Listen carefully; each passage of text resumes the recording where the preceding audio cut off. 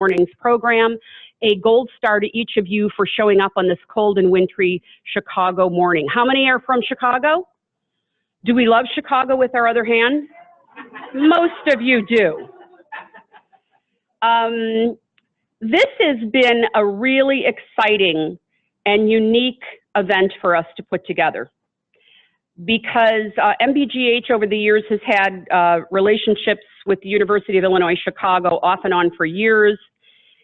Taking over the role of president and CEO at the beginning of 2018, I was honored to meet Dr. Bruce Douglas, who you will see on our concluding panel, who is an expert on keeping people healthy and well and reducing illness as you go into your golden years, which is why the title of today's event is Employer Strategies that Support the Older Workforce and those employers that are still covering retirees. Very important. Now, not everybody sees the value in addressing the needs of an older workforce. In the research that we did related to this event, and yesterday while I was going through all the slides, I drank the Kool-Aid.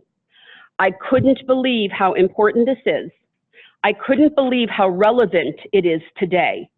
And that gave us further passion behind wanting to do a program with Bruce, with Dean Wayne Giles, with Jay Oshansky and others. And today is going to be a fabulous program.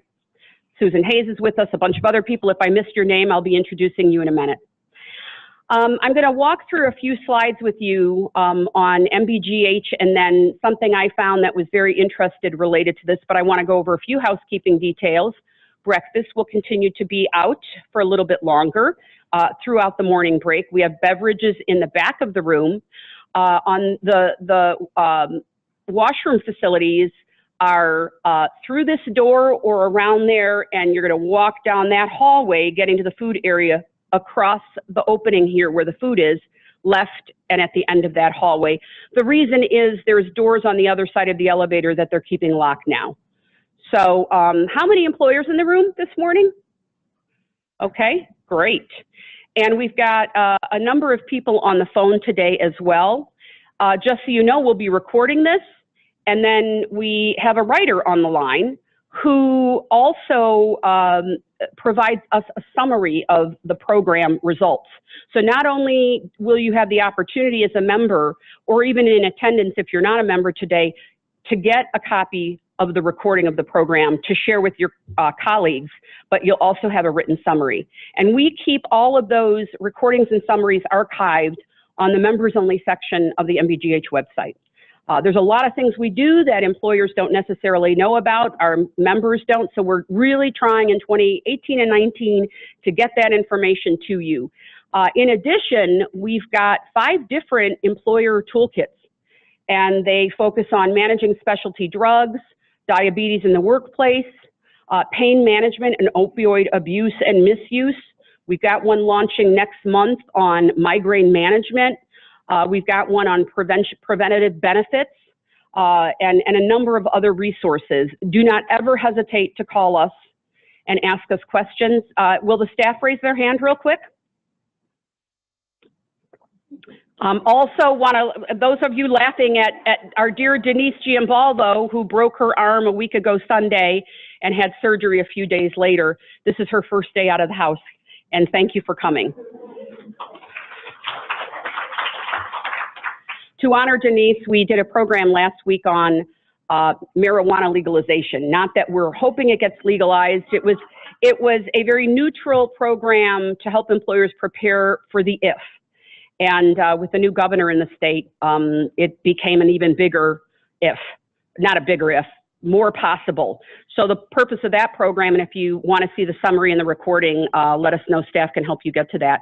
Very fascinating program. But I wanted to say that Denise managed that program and today's program, so I know it's been hard for her to have this happen, and she trusted us enough to continue to let it go. Again, I want to thank University of Illinois Chicago for working with us on the content. And just to get us started, just a quick reminder, if you have your phone in here, make sure you turn it off, including those on the phone. And then if you are on the phone, please use the chat function to share questions, and don't put us on hold because we'll hear your music. So a reminder of the upcoming events we have. In 1 month as of today, we have our musculoskeletal program where we're going to look at the benefits, best practices, and integrative pain management strategies for this challenging disease. We know that biologics and specialty drugs are one of the biggest cost drivers.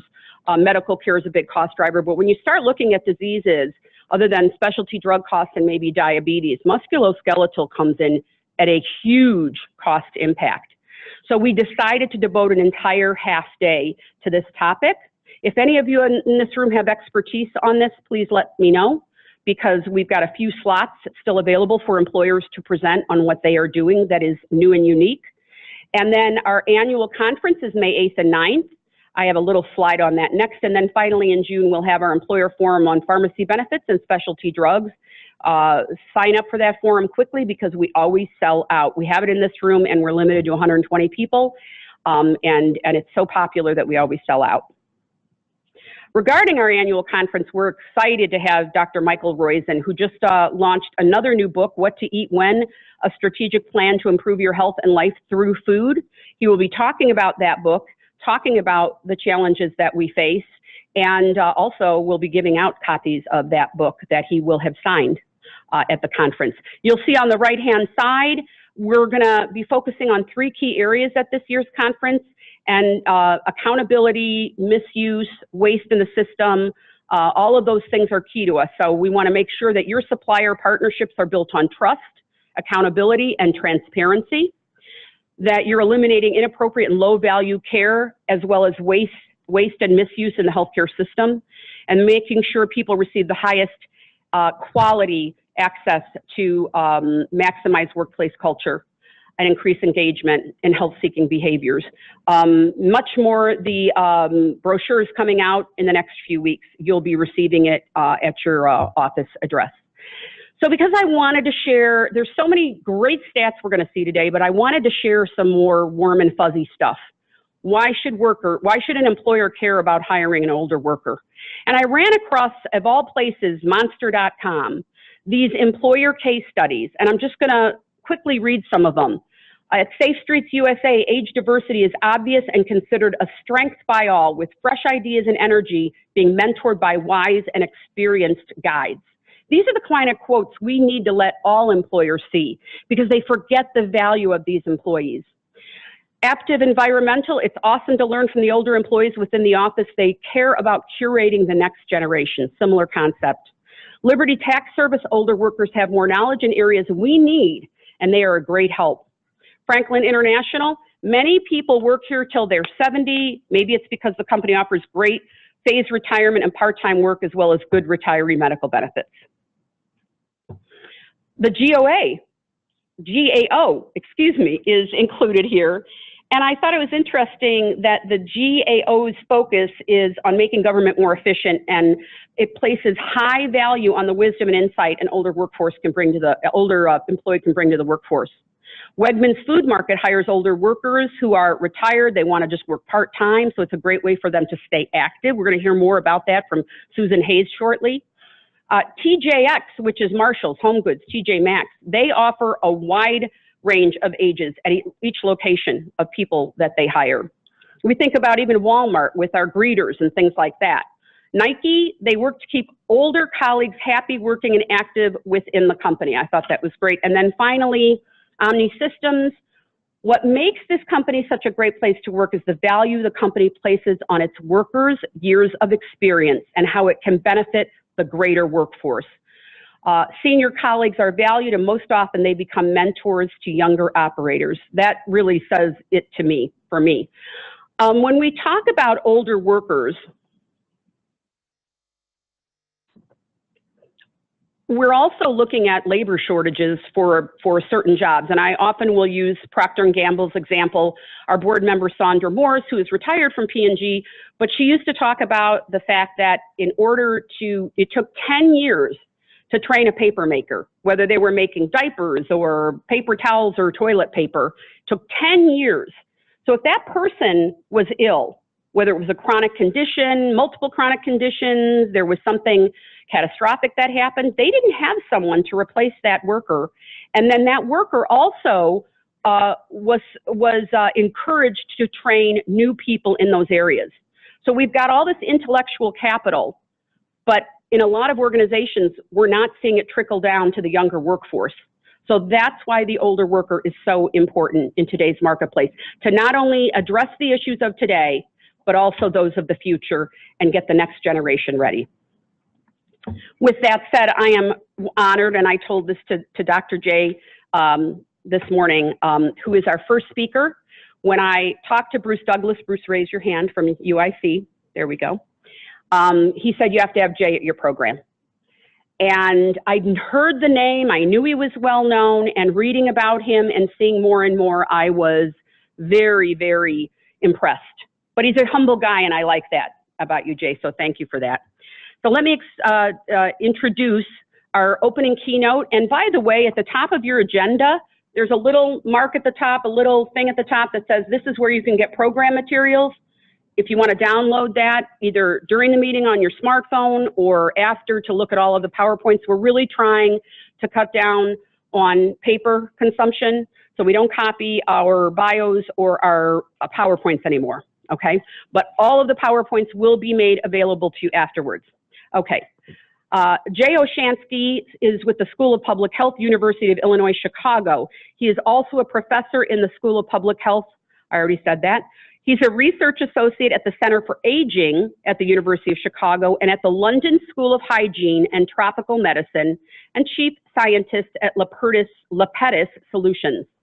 The focus of his research to date has been on estimates of the upper limits to human longevity, exploring the health and public policy implications associated with individual and population aging, forecasts of the size, survival, and age structures of the population, pursuit of the scientific means to slow aging in people, and the global implications of the reemergence of infectious and parasitic diseases.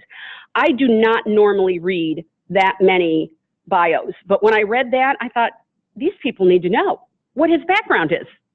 So let us invite Jay up here this morning.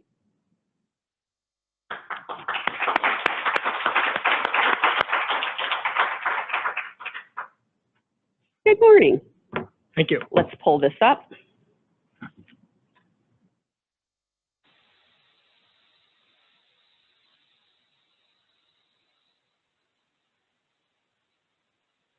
Okay. Thanks. Just follow the timers. Leave yourself 5 minutes at the end. Don't pay any attention to my email yesterday. Did you all hear that? Good. Okay, thank you. Thank you. I appreciate being given 2 hours to speak. You'll let me know 10 minutes before my 2 hours is up, I presume. All right, so thanks for the invite. I'm delighted to be here. I'm going to cover a couple of topics. So, you know, when I saw the topic of the meeting, I'm going, all right, so what part of my work relates to this particular topic that's being covered today? So I've actually found two areas that I wanted to discuss. So one of them is what I refer to as the Faustian longevity bargain. It's actually a paper that I published not long ago that addresses this issue. I'll deal with this one in some level of detail. I'll spend a few minutes right at the end on something that I was involved with the MacArthur Foundation several years ago. This is a research network on an aging society, and the question we had to address, or I had to address, was, all right, if we were, you know, recreating Social Security today based on how long we live relative to how long we lived in 1935 when Social Security was created, what would the retirement age be? So I know the answer to that. I'm going to give you the answer at the end of the talk if I have enough time. So let's start out with Faust's bargain. This actually is one of my favorite topics because it's at the foundation of the work that I do in the world of aging. I'm sure you've heard of Goethe's Faust.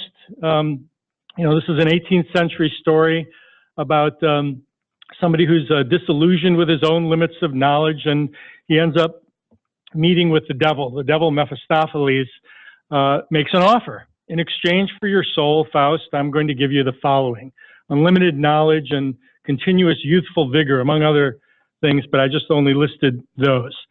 In exchange, of course, Mephistopheles would get Faust's soul. So this is a metaphor. I mean, it's a very good one, and it actually relates directly to the field of aging and the field of longevity, and I'm going to explain why.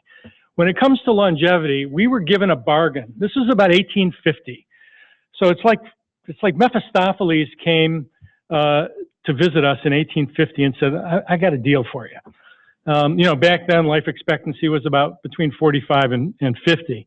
And so here's the deal. This is what the devil offered us in 1850. I'm going to reduce infant and child mortality because this was the main reason why life expectancy was so low. I'm going to give you 30 years of life expectancy. I mean, seriously, what a great offer. And most of you get to survive past 65. Right, what do you get in exchange for this offer? You get heart disease, cancer, stroke, Alzheimer's, dramatic increase in fatal and disabling conditions of aging, and this is critical, an insatiable thirst for more longevity. So, what did we do? We signed the papers. I mean, I think it was a fair deal, right? Because we were losing a lot of children. We added 30 years to life expectancy. If I was around in 1850 and the devil came to me with this deal, I would have taken it. And we took it as a human species. This was a good deal. But Mephistopheles knew about this very last issue, this insatiable thirst for more longevity. And he's now here again knocking on our door. Mephistopheles is making us a new offer. And you should be familiar with this. The new offer is, I'm going to reduce the risk of heart disease, cancer, and stroke. I mean, these are the consequences of the gift that I gave you in 1850, you know, beginning in 1850. However, you're going to get, and you are going to live a little bit longer. You'll get these small incremental increases in longevity. Life expectancy will decelerate. It's not going to go up as fast as it did in the past. And more of you are going to make it past 65. Maybe those of you that make it to 65, more of you will make it to 85. What's the price? Aha. All right. So here's where we are. All of our fears about Alzheimer's disease and other neurological conditions arising as a consequence of success in reducing heart disease, cancer, and stroke is the price that we are going to have to pay for Mephistopheles' bargain that's being offered to us now. Increased prevalence and duration of frailty and disability, and the concept of the failures of success, which was written in 1977 by Ernest Groenberg, is going to come true. This is where we are today. Now, I can tell you, actually, let me step back for a second. I can tell you that I've written on this topic extensively. I'll make a declarative statement now.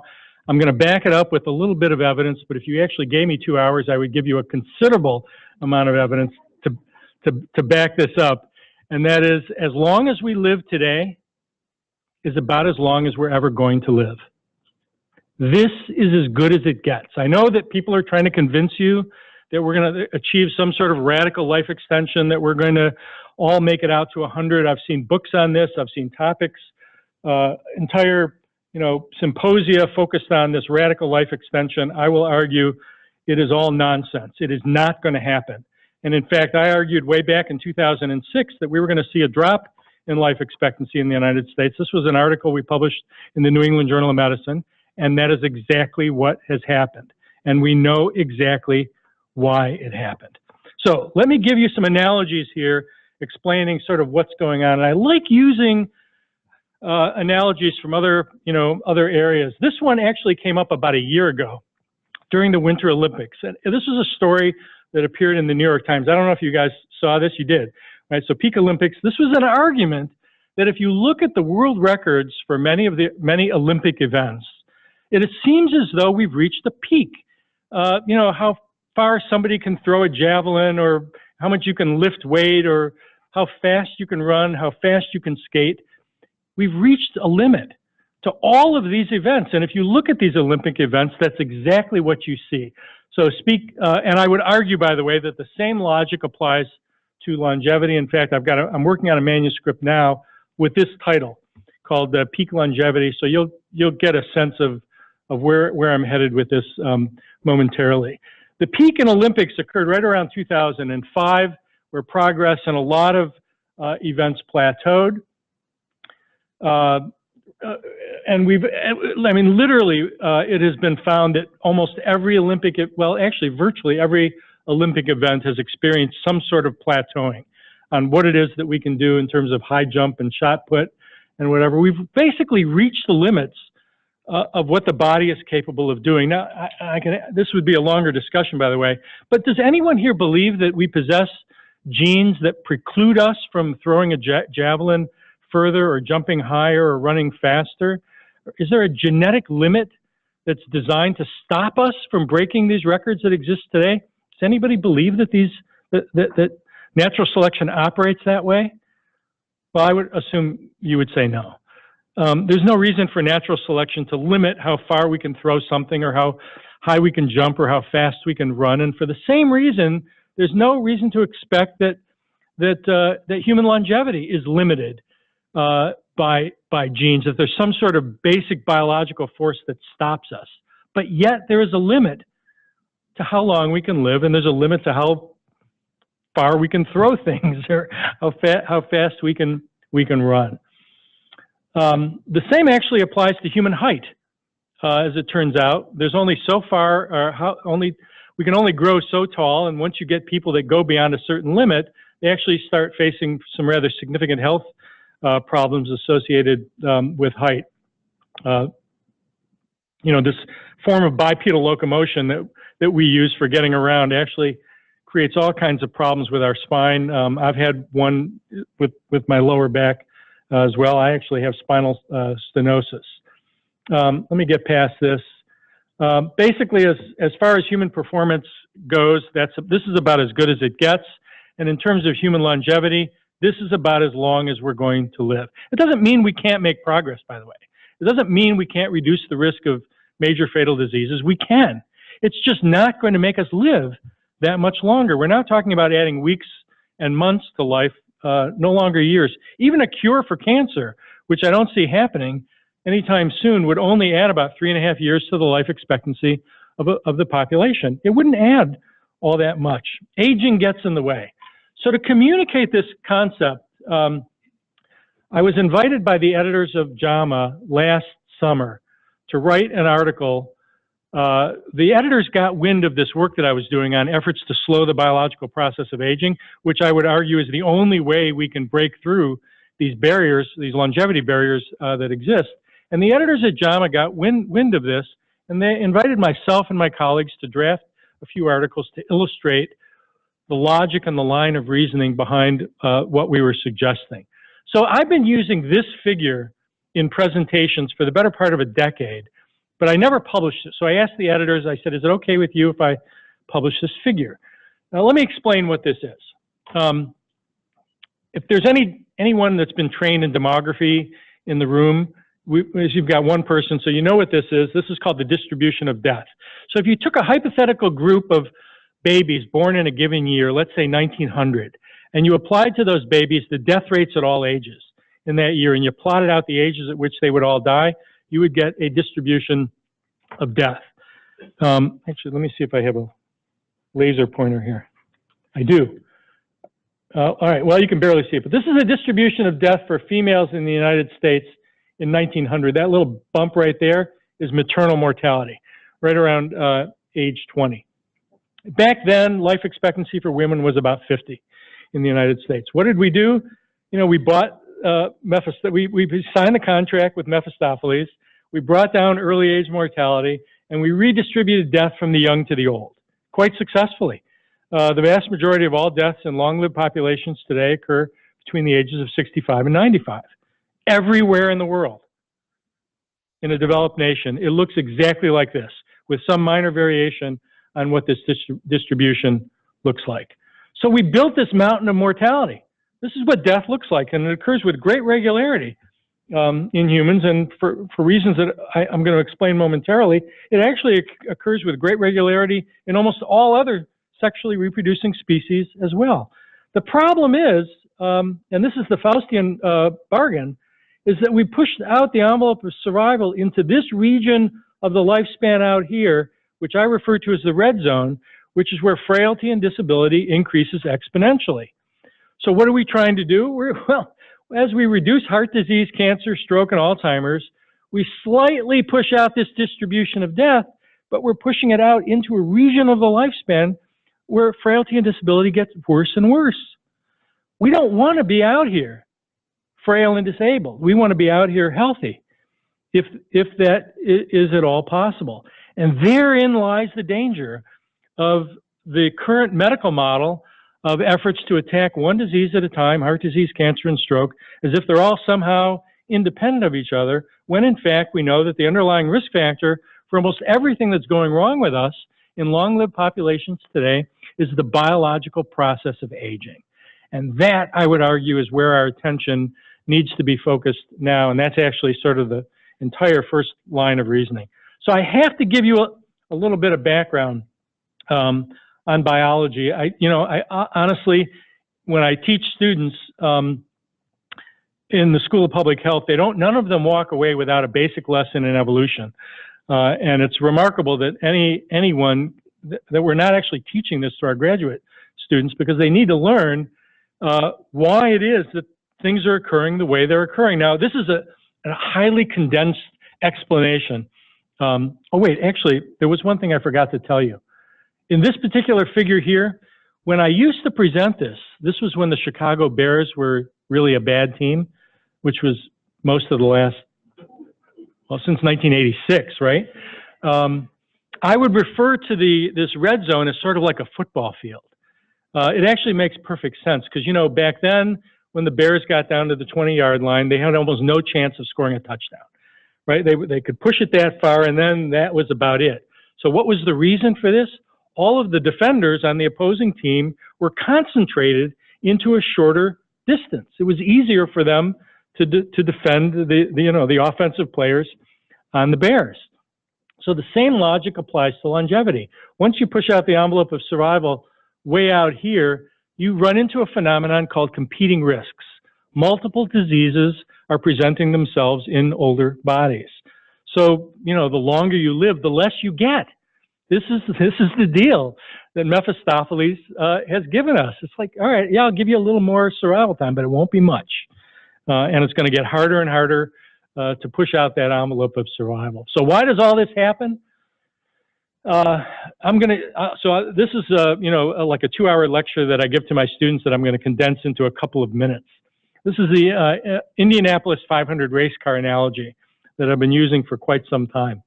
If you build a car to run in the Indianapolis 500, you make sure that you construct it to last for at least 500 miles.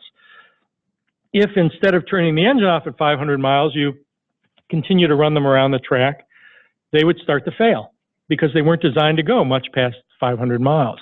Well, as it turns out, the same thing applies to sexually reproducing species like humans, except the end of the race isn't a measure of distance, it's a measure of time. So here we become a fertilized egg, we transform with regularity into a teenager that's capable of reproducing, we produce offspring, we ensure the reproductive success of our offspring by being grandparents, and then what have we done during the last century and a half? We pushed out the envelope of survival into the post-reproductive region of the lifespan where we get to see heart disease, cancer, stroke, Alzheimer's, sensory impairments, all these things that we don't want to see. In other words, like I said earlier with the Faustian bargain, we got what we wanted. We got longer life, but we had to pay a price for it. I'm going to pass by, well, actually, I'm not going to pass by this except to say this is actually based on research that my colleague and I did years ago to basically illustrate that if you take a given species like humans and you divide it into 3 regions, the pre-reproductive, the reproductive region, and the post-reproductive region, what I would argue is that the duration of life of all sexually reproducing species, almost all sexually reproducing species, is calibrated to the onset and length of this reproductive window. So species that go through reproduction early live short lives. Species that go through reproduction later and have long reproductive windows live long lives. In other words, duration of life is calibrated not so much to how you live your life, but to a set of genes that you inherited that influence patterns of growth, development, and reproduction. Duration of life is calibrated to something that has nothing at all to do with how you live your life. So you're going, okay, prove it. Well, this one is actually fairly easy to prove. A mouse goes through puberty at about 30 days. It lives about 1,000. A dog goes through puberty. That was my dog, Sophie. They go through puberty at about 9 months. They live about 5,000 days. Elephants live about 26,000 days. Humans, we go through puberty at about 11 to 12 years of age. We live about 29,000 on average, with a maximum of 45,000. Sea turtles go through puberty at 50 years of age, 50, puberty at 50 years of age. They reproduce for 100 years. They can live for 150. Bowhead whales can live for over 200 years. There's evidence that they can live for 210 years. This is an interesting one that came out recently in Science about Greenland sharks. Greenland sharks can live for over 500 years. They go through puberty at over 150. Puberty at 150 years. So duration of life is calibrated to reproduction. Reproduction is a genetically fixed program. We're not modifying that anytime soon. So please do not expect radical life extension anytime in this century. It's not going to happen, in spite of claims to the contrary.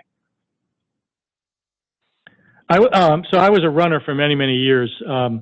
I like putting this picture up because I tried running a 4-minute mile in my younger days.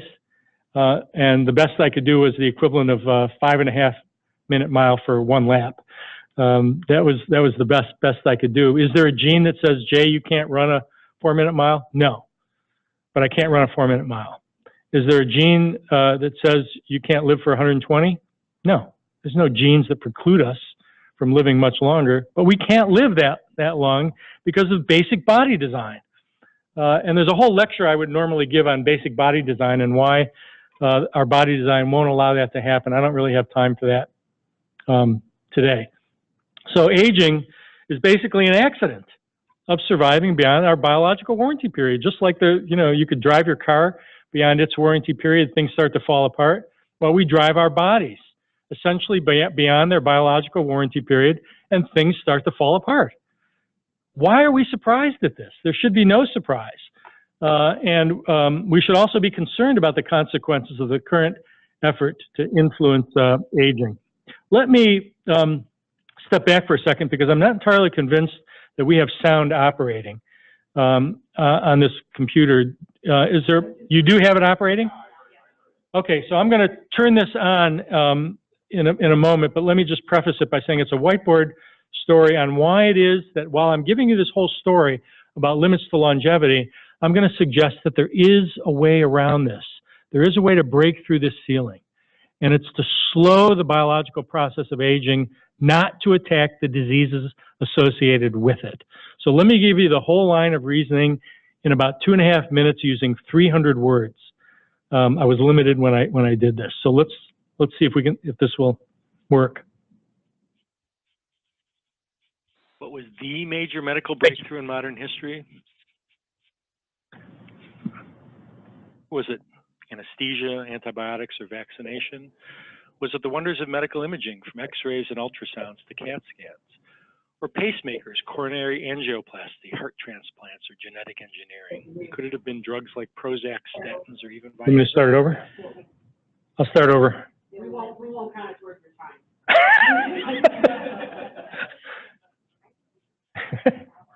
What was the major medical breakthrough in modern history?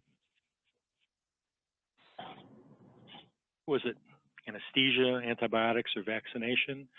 Was it the wonders of medical imaging, from x-rays and ultrasounds to CAT scans? Or pacemakers, coronary angioplasty, heart transplants, or genetic engineering? Could it have been drugs like Prozac, statins, or even Viagra? No, it was the discovery and dissemination of basic public health, such as sanitation, hand washing, refrigeration, and indoor living and working environments.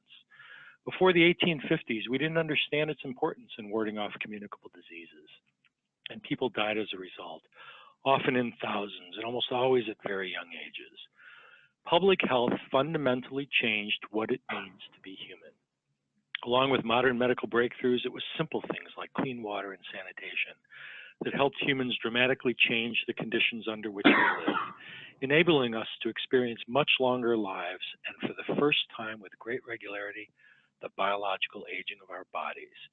We succeeded in adding 30 years on average to the lives of individuals in many parts of the world over the last century. A dramatic achievement to be sure, but the real question is, where does this leave us now?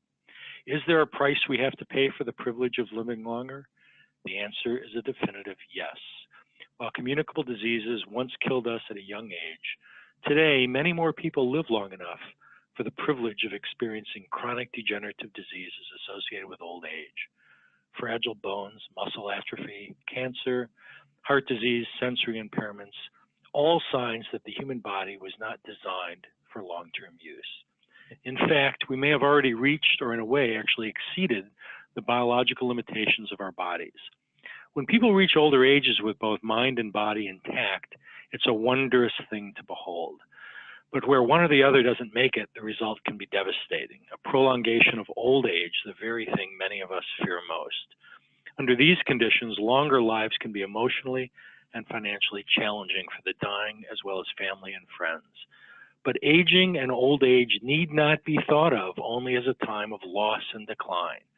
For increasingly larger segments of society, healthy and productive aging is normal, representing a unique opportunity that few people throughout history had an opportunity to experience.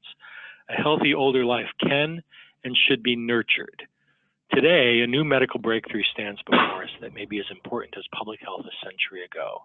I believe science is on the verge of discovering a longevity dividend, the health and economic benefits that would accrue to individuals and societies resulting from a successful effort to slow biological aging.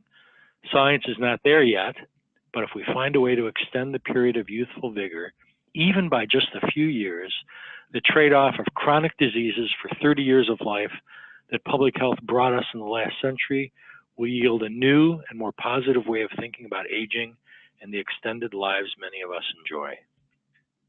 So just so I can pace myself, how much time do I have left? Oh, is that including questions? No. Perfect. I'm going to give you an extra 5. Okay. All right. So let me explain this concept of the longevity dividend. I'm going to do it much more quickly than I ordinarily would, but it's important that you hear the logic and the rationale behind this, because this is a movement now. This is not just one person saying the time has arrived for us to do something different. This is now, you may have actually seen this. There was a whole story about this. A large group of scientists have come together to advocate for this concept of the longevity dividend, or geroscience. It was just in, I think it was either in the New York Times or USA Today just a couple of days ago. It was on Valentine's Day. If you hadn't seen it, I would certainly look it up. But this is now an international movement to go after this effort to slow the biological process of aging. I'm going to give you the whole line of reasoning in like 2 minutes. So let me do the best that I can. It'll carry you through right from beginning to end. So here it is. And it's related to some of the concepts that I just provided earlier on. So the timing of reproduction of all sexually reproducing sexually reproducing species is calibrated to the hostility of the environment. More hostile environment forces earlier reproduction. Earlier reproduction leads to earlier death. Remember that fundamental link. These are fixed genetic programs that evolved over time for growth, development, and reproduction. These are not changeable anytime soon. We're not going to be changing them in this century, which means, as I said earlier, duration of life is calibrated to reproduction. And that whole calibration is associated with basic body design of each species. We're not changing any of those anytime soon. Granted, we can replace some knees and hips and body parts here and there. We can't replace them all, and we certainly cannot replace the brain. And that's our Achilles heel, I would argue. So aging is an accident, an inadvertent byproduct of these early life fixed genetic programs. So in long-lived populations like the United States and other developed nations, aging becomes the biological process of aging becomes the most important risk factor. By the way, this is not what is taught in most schools of public health. In most schools of public health, this is not listed as the major risk factor. The word aging often does not even appear in textbooks in epidemiology as a primary risk factor for the things that go wrong with us. It's usually, you know, smoking and diabetes and other things. The biological process is simply not listed. I would argue, and we have now argued, that life extension caused by disease reduction may increase frailty and disability among the survivors. In other words, we will succeed to some extent, but we will push people deeper into the red zone where frailty and disability is high, grows rapidly, and where competing risks are a critically important phenomenon. Because death is a zero-sum game, when one cause goes down, something else must eventually rise, because we will eventually die from one thing if something else goes down. And the question is, what goes up?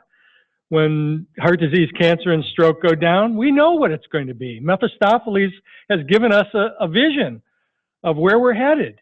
We will see an increase in the prevalence, duration, severity of Alzheimer's disease, other neurological conditions, and we will also see an increase in infectious disease mortality as the immune system also ages along with the rest of the body. We're not going to like what we see if we continue along this particular pathway. So we argued life expectancy will level off. This was a prediction we made in 2006. And in fact, the original prediction that I made was in a Science article in 1990, suggesting that life expectancy would level off before 85. That is exactly what has happened. Let me pass by this because this is some of the evidence. So we may be on the verge of an accelerated increase in Alzheimer's. I wouldn't say may anymore. It is going to happen. So this new paradigm in public health is what's required. My colleagues and I published a book called Aging: The Longevity Dividend. My co-authors were George Martin from the University of Washington and Jim Kirkland from the Mayo Clinic. And we edited this volume that was published by Cold Spring Harbor Laboratory Press in December of 2015. Shortly thereafter, a book was published by some scientists at the National Institute on Aging called Advances in Geroscience. We were all making the exact same case that the time has arrived to slow the biological process of aging. You know, traction was relatively slow back in late 2015, early 2016. There was a National Geographic special that came out on this very topic, which ordinarily I would show you. I'm giving a lecture somewhere else in May in the Chicago area. I'm going to go into some more detail on that if you want to see it then. But you know, we actually met with the FDA to get them to sign on to this, and they agreed. The Food and Drug Administration has agreed to support this line of reasoning. Here's where we first developed the argument in 2006 in The Scientist.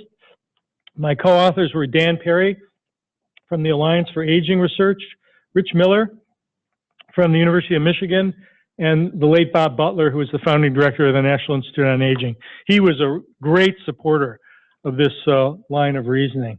A large number of organizations, actually, I need to update this slide because this has now exploded. This is now a global effort that is underway to push this line of reasoning for the longevity dividend or geroscience, and we're getting a considerable amount of traction for this. This was the National Geographic Breakthrough Special that was focused on this particular issue. Ordinarily, I would show you about 4 minutes of that video, which is very powerful, but you'll have to show up to my next talk when I don't even know where it is, but it's somewhere in Chicago in May, and I'll talk about it at that point. So let me give you, I just want to see how much time is left. All right, so let me give you, I'm gonna give you a sense of some of the research that's going on that's extraordinarily exciting. So you might have gotten this what would seem to be a pessimistic view from me right at the beginning, but actually you're not going to find anyone who's more optimistic about the work that's going on in aging biology today. And while a few years ago I might have said it might happen, I'm now saying it's going to happen. And not only is it going to happen, it's going to happen in our lifetime, or hopefully in the lifetime of most everyone in the room today. So researchers have studied a broad range of interventions that influence aging.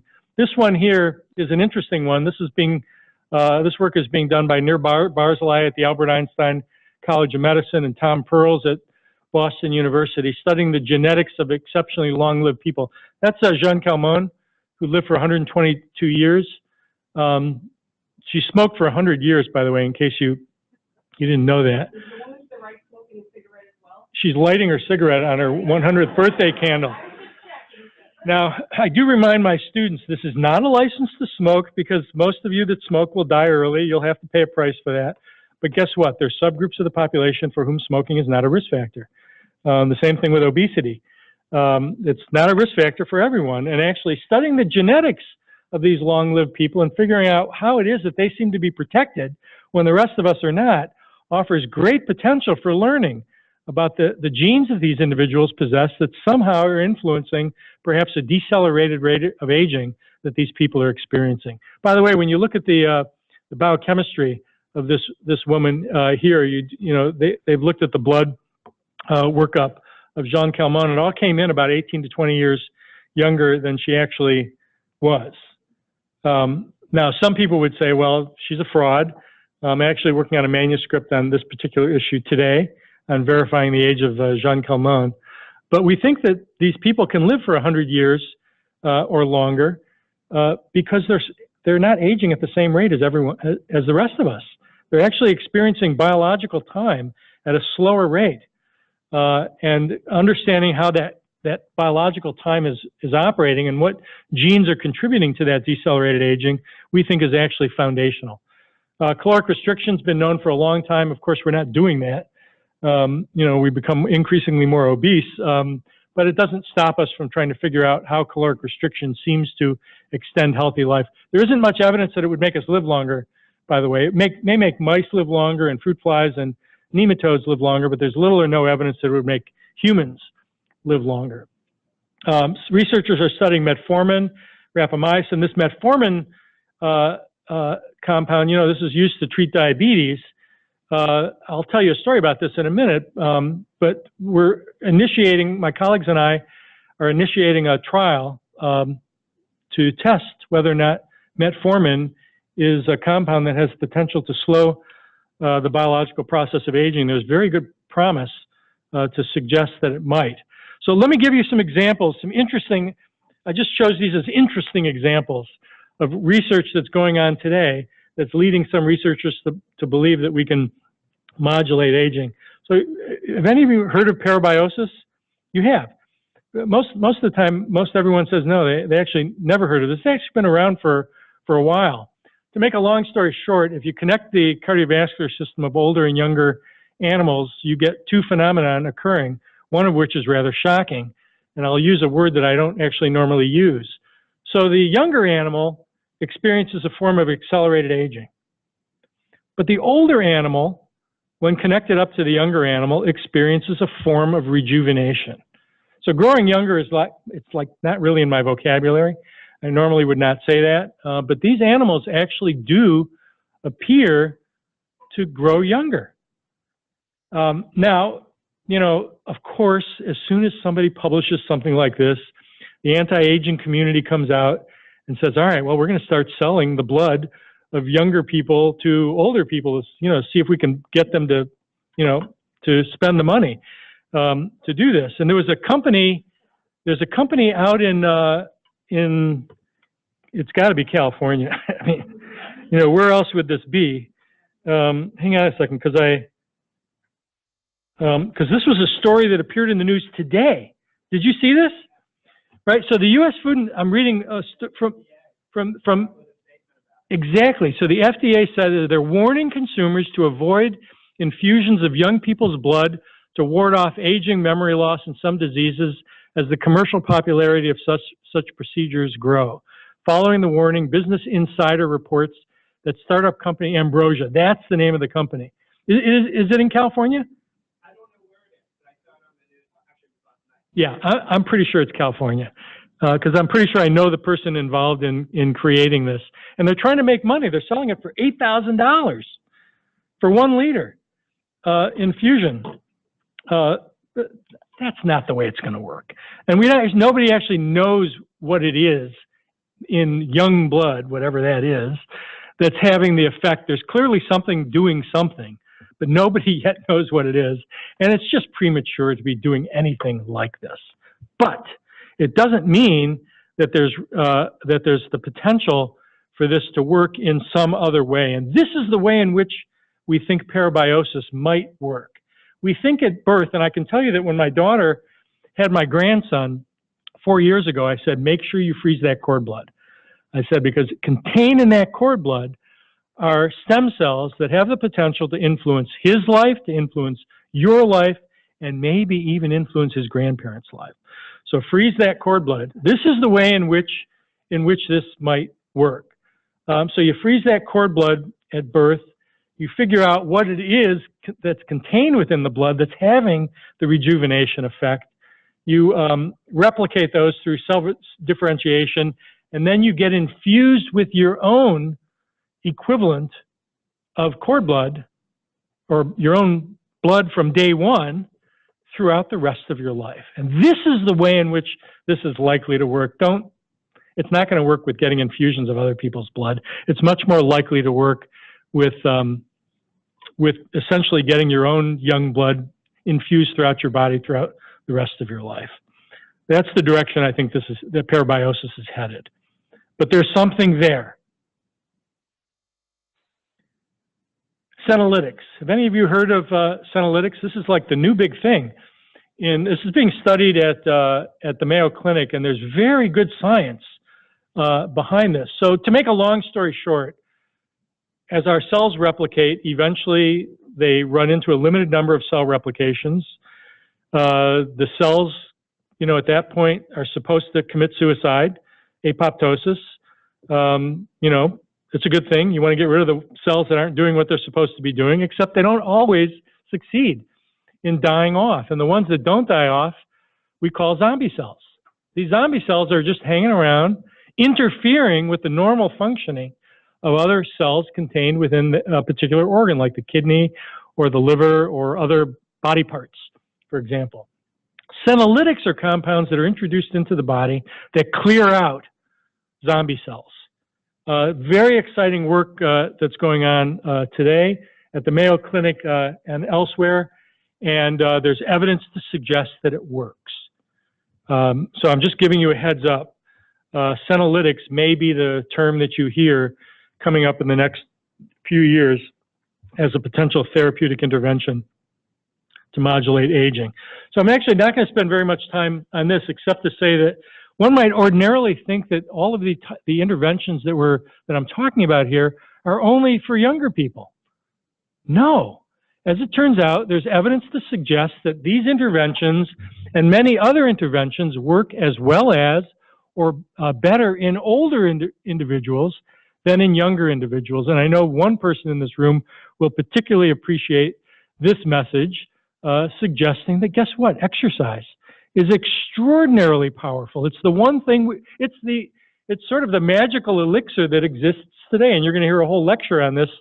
I think it's later this afternoon on this particular topic. But it works. It's absolutely remarkable, and you can influence people in their 90s. My own dad, for example, at the age of 85, began a weight-bearing exercise program that had a very important influence on his gait. So this is a paper that came out on nonagenarians and the effects of exercise. But look at this one. This is a study that was done on people that were taking metformin. Remember, metformin is a compound that we think has the ability to influence. I almost said anti-aging, which is a word that it's not in my vocabulary. I don't use it anymore. But it has the ability to slow the biological process of aging. Well, guess what? Metformin's been around for a long time. So we can actually do a retrospective study to determine how long folks that have been on metformin actually live relative to those that aren't on metformin. People that are on metformin are often on it because they have diabetes. Well, guess what? People that are diabetic that are on metformin live longer than non-diabetics. Very powerful suggestive evidence indicating that metformin may actually do what we think it does. Do you know why? There actually is an explanation for the operational mechanism, but I'm actually not the best person to be answering that question. Clinical, obviously. It is clinical, but I can actually get an answer for you if you want to hear it, but not today. So this is a survival curve, by the way, in case you're wondering. And these are the metformin folks up at the top. So they're surviving longer than both control populations and then individuals taking other compounds. So basically, this is what we want to avoid. If you're in the back of the room and you can't see this, right? It's an older man in front of his doctor. Remember the 20 extra years of life you added to your life through clean, healthy living? Well, these are them. We don't want to extend the period of frailty and disability. We want to extend the period of youthful vigor. That's what aging biology is all about. We're not trying to make you live longer. It's not the goal of aging biology. It's not the goal of the longevity dividend. It's not the goal of geroscience. The goal of all of these areas is health extension. We think we'll live a little bit longer as a result. That'll be like a little bonus that we get. But the compression of that red zone, that's what we're seeking. Pushing that red zone out, that's what we're going after. We're not trying to push out that distribution of death, although that will likely happen. So I've only got a couple minutes left, but guess what? It only takes a couple minutes to answer this question. So this is a work that I did through the MacArthur Foundation Research Network, and it was we were just trying to answer a fairly simple question. So I'm going to pass by some of this stuff that you already know about. And I do want to point out, there's lots of stories that appear in the news, by the way, about radical life extension. This is all nonsense. It makes for great copy and great stories in magazines and newspapers, but these are all made up numbers. Every single one of them is made up by the author. And I will just tell you, there are a couple of my colleagues in the world of science that are guilty of making up numbers. So, that's where some of these numbers come from. So, Social Security. This is an interesting question. This is based on, we basically took over this issue of Daedalus several years ago. And I tried to answer 3 questions. So I'm going to do this very quickly. The first question was, because, Social Security was created in the mid-1930s, and life expectancy at that time was a lot lower than it is today. So really, I was just trying to answer a simple question. There has been one amendment to Social Security in 1983. That's it, just one, that's in any way associated with longevity. And so my question was, did the 1983 amendment that was designed to raise the full retirement age, did it correspond to the rise in life expectancy? I mean, how well did it correspond? What should the early and full retirement ages be today if they were indexed to the rise in longevity? I have the answer to that. And then you might be familiar with the Simpson-Bowles Commission. Did they get it right when they proposed a further increase in the early and full retirement ages in this century? I'm going to answer all 3 of these questions. So for those of you who aren't familiar, this is based on the paper that we published in Daedalus. This is a quote from the chief actuary of the Social Security Administration in the middle of the 1930s. So take a look at his language here, which I think relates directly to what the topic of this meeting is all about. In the future, when there are a great many persons over 65, most of the able-bodied individuals will and should continue working to age 70 or 75. This was in 1935 when this claim was made by Bob Myers. So even then they were suggesting that they were, anticipated people living out much longer. Well, let's take a look at what actually happened. Here is the full retirement age, right? The amendment was in 1983, but it didn't take effect until, I can't remember what the year was, but wasn't that long ago. And actually, by the way, my 65th birthday is Friday. So I'm actually just about to experience some of these issues myself. So my retirement age is 66. It actually might be 66 in a couple of months. I haven't looked at it. You know what it is? 66.6? Okay. Well, now I know that. Thank you. I have to wait an extra whatever. Look, the actual retirement age has gone down. This is the observed retirement age. It's gone down during the time in which this is going up, and guess what? This is what the actual full retirement age should be if it was indexed to the rise in life expectancy. I'll give you the exact number in a minute, but we actually demonstrated what that number should be. This is the early retirement age.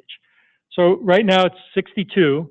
What should the it remains level. What should the early retirement age be? Way up here. Let's look at the actual numbers and then I'm done. So, how well did the 2-year increase in eligibility age for full retirement benefits from the 83 amendments correspond? Too late and too slow. That's my simple answer. I actually have the numbers for you, by the way.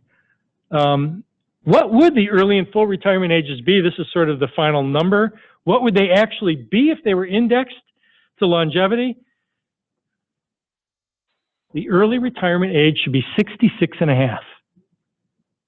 The full retirement age should be 69.4. If it was indexed to how long we actually live. Now, there was some evidence to suggest that that was their original intent back in 1935. So, just so you know, these are what the numbers should be, and we're not following this. Now, remember, Simpson-Bowles proposed an increase in the early and full retirement age. Were they right? Did they get it right? So remember, they suggested that the early and full retirement ages should be 64 and 69 by 2075, beginning in 2027. You know, the reason why they delay this is for political reasons. So they're not in office anymore. They don't have to worry about, you know, any of the blowback from raising the retirement age. Well, guess what? They were off by only 1 century. Simpson-Bowles was right, but it should have initiated back in 1976, not initiating in 2027. They were way, way, way off. And I'm going to end right there because I know I've gone over by 5 minutes, but thank you very much for your attention. So just to clarify, if today's Social Security earliest you can retire is 66 and 6 months? Full retirement. You still retire at 62. Right. But if you want the full amount, it's 66.6 and your early retirement was 66.5. Yeah. We just saw up here. So not too far off. The late retirement is obviously later. Is anybody paying attention to these numbers? Do we have to delay our retirement again if the government pays attention? Let me just tell you that there's a problem with this. So this is a purely mathematical approach. Right. The problem is that if you raise the retirement age, it has a differential impact on subgroups of the population that don't have the same prospects of surviving out to 65 and beyond. So if you're a minority, for example, this would really hurt you if you raise the early and full retirement age. So there's a price that you have to pay for following the demographics. Well, and we feel like those of us that were, you know, going to benefit from 65 and then it got changed to 66.6, you know, that extended it out for us, all of us actually in the room. We have time for one question for Jay. Any questions in the audience? This was fantastic. Yes. I'll ask that question. So you spent a lot of time, first of all, a fascinating presentation. I thought you did an amazing job and great start for the day. As I think about genetics, I often think about gene-environment interactions, and that it's not just genetics by themselves, but genetics and the environment. I was also struck by your discussion about metformin, because there was another really important trial called the Diabetes Prevention Trial, or DPP, which had a metformin arm, but it also had a physical activity arm. And it's really important because what that study showed was that the physical activity component actually did better than the metformin arm. And so I guess my question as we're thinking about how do we slow the aging process, I'm wondering about gene-environment interactions, and I'm wondering about the power of activity. Well, look, so that's the right question to be asking, and the question that often comes up is, all right, so what can we do now? While we're waiting for this intervention to come online? And the answer is exactly what you suggested, exactly what Susan is going to talk about. The most powerful influence on our health and quality of life is diet and exercise. Exercise, I think this is the language that I've used before, it's sort of like an oil, lube, and a filter for your car. You don't have to do it, but it makes your car run better. Exercise is to the body what an oil, lube, and a filter is to your car. It's the most powerful influence. And as indicated, it works at every age. Now keep in mind that cartoon that I showed you, because there are people that exercise quite vigorously, and the price they will have to pay are new knee joints and hip joints and so forth. So if you push out that envelope without influencing the aging of the entire body simultaneously, you run into these body parts that really weren't intended to last that long, which is why diet is also important. So you add in diet and exercise, and you've got the two things that we can do today that are the most powerful influence, aside from, of course, choosing long-lived, healthy parents. If you can do that, you know, that's the best thing you could do. I'll stop there. Thank you. Let's thank Jay again. May I ask a question? Go ahead. I'm curious if any research has been done. Is there any correlation between when a female starts her menstrual cycle and her aging process? So a female who starts at age 10 versus age 15, is there any impact? So good question. So as it turns out, it's not the beginning that's important, it's the end. So age of menopause, if you go through menopause late, for every year that menopause is delayed by 1 year, the risk of death is reduced by about 2%. So it's not when you begin, it's when you end. Okay, thank you very much. So our next speaker is Mim Semst. Did I say that right? Oh, excellent. Mim is the president and CEO of Motivity Partnerships, which is a consulting firm dedicated to providing integrated, evidence-based solutions for organizations to create thriving and resilient work environments. She's also the co-founder and CEO of Global Women for Wellbeing, which is a nonprofit organization focused on empowering more healthy female leadership for a more sustainable world. Let's welcome Mim.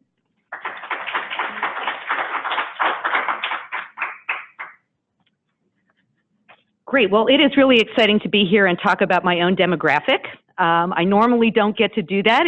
We're usually talking about how we attract and retain millennials. So really nice to be here with you today. I am not a researcher. My father, however, was a neurophysiologist, so I really appreciated the lecture. I grew up hearing this kind of science, and I just want to give you a shout out from the wellness world that the evidence-based solutions that we need to keep talking about are an imperative if we're going to have a healthy workforce and a healthy aging workforce. So with that, which is the flicker here? I am so sorry. There we go. Oh, I am. Yeah, that would be great. And there we go. And that would be wonderful. Yeah, I'm used to this is not my usual forum. So if you just give me a minute. As I was thinking about this topic, I ran across this quote. And I can only hope that I am around long enough to hear him publicly rethink this statement. I'll let you clip it on. So we'll clip that on. So how many of you, when you started out in your career, thought you were like the smartest people in the room? Yeah, I'm guilty of that myself. I truly am. But here we are with an increasingly aging population and an increasingly aging workforce. And so we have to start to think about this in a very different way. So what I want to talk to you guys about today is kind of the lay of the land. Where are we going with aging, both in the US and globally? Talk a little bit about the biases that many of us have, even though we don't want to admit it, and the benefits, the actual economic benefits of hiring older workers. And then just some of the strategies that you can start to apply in your workforce to better address this issue. So I'm curious if any of you know when the ADEA, the Age Discrimination in Employment Act, was put in place. Anybody know the year? 1967. 1967. Yeah. And the act says that you cannot discriminate against workers that are 40 years or older. Yeah, and I don't know about you, but 40 doesn't seem so old to me anymore. Here we are 50 years later, and age discrimination is a huge issue. Not only does it hurt older workers, but there is going to be a very big impact to employers that don't start to pay attention to this. So I don't think it comes as any surprise that one of the biggest issues for most employers right now is finding talent. I mean, I spoke to economic developers, I've been to leadership forums, I've been to the HR conferences, and this is top of mind. We can't fill our positions. And obviously it's not just about attracting them, but then how do we keep this talent? And we typically are talking about this in the terms, again, of millennials. We are completely ignoring a whole segment of our workforce that can potentially have a very, very positive impact on our bottom line. Most of the conversation that we have about older workers are they're going to get sick, they're going to cost us more, can they really keep up as far as technical skills? And I would argue that we can. And it's just not my opinion. We have lots of research to share with you about why you want to be hiring older workers. So I wanted to show you this graph, and I think it very clearly illustrates that we are getting older. We are getting older. I don't think that's a surprise to anybody, right? And what the data shows is that the fastest growing demographic is actually workers over the age of 65. 65. So this whole mindset about, well, we're going to retire at the age of 65, or that's the number that we're looking for, the workers in the workforce that are increasing at the highest rate are those that are 65 plus. Now, to be fair, most of them were retirees at one point, and they have come back into the workforce. Some of them are part-time. Some of them are doing what we would call bridge careers, where they've come out of one profession and they have a passion project, something that they really want to get involved in. And just frankly, there are older workers that have taken good care of themselves, that are healthier, and that want to stay engaged.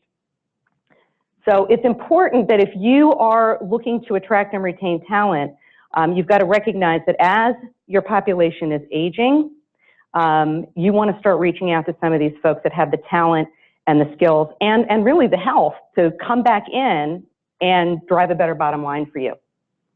And clearly this is not just in the United States. This is happening all over the world.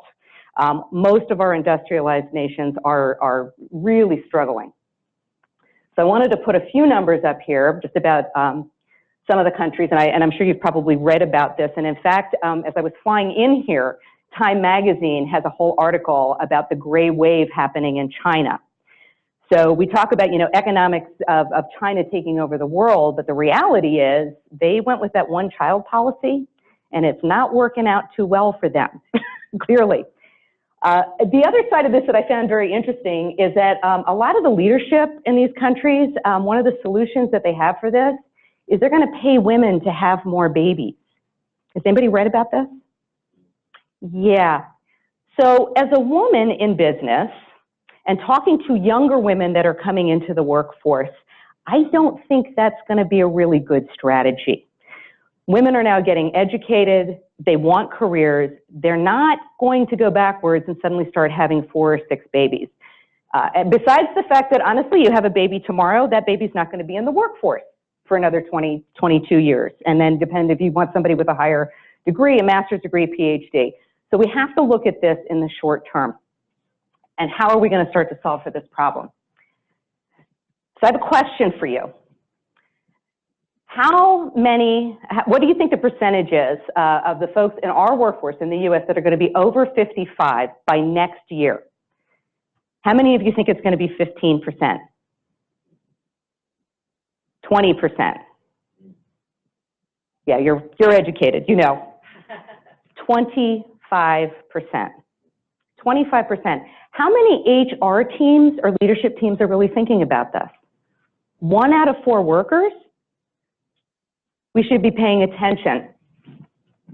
So to what these people can bring into our workplace. And a lot of these people are highly educated. One of the big biases that we have are older people don't know how to use technology, right? I've heard this over and over and over again. Now, I know in my own career, I will tell you that I started out on an electric typewriter. I did. I used a screen that had the little green letters on it. I see you smiling. You're like, I remember this. I used Harvard Graphics. I use Lotus 123. I've learned how to use Excel. I use PowerPoint. I use Publisher, and most of the people that I know that are in my age group have done exactly the same thing.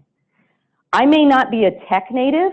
Your older workers may not be tech natives, but there is no evidence to show that older workers cannot learn it if you train them in the right way. And in fact, because we've had to go through so many changes, for those that have kept up, we're actually pretty good at taking on a new skill. We're like, okay, this is what I need to do. I need to practice it. Now I'm going to apply it. But the question becomes, all right, can workers innovate? Here we are in a world where bringing new innovation to market, we are doing this at a faster and faster rate. We have to fail fast. We have to get out there. So there's not this long design process in many industries now. We're not talking about 3, 5, 6 years. Sometimes we're only talking about a year or 2 years. And so, well, older people in innovation. I have some very good news for you. There is research that very clearly shows that older workers are actually better at innovation. They're better at innovation. Now, why would that be? So we don't have all the answers to that. There's a lot of research going on. And unfortunately, like most research around aging people, there's not enough out there. Hopefully more gets funded. But it's interesting that as issues become more complex, having workers that have had a series of experiences, worked in different industries, failed many times probably, seen all kinds of problems, can actually drive that innovation process. And when you start to marry that with younger people that have some of the up-to-date technology, you can put your innovation on steroids. So there was a really interesting study, and I have never heard it pronounced out loud, so I apologize if I'm not pronouncing this correctly, but it's the Cogito study that came out in 2010. It's C-O-G-I-T-O. And the study was done because to see what happened when you trained older versus younger workers on a new skill set. The younger group was ages 20 to 31. The older workers were 65 to 80, which I just loved. I was like, 65 to 80, that's really great. So they all went through the same training process. And then they were followed for 100 days. And what do you think happened? Now, typically you would think that the younger workers were going to get it faster, they were going to apply it faster, and that they were going to retain it. And that is not what this research showed. Now, that's one study, so to be fair, we need to study that more extensively, but it certainly piqued my curiosity. And said, well, wait a minute, if we've got older workers, are we putting them into the same training programs as our younger people? Are we biased against putting them in there thinking that they can't learn? So if your organization has a training program, this is one of the biases, one of the areas that you're going to want to take a look at. Are we making sure that our older workers are getting trained in the same way that our younger workers are being trained? And then the next question becomes, well, okay, you can innovate, but do we innovate? Are there examples out there? I'm guessing we all recognize the first guy there. Yeah, Mr. Kentucky Fried Chicken. Now, as somebody who's in health and well-being, I'm not advocating for you to go out and eat his food, but I do find it fascinating that he started his company when he was a whole lot older. Does anybody know the age that he started Kentucky Fried Chicken? 64 years old. He started Kentucky Fried Chicken at 64. This lovely lady in the middle is Ernestine Shepard. She is, I've never met her. I hope to at some point down the road. The very first time she walked into a gym to do strength training, she was 56. 56 years old, which goes back to what we were talking about exercise. And there's some great, great research out there that shows you can increase your strength at any age. That picture that you're seeing there, she's 77. So I have a long way to go. She's kind of my hero, and I'm hoping to work towards that. But I just was blown away. And there are YouTube videos out there, so I encourage you to go out and kind of check out what she's doing. She's an amazing woman. And this last woman that I put up here is Lynn Brooks. Lynn Brooks was an executive.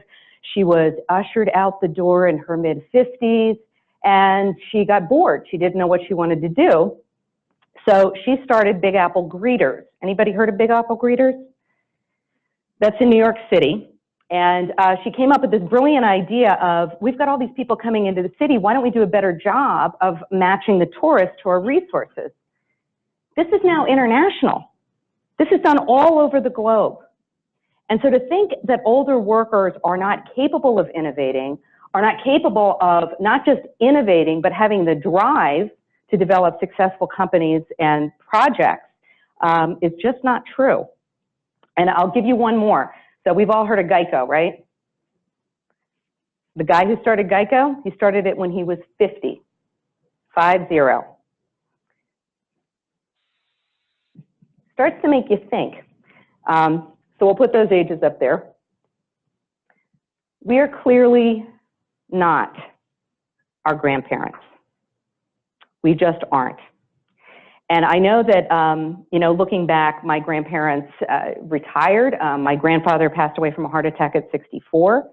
My grandmother got cancer at an early age. However, her sister lived to be 94. And one of my great aunts lived to be 96. Both stayed very active. But some of the differences between their world and working for a company for 30, 40 years, having a pension, this is when I was going to retire, you know, and we knew we weren't going to live as long. We're not there anymore.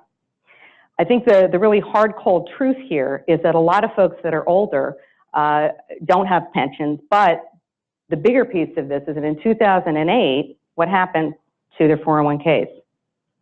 They don't have the money to retire. They just don't. And anybody who works in financial well-being absolutely knows those numbers.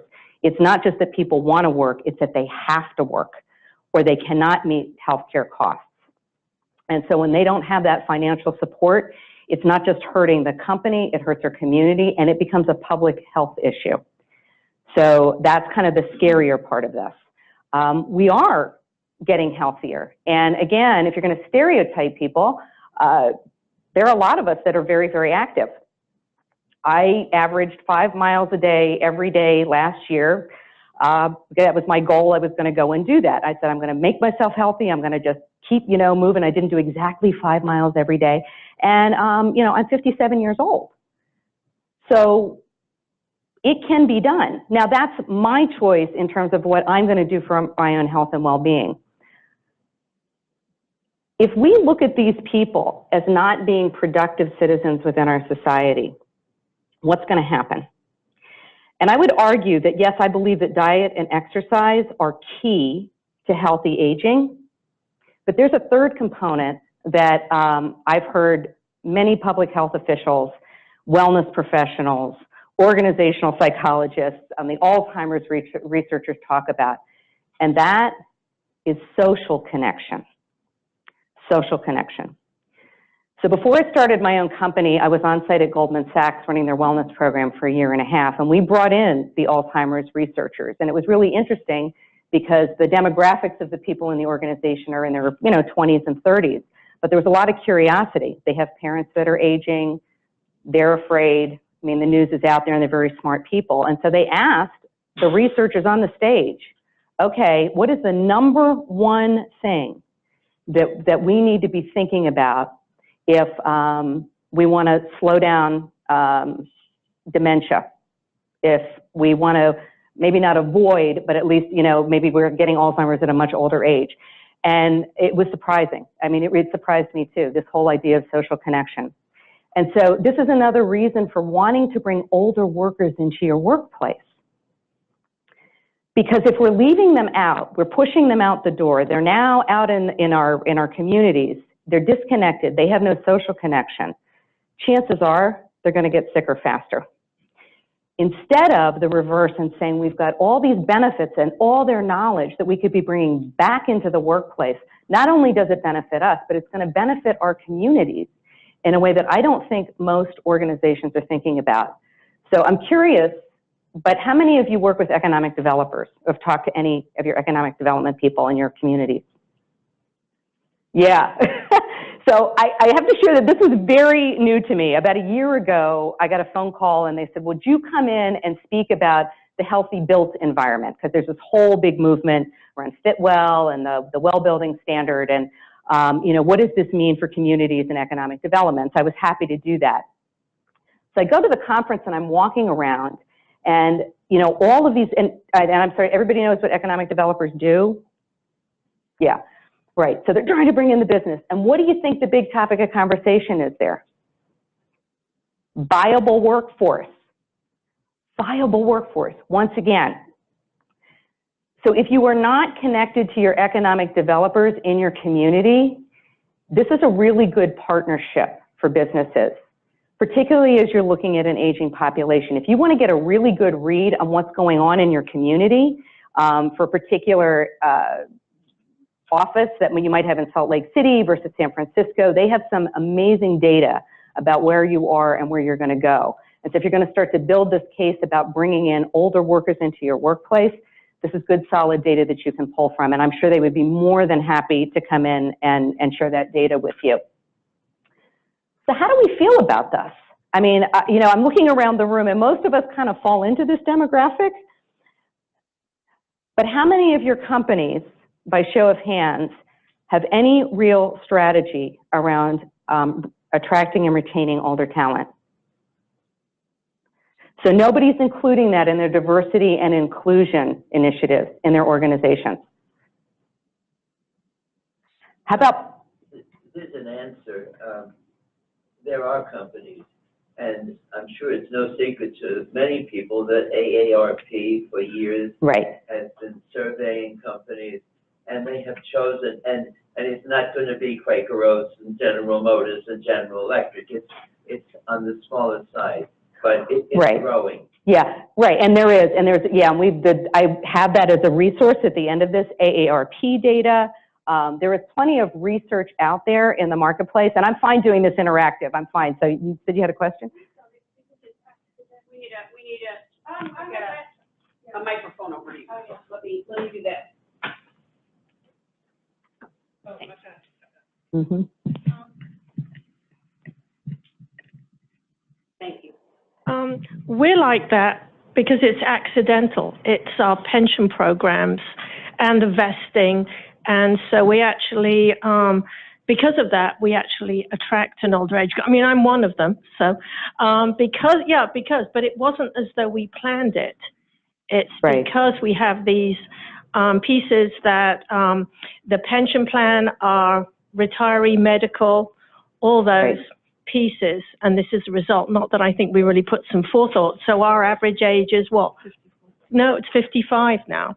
So it's going up, and I don't know whether we looked at the long consequences on our pension and what we do and our retiree benefits, but and there is going to be and thank you for doing it. I think that you're right. A lot of companies are going to back into this in an accidental way because they don't really have any other choice, right? But I would say that you probably want to start to think about this in a much more intentional way. Again, pension, and if you're paying retiree benefits, are very different from organizations that don't have those benefits.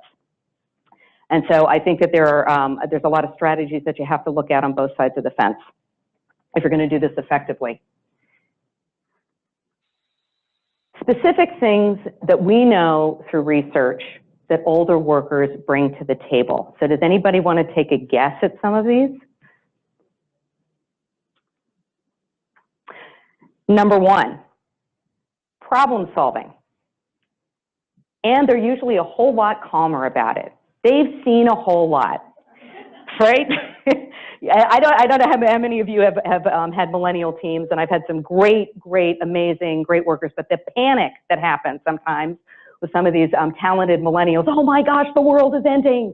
You know, we've got this terrible problem, and it's just like, older workers are very, very good at saying, okay, let's just relax here a little bit. We're not brain surgeons. It's okay. I've seen this before. What do you think we should do? I do find it kind of interesting, just as somebody who has worked with a lot of millennials, is that oftentimes they're like, but I don't know what to do, but I don't know what to do. And so that comes back to the mentoring that older workers also bring to the table. Okay, that's great. But what are you seeing? How do you help them do that? Now, obviously, if it is a crisis, some of us do have to step in. I'm going to give you a very specific example of that.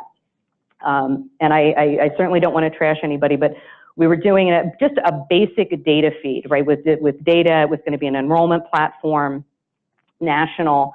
And I just know from experience that if you don't code the zip codes that begin with a 0 at the beginning in a certain way, yeah, I'm getting some smiles, right?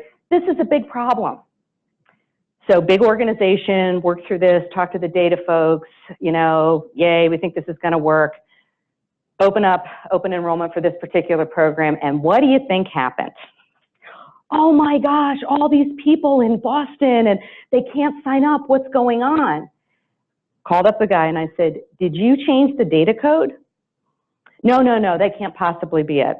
So literally 4 hours went by with younger people who looked at me, and I'm being very serious about that, and said, well, she's not a data expert. She couldn't possibly know what she's talking about. Yeah, 4 hours later, yeah, it was the data code. So we bring certain skills. We've just seen enough that the value that we bring to those younger workers can actually save both time and money within the organization. That's number one. And I'm going to flip this over. So the second thing is turnover rates. So there's been great research around this. So how long does your average millennial stay with your company? Does anybody know that number? Less than 3 years. Less than 3 years. The new hire that you make at age 55, on average, will stay with you for 10 years.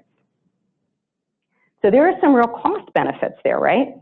I don't have to go out and recruit. I don't have to retrain. This is really awesome.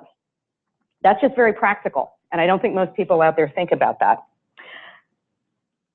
We've heard a little bit about mentoring and mentoring down to our younger people, but I'm a big proponent of intergenerational mentoring on both sides. So that would be another question. How many of you are doing it on both sides of the fence in your organizations? Yeah, so when we talk about wanting real D&I, real integrated workforce, it shouldn't just be older people talking to younger people. Younger people, millennials, we know they want to contribute. That's the research clearly shows they want to be involved. They want to have a sense of purpose. Well, hey, maybe I've never used Snapchat before, and the truth is I haven't, right? So whatever it is, it's an opportunity to say, hey, you talented young millennial, why don't you work with Dave over here? Dave has this amazing experience. He's going to be able to teach you how to better manage teams and deal with people skills. But Dave really wants to learn all about what you know. And it starts to change the conversation around mentoring. And so there are some companies that are actively out there doing this. And I would highly recommend that you go and look at those types of programs because they can be extraordinarily beneficial on both sides of the fence. The other reality is that your older workers represent a large part of the buying public, right? Your older workers, your older people represent the people out there that you're selling to that have money. So do you really want like a 22-year-old designing for a 55-year-old? They might be able to do it, but I know that I do a lot of travel. And I've come across some very interesting things. I've gone into a hotel room and I've gone to look at the phone, and yes, I do need reading glasses now. I fully admit to that. But I looked at the phone and the type on it was like 0.6, 0.8. I mean, it was great. And I'm thinking, okay, definitely not an older person designed this. There is no way. So it's those kinds of little things that we need to think about. Another example of that a good friend of mine, Fabienne Jaquette, shared with me, and she's an innovations person. She worked at Colgate-Palmolive and at International Foods and Fragrances, and she's a rock star. She's amazing. But she talks about why we want to have experienced people leading innovation. And so there was a younger CEO. He goes into an airport. He goes into the bathrooms, and he starts looking around. He's like, wow, there are a lot of old people in these bathrooms. This is interesting. So he goes a little bit further, and after going through 2 or 3 of these bathrooms, he sees the same thing, every single one. Goes back to the office. He's like, whoa, we've got to do this. This is a great opportunity for us.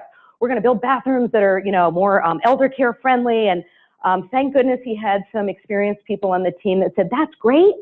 We're going to go back to the airport and do a little curious questioning. We kind of want to get a little bit more information. So they went in and they started asking people, and they were very nice and generous, and said, we're in these bathrooms because we can't hear the announcements out in the hall, out in the main hall. So how much money do you think would have been spent? They would have taken this whole thing to market, and it would have been a big fat flop, as opposed to taking the time to do that. And that's what experienced workers bring to the table. It's also a great way, again, if you're going to start to pass this down through your organization, to have the younger people come along and go, oh, maybe we should have asked a few more questions. This might have been helpful. We're smart, but we don't necessarily have the experience at an earlier age. And again, I can't overemphasize that we are in information overload now. I mean, on average, workers are getting 150 to 200 emails a day, each and every day. That does not include our personal texts. And so we are getting to a point where we are quickly burning out. The nice thing about older workers is because we are not as addicted, not all of us, some of us are, I'm not going to lie about that, but we didn't grow up with that. And so we tend to be better at putting down our cell phones and being able to do this human interaction. And, we heard a little bit earlier about evolutionary biology. We were built to be social beings at the very core of who we are. And so when we start to cut that off, when we are only looking at screens, when we are not having this personal interaction, there is actually a physiological effect. And that's science. When I sit here and have a conversation, when I give somebody a hug, it's different than doing FaceTime.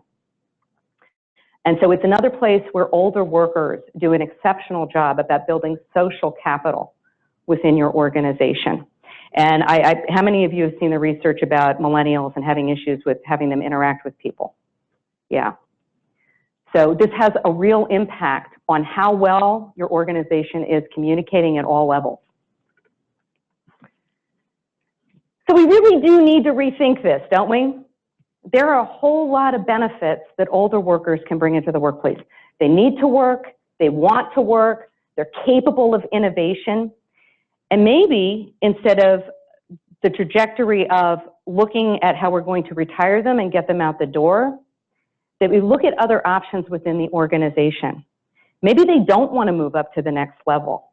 Maybe they'd rather be moved into something else in the organization that they have real passion for. Maybe they don't want to work 40 hours. Maybe they want to come in and work 25 hours, but they want to be part of making the organization grow. One of the very first things that I would strongly recommend that you do as an organization is look at your website, look at your recruiting materials, look at your PowerPoints, and see if it truly does reflect an intergenerational workforce. These are just 2 that I pulled off the web, and I'm sure you could find a million examples of them. So it's kind of the, come to Jesus moment where you can say, yes, yes, yes, we want older workers, and we believe in all this, but every single visual image that you have out there says, no, we don't, and no, we don't include you. You probably do have a focus on going and recruiting on campuses. That's great. But if you're going to be taking materials to job fairs, what does it say? And what do you say about new hires on your website? Are the new hire stories only about the young folks that are there? Or do you have a new hire story about the 55-year-old that just came in that had all this amazing experience, and here's how you're going to utilize them? Many qualified workers who may be there and want to step up and be part of your organization are going to take a look at these things, and they're just going to turn around and walk away. So this is an easy fix. I shouldn't say easy, depending on how big your organization is. I know you have to go through your communication folks and get some of this approved. But even if you can't do it on those things, I just say personally, take a look at the pictures that you put in your PowerPoints, please. It's an imperative, and believe it or not, it took me a lot of time to find really happy older workers. You know, it's just the reality. We don't have a lot of photographs out there, so if you have them in your organization, I encourage you to go and post them so that other people can start to use them. And yes, even though pictures are very, very important, and we process pictures at a much faster rate than we do words, words are incredibly important when we are talking about job descriptions and how we talk about people in the workplace. Tech native. You're seeing this more and more when people are advertising for jobs, but I think we've proven you don't need a tech native. I was not born with a cell phone, but I use it all the time. I can text, I can FaceTime you, I can do whatever you need. So sometimes words like this, and specifically something like a tech native, is something that you want to rethink. Do you need a tech native? Really? Energetic. Now, I would bet that most of the folks in this room would say, well, I'm energetic, I'm older, I'm energetic, I can do all these things. But in general, the perception of that word is younger. And so again, it's going to be very off-putting to older folks. Ninja, yeah, okay. So this is, you're going to see, I've seen a lot of this out in Silicon Valley. And again, what are you saying? How is that resonating with the people that you need to bring into your organization? And then we get to some of the real numbers around ageism. 10 years of experience. So for any of us that have sat in a room with futurists and we're talking about where are we going in terms of workforce and what kind of skills do we need, the truth is that we need new skill sets probably every 2 to 3 to 4 years. Like, things are changing that fast. So do you really need to say that I need 10 years of experience in a particular area? Does the number really matter? Or are we looking for somebody that has an experience in a particular area versus the number of years? And date of degree. So if you have younger recruiters, there is plenty of Department of Labor data that shows older workers will get passed over on average about 40% more the older they get. So if I graduated in 82, if I graduated in 86, as opposed to somebody who just graduated in 98, guess who's going to get the phone call? Is it necessary in your organization to put the date of the degree on? Do we care? Does it matter? And I think that's not something that I can answer for you, but I think it's something that may be holding you back from potentially getting you the kind of talent, the older talent that you might want to have come through the door. Now, what's interesting is that when you go to Facebook, you know that you can decide what demographic and what age you want to send out an ad to. So if your HR team is sending out a job description and they're saying it's only going to be seen by people 40 and under, this is another issue. They will never see it, and you'll never be able to tap into that resource. It is clearly different for women. Like it or not, there is a very specific gender bias. So not only do we have ageism, now we've got another one on top of that. And we need to seriously talk about this because Harvard Business Review data shows that when you go from 0 to 30% qualified female leadership at the top, on average, you get a 15% bump in your profit margin. This is an economic reason for having talented female leadership in your organization. But we know that over the past 10 years, the number of female leaders at the top in every profession has not budged. That's the data, despite all this talk about how we're going to get more women into the workplace and how we're going to get them into more leadership positions. So it's also another area where you want to think about the conversations going on in your organization. Again, if you have younger recruiters, you need to have conversations with them and not just like, hey, here's a sheet and let's talk about it. We know that this is an actual culture change, so you're probably going to need to think about some training. And this would also be true if you're using recruiters that are outside your walls. Many of them have the same kind of bias.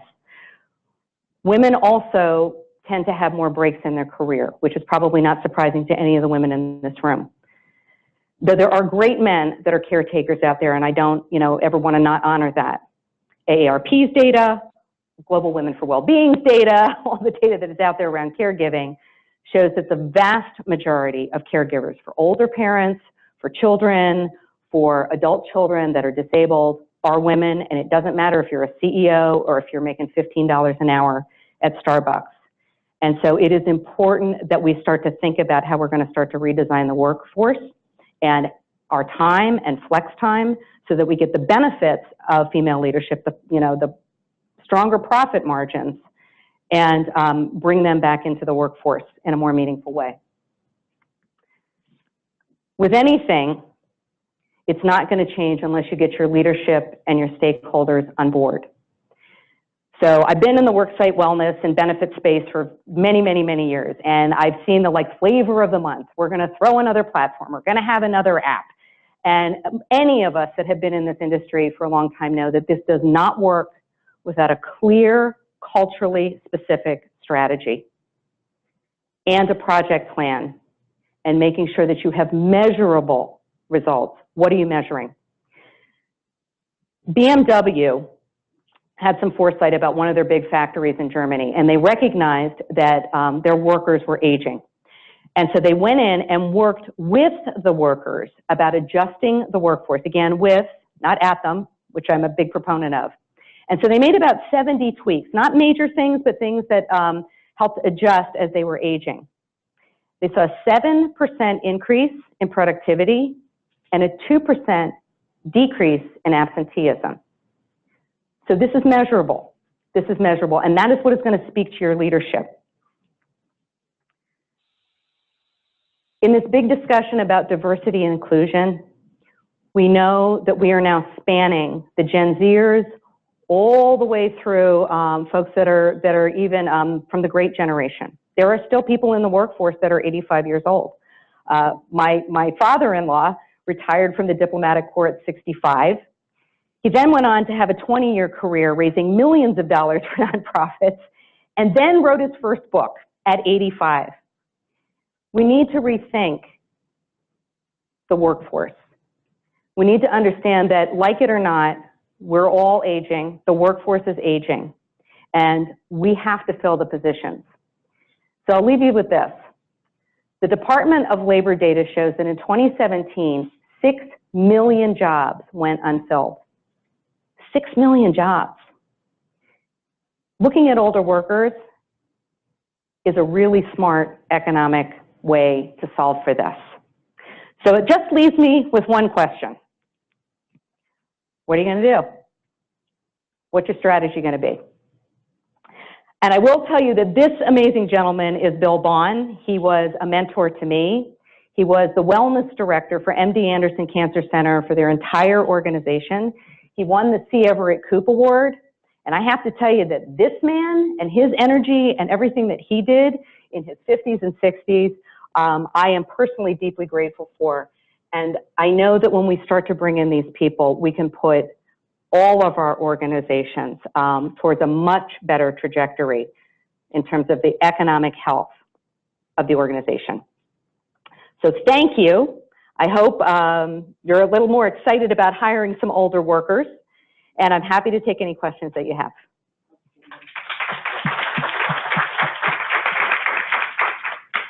Questions for Mim? Bruce. Wait for the, there you go. I'm not sure that I'm going to end with a question to be polite, but I do want to bring up a very important factor that's not really yet been discussed, and it's definitions.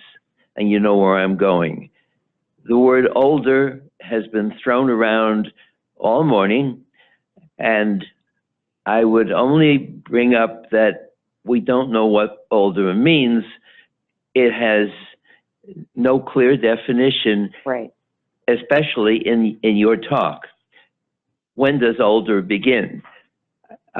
Bismarck, when he first developed Social Security at the beginning of the 20th century, said older was at 65, and 65 was beyond the pale. It was when people were usually dead. And that's, of course, why Social Security worked much better then than it does today.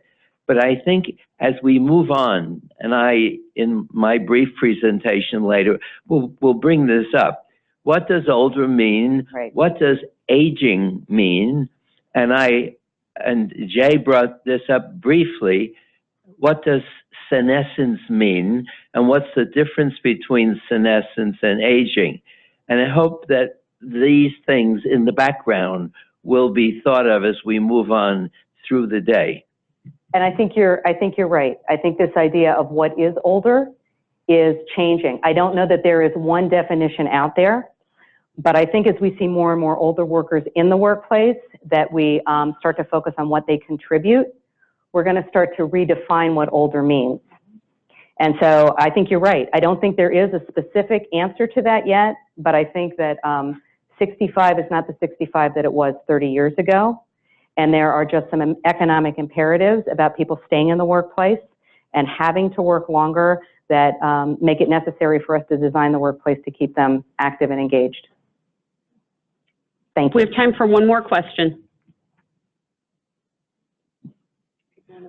Any questions on the phone? Hold on a second, Debbie.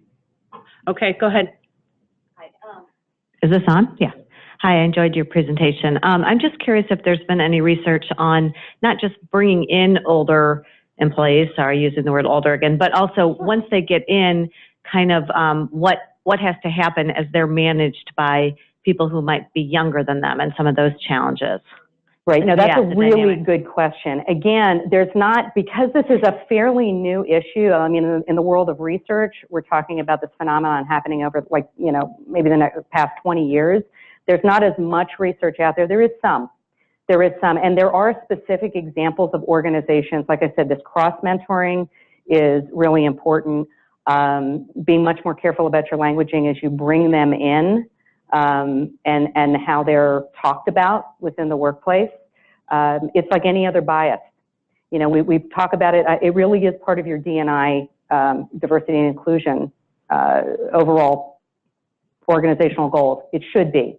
But the truth is there's not as much out there. And just as a side note, that is also true for women. So one thing I did not bring up, but I will, and it is why I am so passionate about talking about women in the workplace.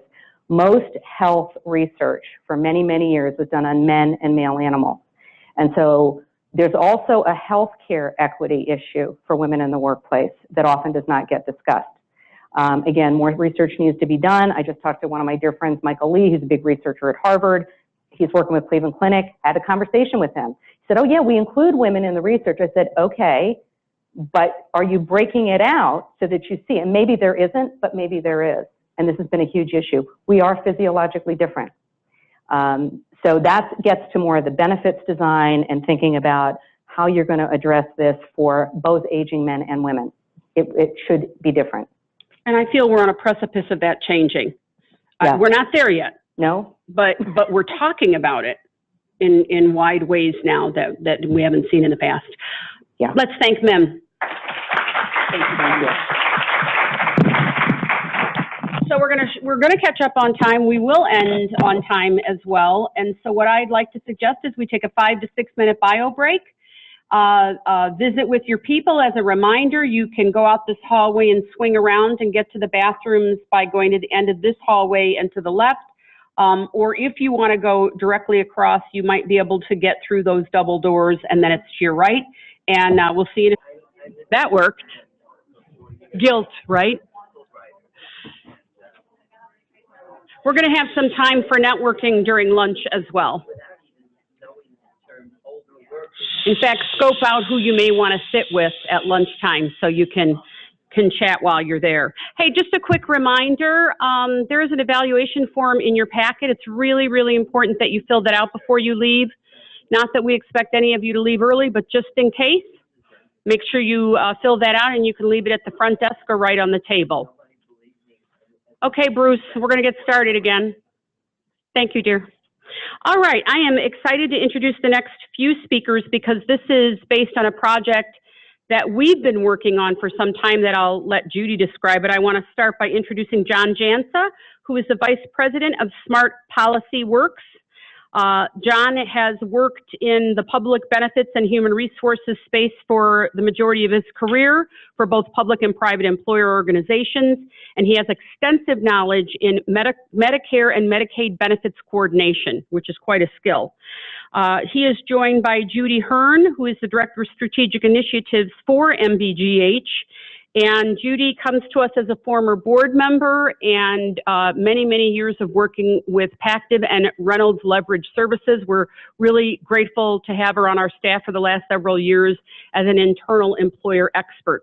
They are both going to share their perspectives on this topic, and I'm going to start by inviting John up.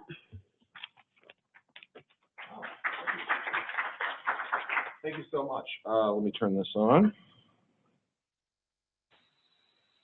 Test. Are we there? Great. Okay. 1953, 52, 51. For those of you that are on the phone, I have to tell you, you're missing out. The weather outside is beautiful. I don't know what Cheryl was talking about. The sun is out. There's rainbows. You're really missing out on the opportunity. And unicorns.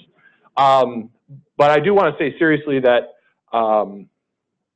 there's always an anxious moment or two when you are presenting on a complex topic, and you're hoping that your predecessors set the stage in a reasonably fair way for your presentation. And I have to say, I would gladly take the next 20 minutes of my presentation to simply follow up on all the good topics and discussion points that Jay brought up and Mim brought up, because it certainly raised a lot of questions in my mind. But at the same time, I'm here to provide a little good news. Well, it's actually good news around this topic of helping aging employees navigate the literal transition to Medicare. The challenge with this topic is you have 20 minutes to talk about this topic.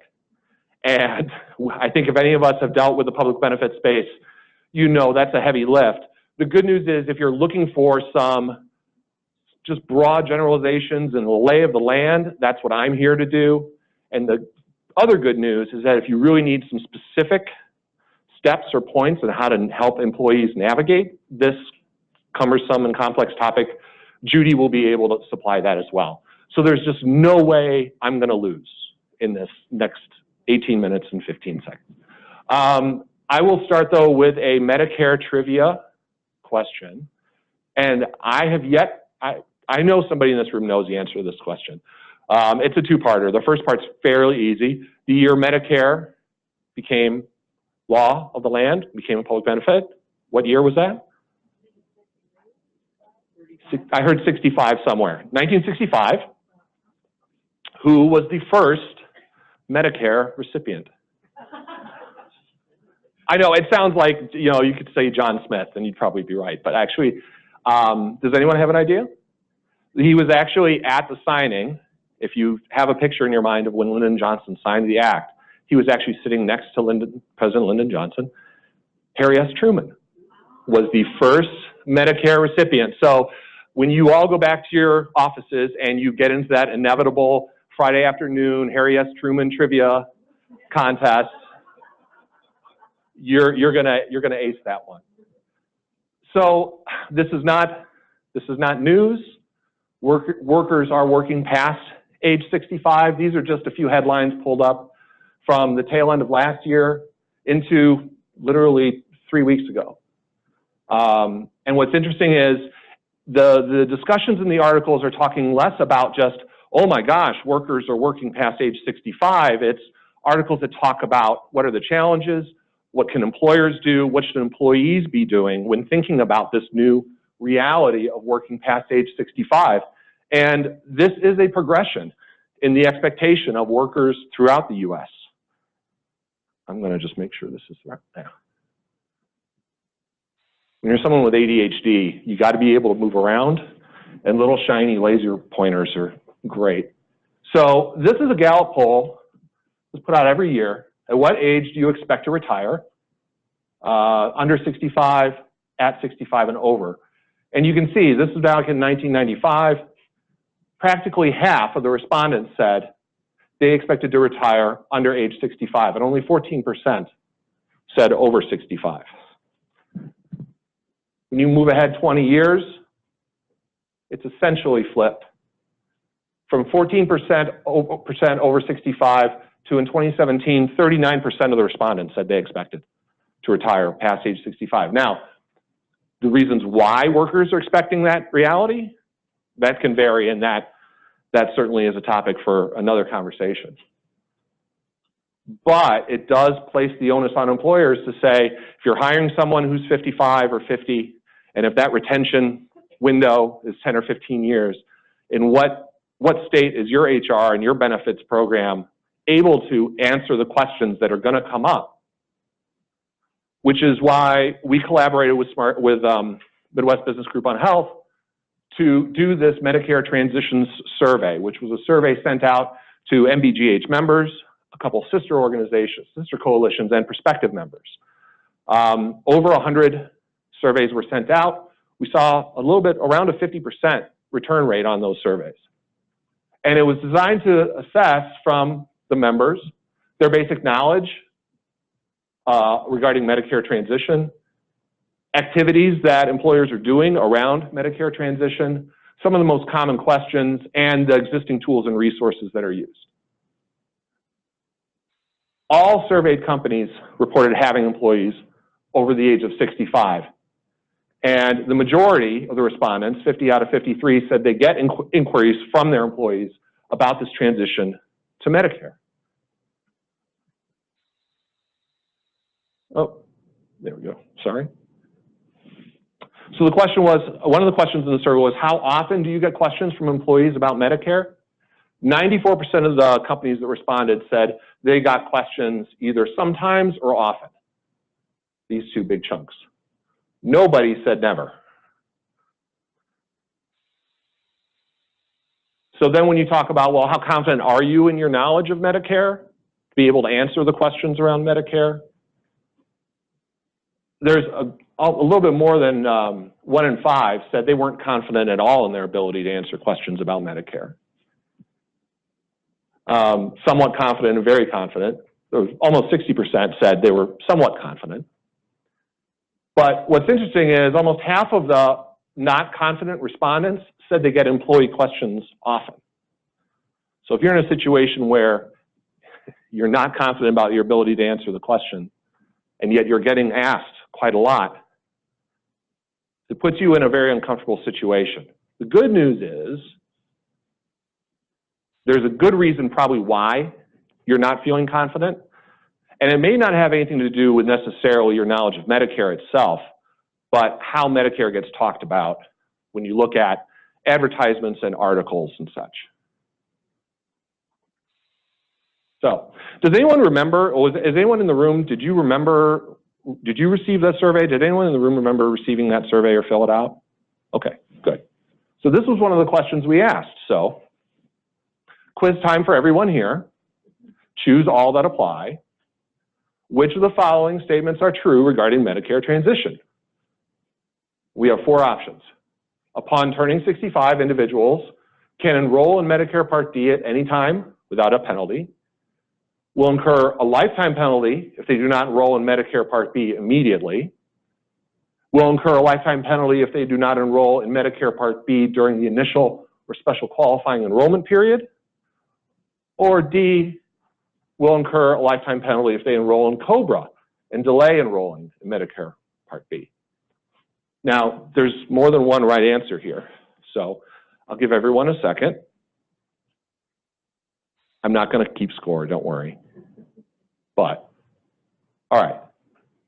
So out of those 4, so we asked our survey respondents this question. 85% of the respondents, almost 86%, C, right? Great. Now, there's actually 2 right answers here, and only 19% got both right, which is that even if someone enrolls in COBRA, they'll still incur a penalty for not enrolling in Part B. And again, my theory based on no analysis whatsoever is that there's a very good reason why this is the case. Did anyone have both C and D? Denise did, and oh, and in the back of the room, what's your name? My name's Mindy. Mindy. Well, Mindy knows because I sent her the presentation before. No, my mom, I know through my mom. Okay, So. great. But it's those kinds of trip-ups that can make a huge difference. And for those that aren't aware what that penalty represents, that penalty is significant. For every 12 months that you delay an enrollment, you incur a 10% penalty. So the cost can, and that incurs for your lifetime. So it's not insignificant. Yes? Can you go back? I'm a little confused. You're saying when you turn 55 or when you retire? Well, here's the thing. What we're talking about, so the question is... My question was, is this when you turn 65 or when you leave employment and retire? That's the perfect question. This is meant to sort of encapsulate if you're someone who's working and retiring, because we talk about the special qualifying enrollment period as being part of it. I think if we did the survey again, we would probably want to make it, specific about if you're a worker who's turned 65. But, so in answer to your question, it's meant to encapsulate for workers. And then if you're retiring. Does that make sense? If you retire. Like if you don't retire, you can stay on your active plan. Exactly, and we're going to get through that. We're going to get into the specifics of that, yeah. And in fact, this is what, when we did a follow-up survey to ask, what sorts of questions do you get from your employees? These were the ones that really hit home for most. Do I need to sign up for Part A and B? And concurrently, does my health plan require that I have to sign up for Part A and B? How do I avoid penalties, and which plan will be my primary coverage? We're going to touch on all 4 of these points in 8 minutes. No problem. So, real quick, just a baseline. When we're talking about Medicare, Medicare has 4 parts. There are other parts as well, but for the sake of discussion, Part A and B, hospital and medical insurance. Part C represents a Medicare Advantage plan, which is meant to encapsulate A and B, and potentially also have a Part D benefit, which is prescription drug benefit. So here is my theory as to why people have a challenge when it comes to, may feel confident in Medicare, but still get challenged with questions from employees. And it has to do with a chart like this. This is a chart put out, and this is not a slight against the Senior Health Insurance Program at the Department on Aging. In fact, they're a great resource. But I think very often when we hear about Medicare, it's couched around someone who's not employed. Very often. Whereas it's couched around someone who's a retiree and is in the process of having to choose how they want their Medicare coverage handled. And it's usually presented like this. You can either choose under original Medicare, Part A and B, enroll in those, decide if you want a Part D plan, and then decide if you want a supplement, versus you could also purchase a Medicare Advantage plan, which would cover A and B, decide if you want Part D, and then you're done. And when when that information is presented over and over and over again, this is sort of the framework by which we're asked to decide. And there's no discussion here, because it would end up being a much longer decision tree, what happens if you're employed. So these are some of the essential elements to be thinking about, and when employees need to be thinking about when it comes to transitioning to Medicare when they are under a group health plan. Medicare does make some distinctions between if you're a firm less than 20 full-time employees versus 20 or more. And you should also be thinking about how robust and affordable is your COBRA option, because it could be very easy for employees that think that a COBRA plan is affordable and something they want to maintain. That could lead to problems when you're trying to untangle that with Medicare enrollment. So Medicare rules lay out what they call the initial enrollment period. This is the traditional period by which individuals that are aging to 65 become eligible to initially enroll in Medicare. And what I would recommend, and again, I'm more than happy to share my Medicare Matters from the National Council on Aging that has a lot of good information about this, is that while for workers transitioning to age 65, this may not be the time to enroll, but it is the time to weigh your options and consider how does your benefits match up with Medicare and what is the best path forward.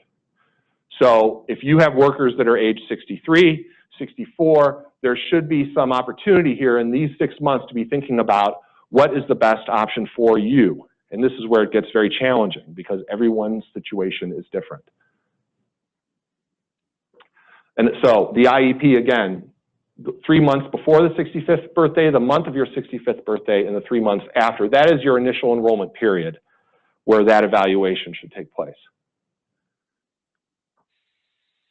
So why does the number of employees matter? Because Medicare establishes itself as either the first or second payer based on the number of full-time employees that your organization has. If you have less than 20 full-time employees, Medicare is considered the primary payer. And by and large, by the way, I was going to do a slide that just had a giant asterisk on it and just said you have to be comfortable with the asterisk that goes next to any of these explanations because there's always, keep in mind, there's always this, there's always that. So there's the first asterisk. It's best, by and large, and most advice that you find online will say, it is often best for employees to enroll in Parts A and B during the initial enrollment period, even if you're employed in a smaller firm, less than 20 employees. But you have to consider things like, well, what is the premium going to be for that, for Medicare coverage? Part A, by and large, is free if you've worked long enough. And so there could be a premium to Part A, which could impact whether employees want to pay that premium, as well as, of course, premium costs for Part B. You have to take into account spousal coverage, health savings accounts fall into this as well, and also disability status. We're talking a lot about workers. There is plenty of option for workers that have disabling conditions yet are still working full-time. And whether you have Social Security interplay with that becomes a factor. Drug coverage comes into play. If you're an employee, if your firm has 20 or more full-time employees, Medicare is considered the second payer. And so it's a little less strict that you should. You should be considering enrolling in Part A during the initial enrollment period, but Parts B and D can be delayed without the threat of a penalty if you take advantage of the special enrollment period. So the way Medicare looks at it is you are, as a worker that turns 65, you are in the special enrollment period. While you have coverage from an employer, and what they call a special enrollment period is you're going to be able to enroll in Medicare without threat of a penalty or some sort of lifetime penalty for waiting. Medicare allows individuals up to 8 months after your coverage ends for Parts A and B, and there's another special enrollment period for Parts C and D. So this is where this bullet comes into play. Make sure your employees are clear on the date their group health plan coverage ends, because the date the coverage ends, not necessarily when their employment ends, is when this special enrollment period comes into play. And again, this is the opportunity to sit down and explain to employees, here's what you need to be thinking about in terms of enrollment. The good news is Judy has put together a great decision tree that will answer every question you have about this whole process. No pressure, Judy. Yeah. Here's some details about what the special enrollment period means. They have to be covered in your group health plan. And it's based on active employment. The SEP lasts 8 months after the end of either the group coverage or the active employment, whichever comes first. This is the big thing. If you enroll during the special enrollment period, late enrollment penalties do not apply. So I want to close. I want to make sure I'm not lying to you. Yes. I want to close with this point. This is something that I think this is part of the reason why I think COBRA and Part D rules get muddled. For those of you that are, how many of you know that if you're a retiree and you have an employee, if you have a health benefit through your employer, like a continuation or retiree health benefit, and you get prescription drug coverage, how many of you know that that coverage has to be creditable? It has to count, right?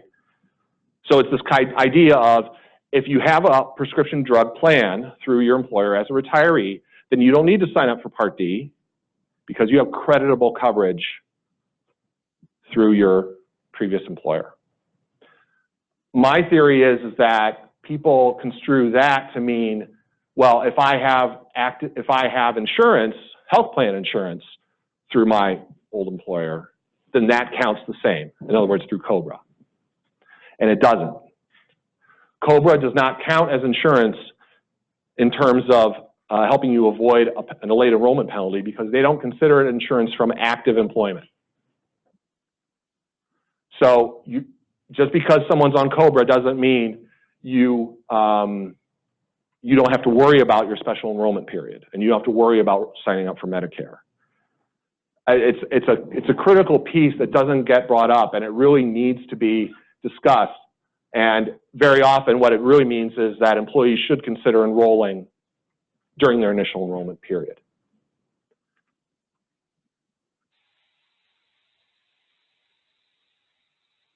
I'm calling out these resources here because I found through either the Senior Health Insurance Program, AARP, My Medicare Matters, Medicare.gov, and of course, Midwest Business Group on Health, they all have resources now that are really tailored towards I'm 65 or I'm over 65 and I'm still working. And that is really the best. You need to dive into those topics specifically because if you start trying to absorb just general Medicare enrollment information, it can get very confusing because it literally is two separate silos of information.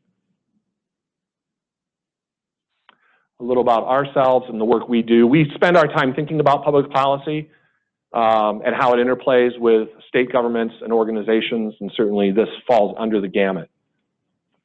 At this point, I'm going to shift over to, you want me to shift over to Judy and then we'll do questions? Perfect. So I'm going to kick it over to Judy and let her take you through the tools that MBGH has created. Thank you.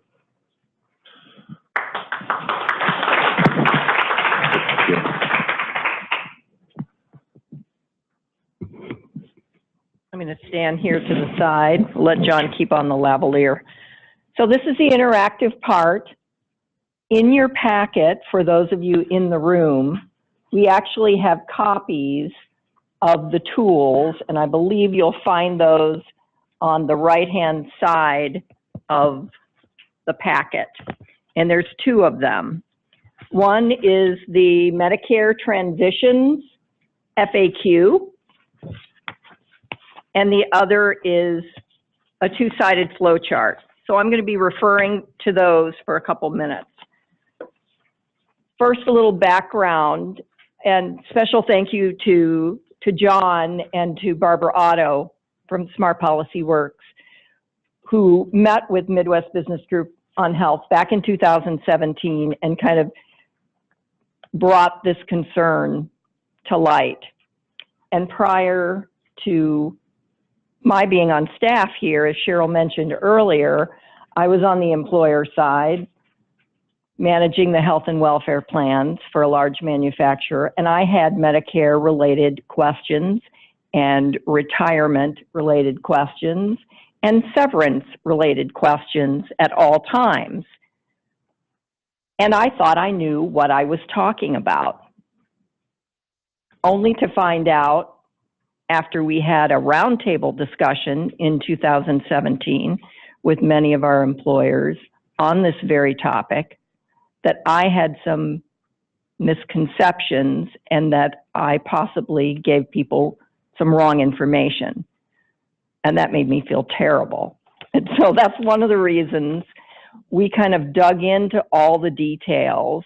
my original intent was to have the Medicare FAQ be a one-page document, double-sided. That was my goal.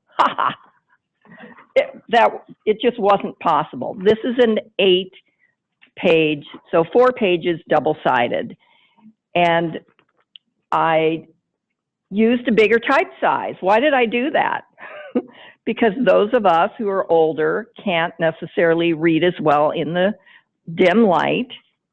And so I just decided that that would be helpful. Now, originally when I created this document, it was for the intent of the benefits professional, the HR professional, to be using this as a guide to help them feel comfortable about what are the questions that I'm going to get as an HR benefits professional, and which ones do I want to make sure I know the answers to.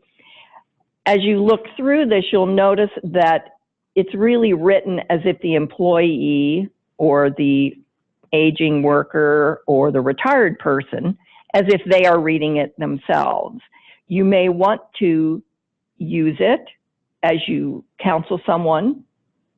You may opt to make a copy of it and give it to your HR folks or directly to your workers. That's entirely up to you.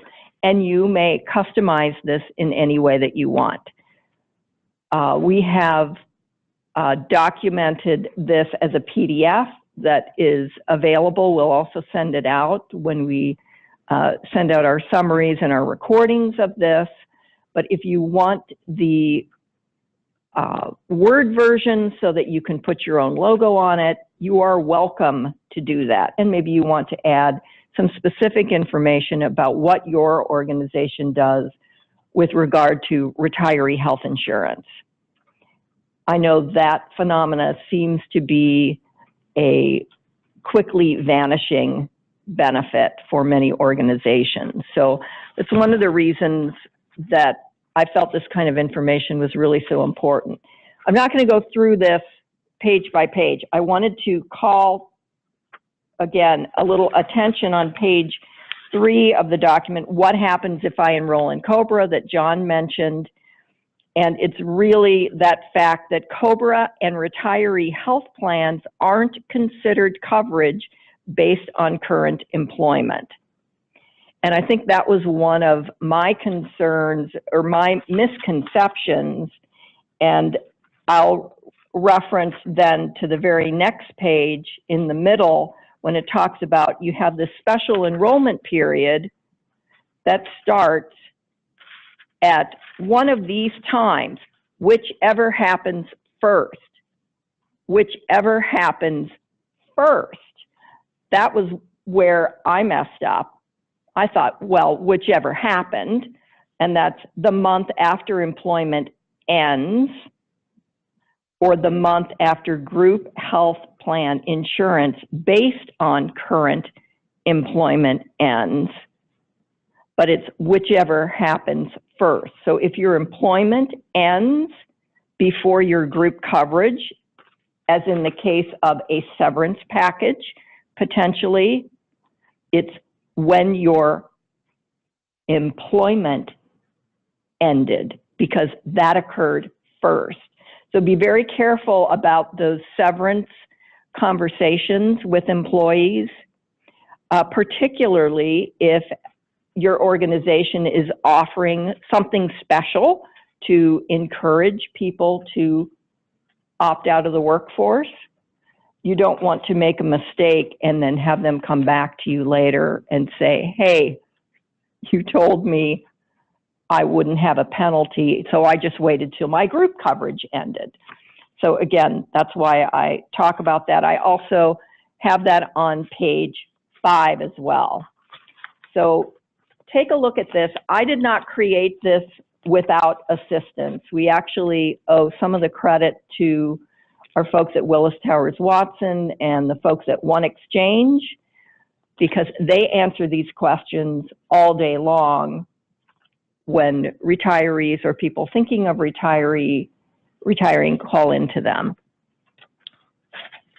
If, however, you find something in here that causes you concern about accuracy, please let me know, because we'd be happy to do a little further research, but we believe that the content is accurate as the way things stand today.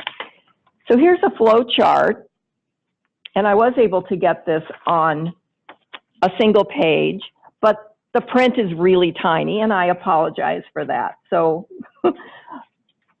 this is, again, something that if you want to use this, I encourage you to do so. So thinking about retiring, flowchart number 1, you will notice that there are boxes that relate to, are you enrolled in a high deductible health plan? More and more of our employers offer that feature. Some of them only offer that. And that's critical if you're enrolled, because you have to think about things earlier and stop contributing to your health savings account earlier so that you aren't faced with a tax penalty. So that's probably the main point about flowchart number 1.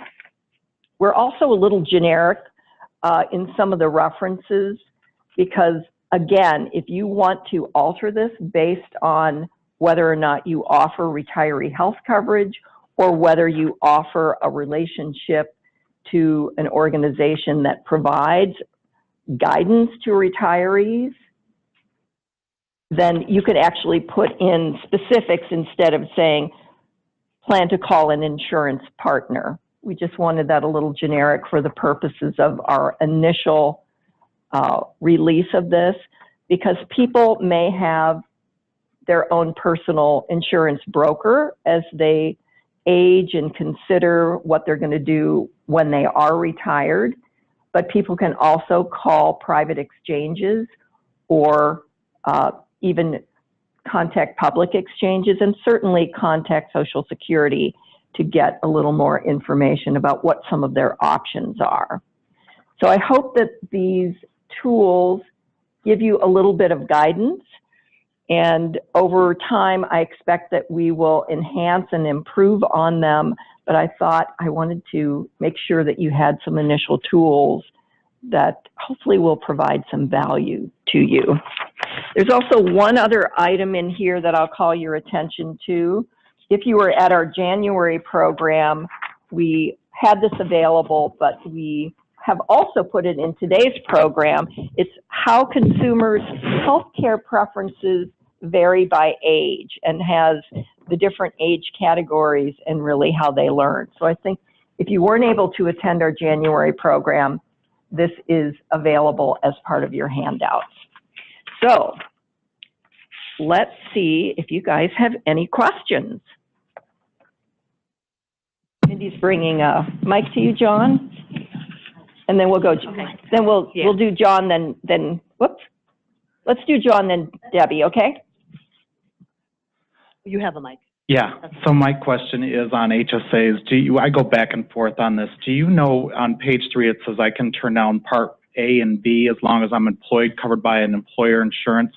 Can I still, if I do that, contribute to an HSA? It's my understanding that you should not contribute once you are eligible for Medicare. And that's what we began to do at my former employer. We would not allow people to enroll in the HSA if they were 65 and over, because we felt that one of the key provisions for them was to be able to fund their HSA. And if you're funding when you're eligible for Medicare, then you could have some tax ramifications on that money that is in your health savings account. Your understanding as well? Yes. Yes. So you did not let them enroll, is that what I heard? Okay. Yes. Now check with your benefit attorneys, but this was the advice that we received when I was in charge of benefits. Debbie. Yeah, so this is another HSA question.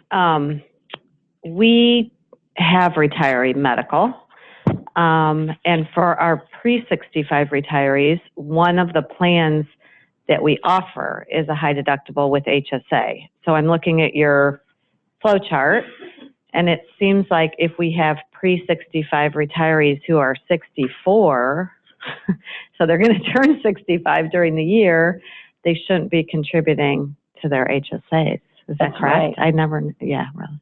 Okay. Yeah. I'm not sure that we're catching that. Yeah, Okay. and I'm thinking of those employers who only offer high deductible health plans with HSAs, and do they even know this? Yeah, we do have PTOs, but we have. Yeah. Because it's the tax year that's the event, right? So anytime your birthday's going to occur within that year, you're not eligible for the entire year. Yeah. Yes, Jay. So quick note. So like I said, I'm turning 65 on Friday. So I lived through, I got my Medicare card yesterday. Seriously, I laminated it. So I have a suggestion. I have a suggestion for you. Because I have to be honest, you know, for the last 7 months, I've been inundated by every conceivable phone call, mailing. I mean, I could heat my house for a year with the mail that came in, and if I got $1 for every phone call, I'd be a millionaire. It's remarkable how much information is thrown at you right before you turn 65. So what I did was I didn't trust a lot of the information that was coming my way. Truth be told, I did get some good information from UIC, and I did get some good information from AARP. So I just made an appointment to go to the Social Security office, 15 minutes, resolved. So my suggestion is, and I'm looking at your FAQs, and I recognize every single one of them, and I'm looking at your decision tree, and it seems so simple if somebody just creates a simple decision matrix, an electronic decision matrix where you key in your date of birth, your gender, you know, it's just some very basic information, and then just follow the questions that the person at the Social Security office asked me, which was based on a decision tree, and in a couple of minutes, this is what you do. An electronic decision tree, I think, would be really useful. While I like having this FAQ, I've seen this before. Look, I read through it, and by the time I get to the end, I forgot everything that was at the beginning. But if you carry somebody through piece by piece, you can come to a decision and a definitive conclusion in just a few minutes. I'm surprised nobody's done it, or if they have, I haven't seen it. I'm surprised Medicare hasn't done it. They have a lot of great information, but it's kind of buried, and as you said, it's geared towards someone who isn't working. Medicare has it, but it's so buried that it becomes convoluted. It's impossible to find. Right. Where it should be on the front page. Last question, Jane?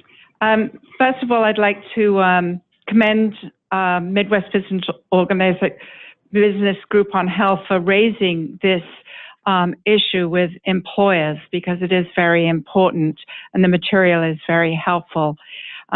Just to add to the comment about making an appointment, a lot of people don't realize that they can set up an appointment and that they can choose any office that they like. So it's not just their local office. They could go downtown where there would be more expertise available to them in this area. But I do have a question. You mentioned in the handout that somebody could qualify under their children's work record. Could you elaborate on that, please? Maybe I read it incorrectly. I think it was on the first page. Yeah, I don't recall that, but let me. Okay, I'll have to, maybe I didn't. Thank you. Mindy, can you take the microphone over there? To, Okay. Denise or So where is that? The first sentence of the first paragraph on the first page. Right. First paragraph, first page. Right, so it says based on their own earnings or those of a spouse, parent, or child. So how can somebody qualify under the earnings of a child? I do not know. Yeah. I do not. I think I know. So, for example, I have a niece that is disabled. And so she had the option, I have a niece who is disabled, and my sister had the option of having her covered under Medicare or Medicaid. There are differences. There are programs that Medicare has for disabled people. Right. So I think a disabled adult child is one of them, but I think it's incorrect to say that an adult can qualify under a child's earnings. I think it's the other way around. Thank you. A We'll child check into that. can qualify under a parent's earnings. Yeah, So I think I think it's implied that that's someone in the household, and so it has to get clarified potentially that it's not just simply We'll check on that. a child's earnings, but whether the child could be living in the household or not, or declared still as a adult. And whoever, if anybody has the answer to that in the room, see Judy. Okay, and I'm sorry to cut us off, but we've got to keep going. Let's thank Judy and John. Thank you so much. Good job. You're funny. So I am excited now to invite our next speaker up. Susan Hayes is the director for the Center for Research on Health and Aging at the University of Illinois, Chicago. She is a principal investigator on the center's Midwest Roybal Center grant from the National Institute on Aging. The center provides seed funding to investigators across UIC to design, test, and translate evidence-based health promotion programs for older adults with an increased focus on cognition. She also, and this is what I know her for other than being married to Edward F.X. Hughes from Northwestern, the crazy professor who is brilliant, who has spoken for our organization dozens of times over the years, and we're so grateful. Does anybody remember seeing Edward F.X. Hughes? Yeah, he's just amazing. Well, yeah, of course, of course. Bruce finally introduced me to Susan, and she is known for designing and testing the nationally recognized Fit and Strong program.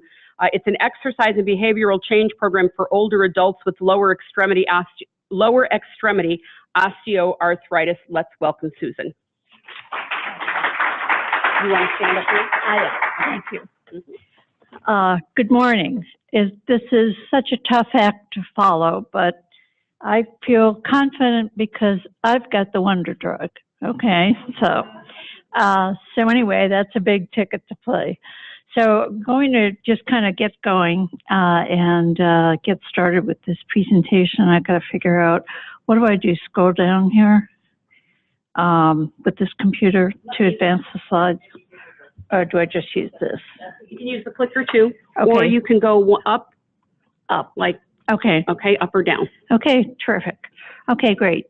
So what I'm planning to do today is just do a quick overview of, we've already talked about what we know about the aging workforce. I'm going to just add a couple of, points that haven't yet been referenced. I want to talk about approaches that work. And in terms of approaches that work, I'm going to be talking about evidence-based approaches and best practice approaches. And also going to talk about necessary investments if people really want to be serious about making a difference and getting results with these programs. Okay, so that's the plan. So what we know about the workforce. We're all here today because we know the face of the workforce is changing. We know that more older adults are going to be in the workforce over the next 20 to 30 years. The good news is, as we said earlier, they bring a wealth of experience to the job. The downside is increased risk for injury and illness. I want to point out that, we talk about the older worker, but there really is no such thing as the older worker. So this population is not homogeneous. And there's at least two important subgroups. I think one of the speakers alluded to it earlier. There are persons who are working because they want to, and they find gratification in working. And there are people who are working because they need to. Okay, and especially as a result of the Great Recession, homes being underwater, so on and so forth, pensions eroding over time. There are people for whom working is an economic necessity as they age. So these two populations are likely to have very different educational attainment levels, and these attainment levels have important implications for their ability to benefit from specific types of wellness programs and what programs they would find appealing, probably. So an example would be well-educated people might be able to benefit more from self-directed online programs, whereas less well-educated people might be more motivated by group activities, team contests, and, you know, activities that are right available on site.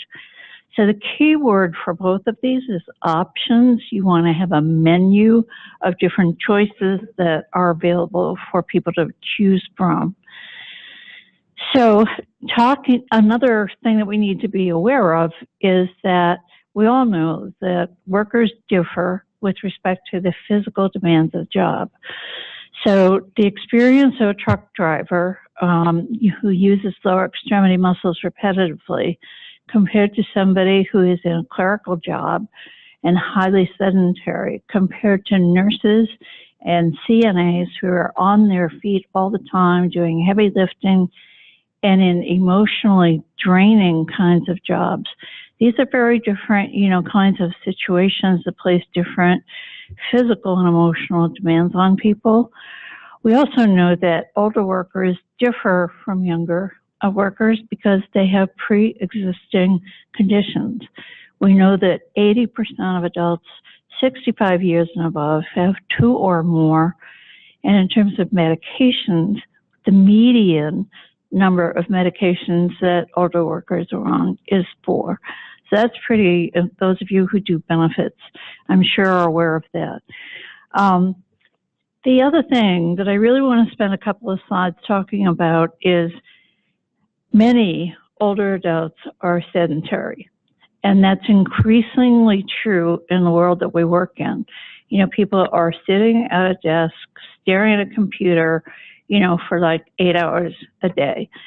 So we've known for years that physical inactivity is a risk factor for many negative outcomes. What we now know, and this is relatively recent, is that sedentary is the new smoking, okay? And sedentary doesn't mean physical inactivity. It's something different. It means the amount of hours that people spend, you know, sitting absolutely still. Okay, it's associated with increased cardiovascular disease, incidence and mortality, all-cause mortality, cancer incidence and mortality, and incidence of type 2 diabetes. So a lot of bad things happen when people are sedentary. So what can we do about it? Health educators have been preaching about increasing physical activity levels for a long time. It's nothing new. I'm sure you've heard this, you know, many times at prior meetings. Just to continue with the perils of sedentary behavior, I want to go to the second bullet here. It increases the risk of all-cause mortality, diabetes, and so on, even in people who exercise. Okay, so exercising, if you're still engaging in sedentary behavior, exercise in and of itself is not going to get rid of the problem. It will help, okay, but there's other things that, you know, people need to do. So just some other statistics. Worldwide, physical inactivity kills more than 5 million annually. And this one, you know, people were watching more than 2 hours of TV a day have a 125% increase in cardiac events. So, so this is really, you know, a public health crisis right now. I don't know if any of you saw this January issue of Scientific American. It was, I came out and I thought, wow, this is perfect, you know, for this talk.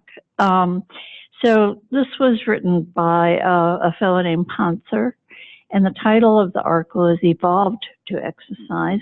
He uses the term diet is destiny, and he talks about how we as humans differ from apes because they're able to live in trees and forage for vegetables and fruit, and they do have a lot of sedentary time, and they're still healthy and lean, okay?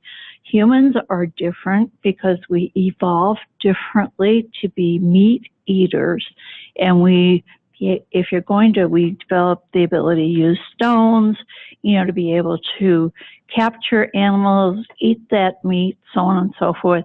As a result, our whole musculoskeletal system and our whole, we're upright, we have striding bipedal gaits and so on and so forth.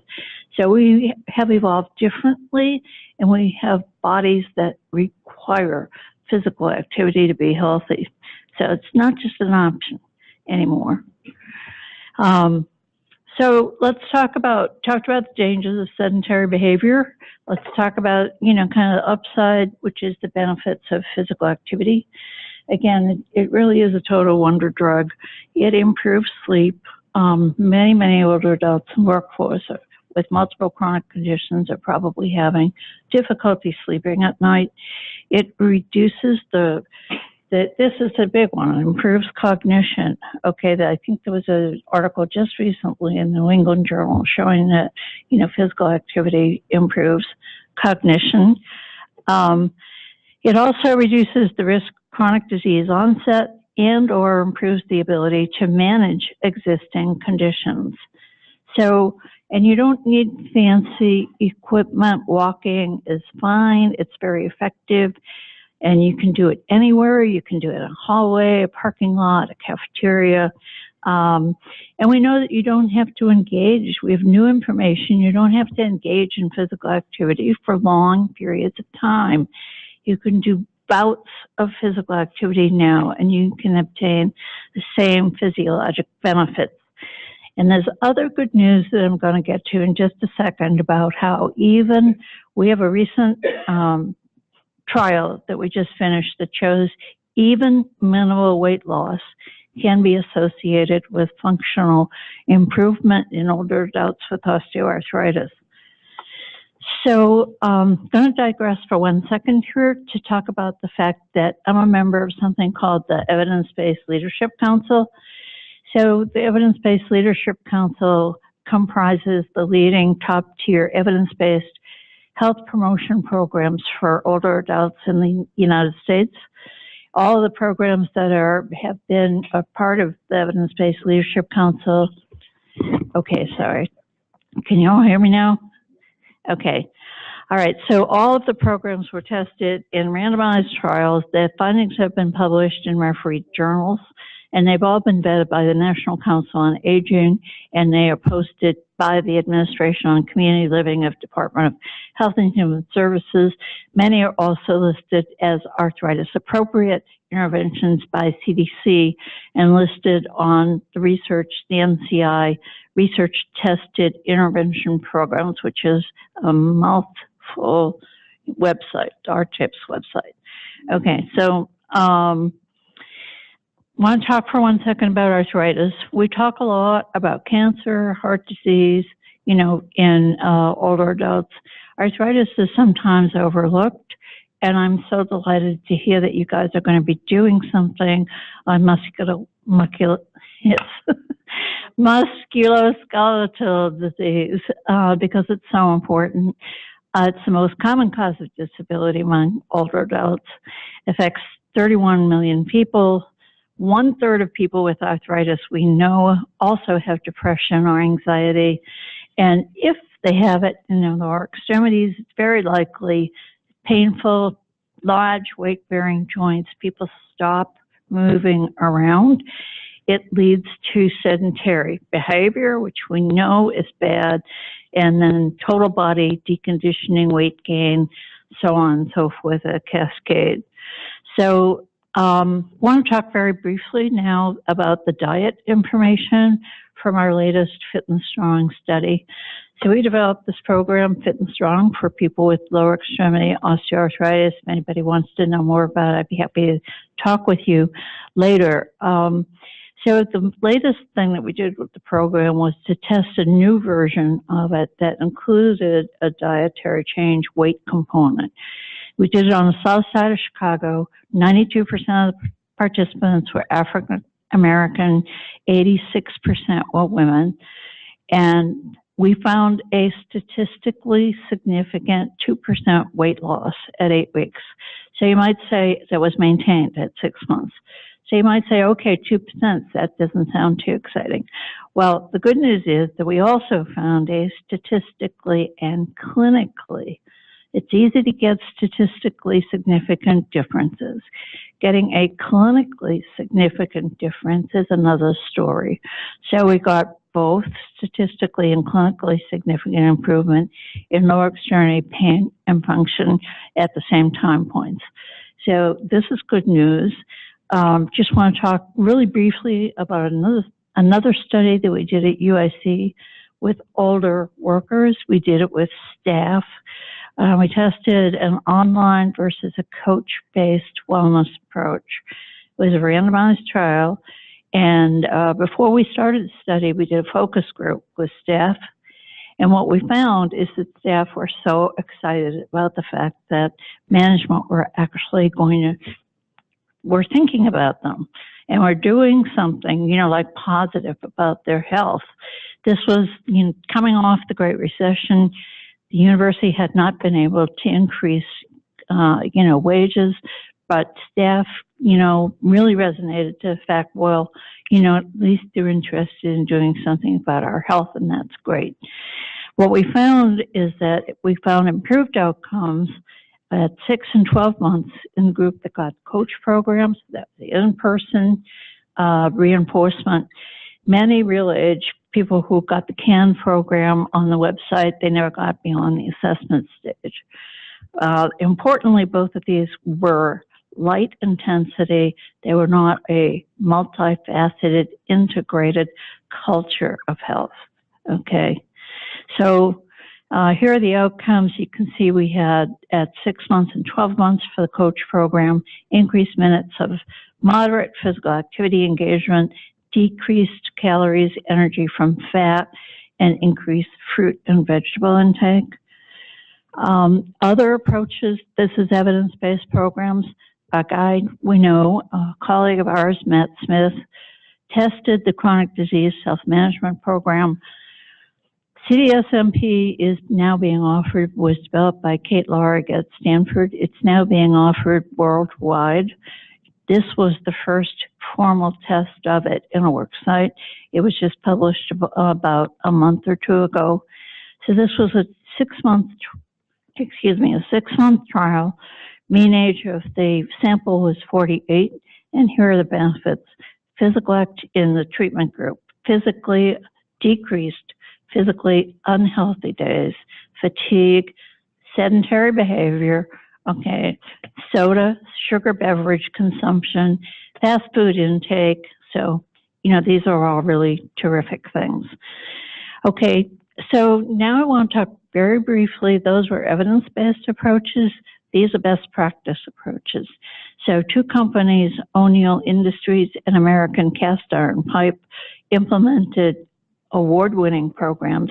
These are common features of the 2 programs. They both achieved high participation rates among employees.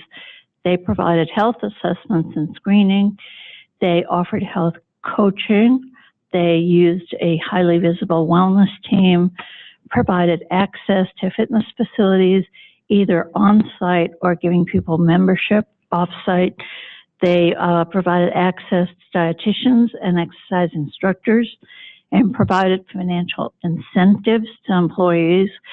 And they saw a return on investments of $1.52 to $1.70 per dollar spent. Okay. So the important, all of this adds up to a culture of health. Okay. So all of this evidence is really suggesting that we need to, if we're going to be serious about this, we need to envelop workers in a culture of health. These are some references that are available on the website.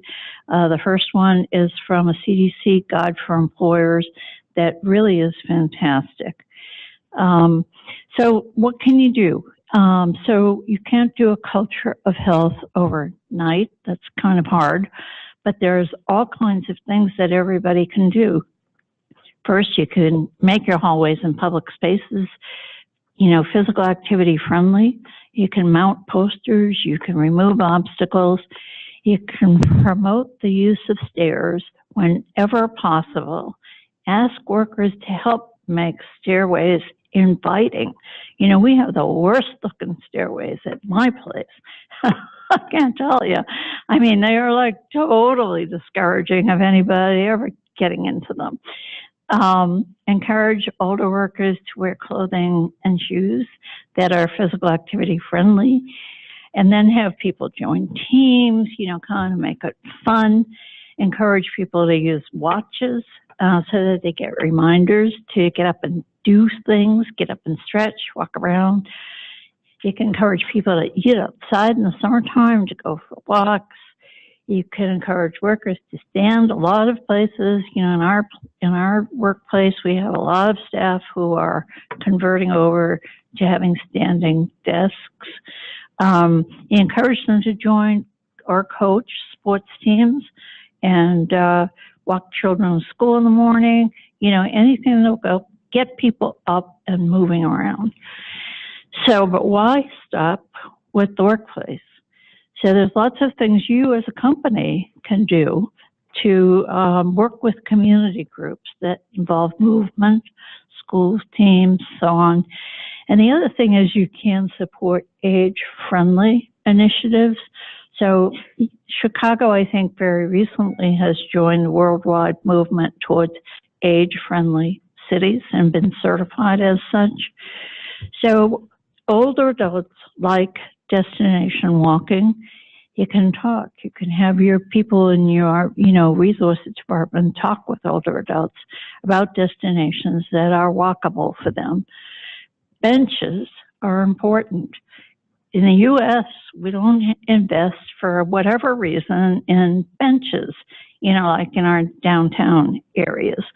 And it's just like, sorry, it's so dumb, okay? Because this is so easy. We get Kiwanis clubs. I mean, you can get all kinds of, you know, groups to do that. So older adults may need to sit down, catch their breath while they're working, just take a rest. And if there's no benches available and they know that, they're not even going to try that route or go there. The other thing is that older customers have difficulty using doors that are automated but on short timers. So I don't know if you've ever been to the Nordstrom's Bad Old Orchard, but that door is incredibly heavy to move. Street timing, street light timing is hugely important.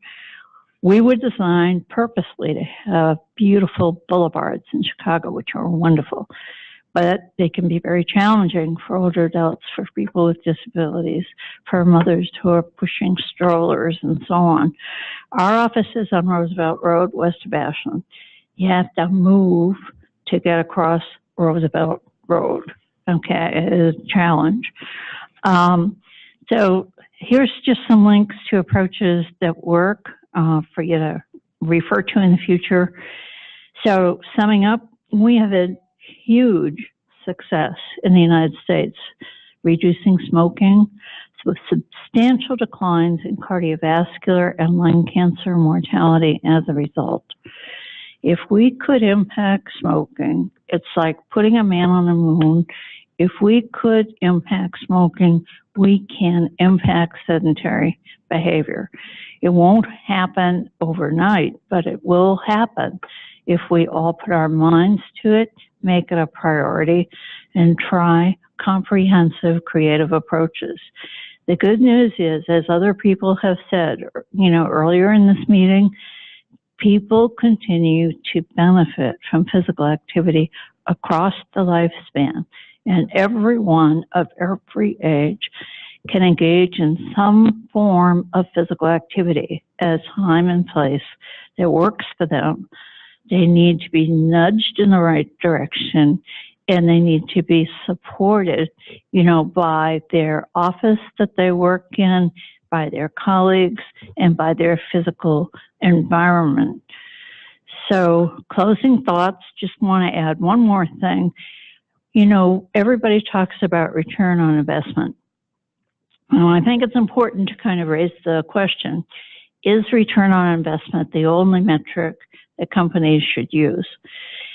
It's unreasonable, it seems to me, to expect from a single first step as part of establishing a culture that one would expect a positive return on investment.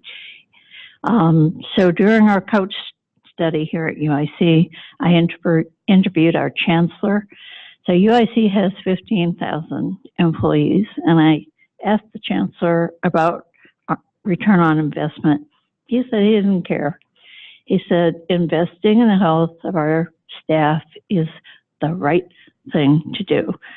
And that seems to me is the kind of leadership, that we're talking about needing to make, all of this happen. So that's pretty much it for me. Thank you very much for your...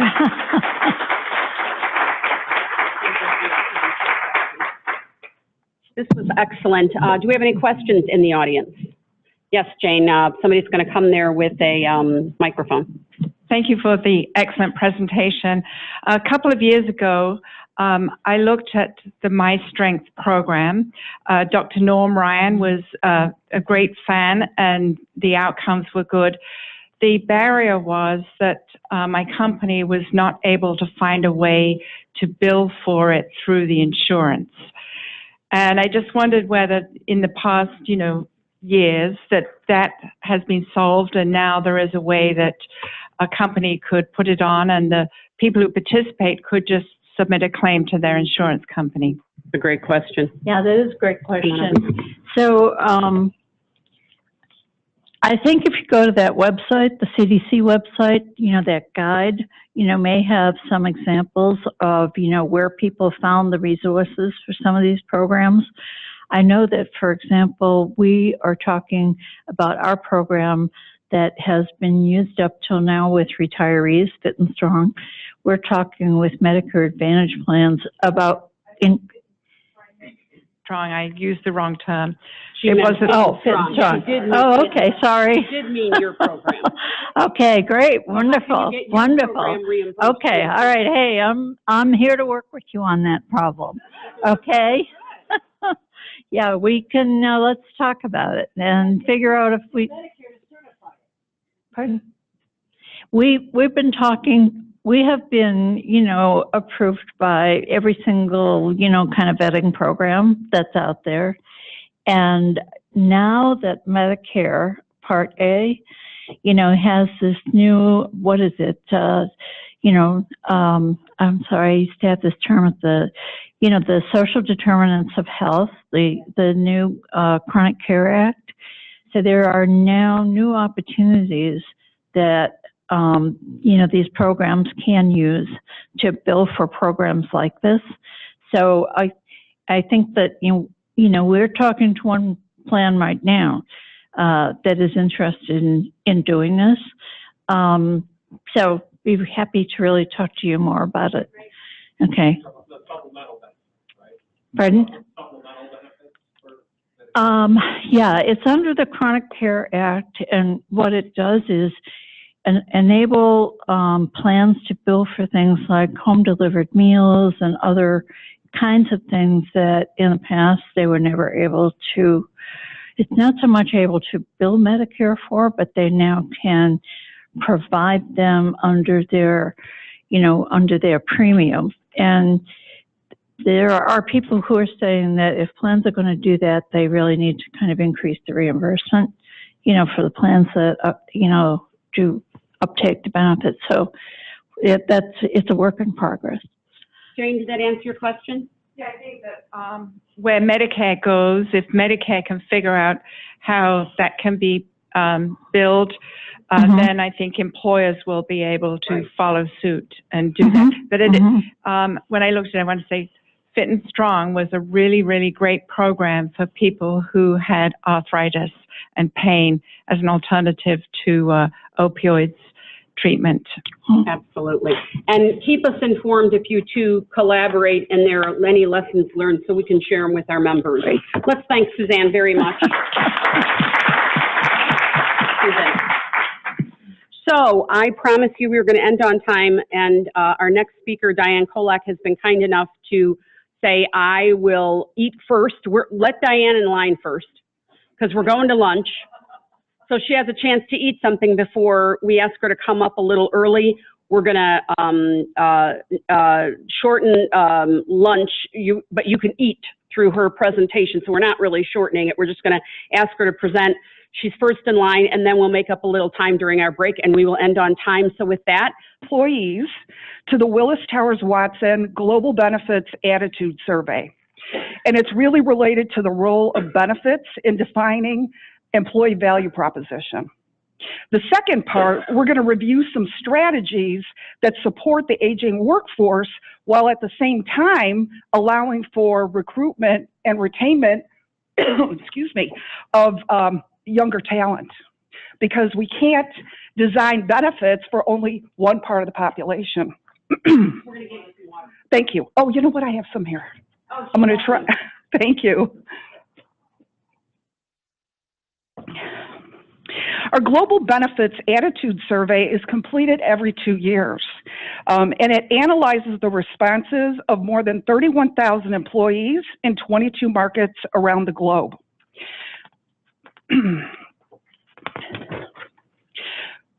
We look at the attitude survey in 4 major domains. So the first is financial well-being. In other words, how do money worries impact employee performance? We also look at benefit preferences and how employees perceive their benefit packages. And then we also look at retirement expectation and adequacy and how prepared people are.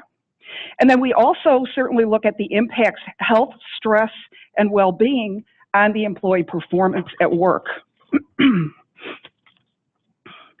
So for the last survey, which was done in 2017, we find that overall there were 5 key findings when we compare it to previous years. Sorry, I probably shouldn't have eaten before.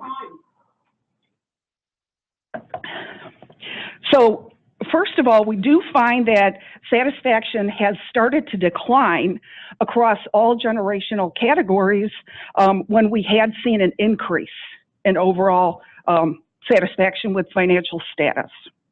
We've also seen that retirement confidence has deteriorated, and there's a persistent desire, obviously, for guaranteed retirement benefits and a growing desire for generous retirement benefits. Fourth, we do see that employees, particularly the Gen Y or the younger population, are looking for more generous healthcare benefits. And fifth, employers made significant investments in health and well-being programs, but we are seeing a disconnect between the perception of employers and the perception of employees, and that turns out to be everybody's frustration, which is how do we get people to engage? So for the purpose of our discussion today, while the survey is global and the results are global, we're going to drill down and look at the survey results for U.S. active employees, and we're going to break it out by generational categories. So really what we're doing here is we're looking, the majority of the people that completed the survey, and there were approximately 5,000 employees in the U.S., are the baby boomers, Gen X, and Gen Y. Gen Z are really going to be the future employees of our companies. So, and again, this is very general. While there are breakouts by industry, we're putting all industries in the survey result discussion.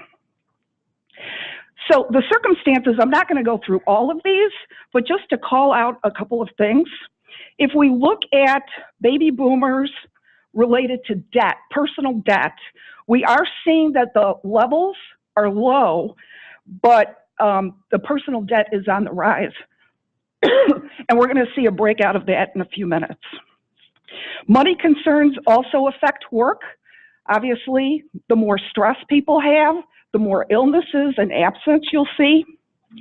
While baby boomers, really turned out to have lower stress, that is also on the rise. So some of these stats we've seen before in previous speakers, so I may go through some of this information quickly so that we can get on time. But after 6 years of a continuous rise in satisfaction with financial status, we are now for the first time seeing a decrease. And when we look at the breakout for generational categories, gender and health status, and that's self-reported health status, we are seeing a decrease in all categories. We talked briefly about personal debt. And again, if we look at baby boomers, Gen X, Gen Y, and breakouts by gender, by household income, and self-reported health status, we are seeing a doubling of concern around personal debt. So this is a concerning trend.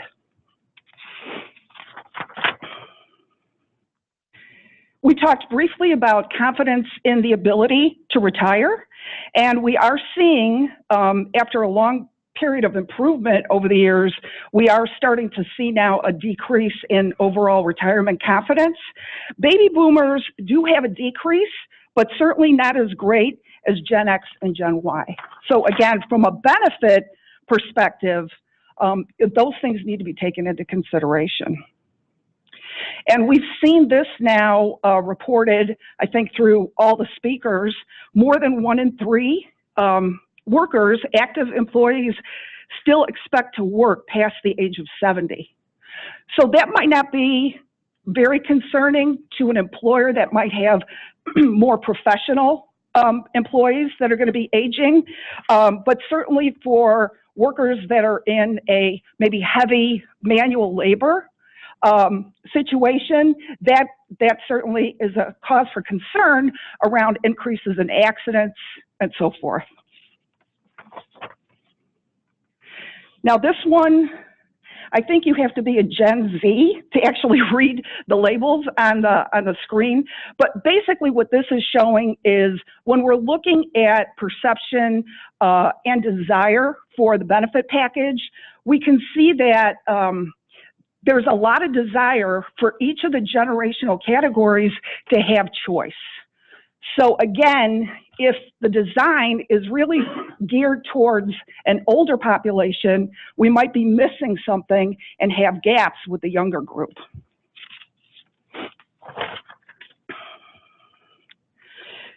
In terms of the younger population, there is an increasing desire to pay for superior healthcare benefits if it was available.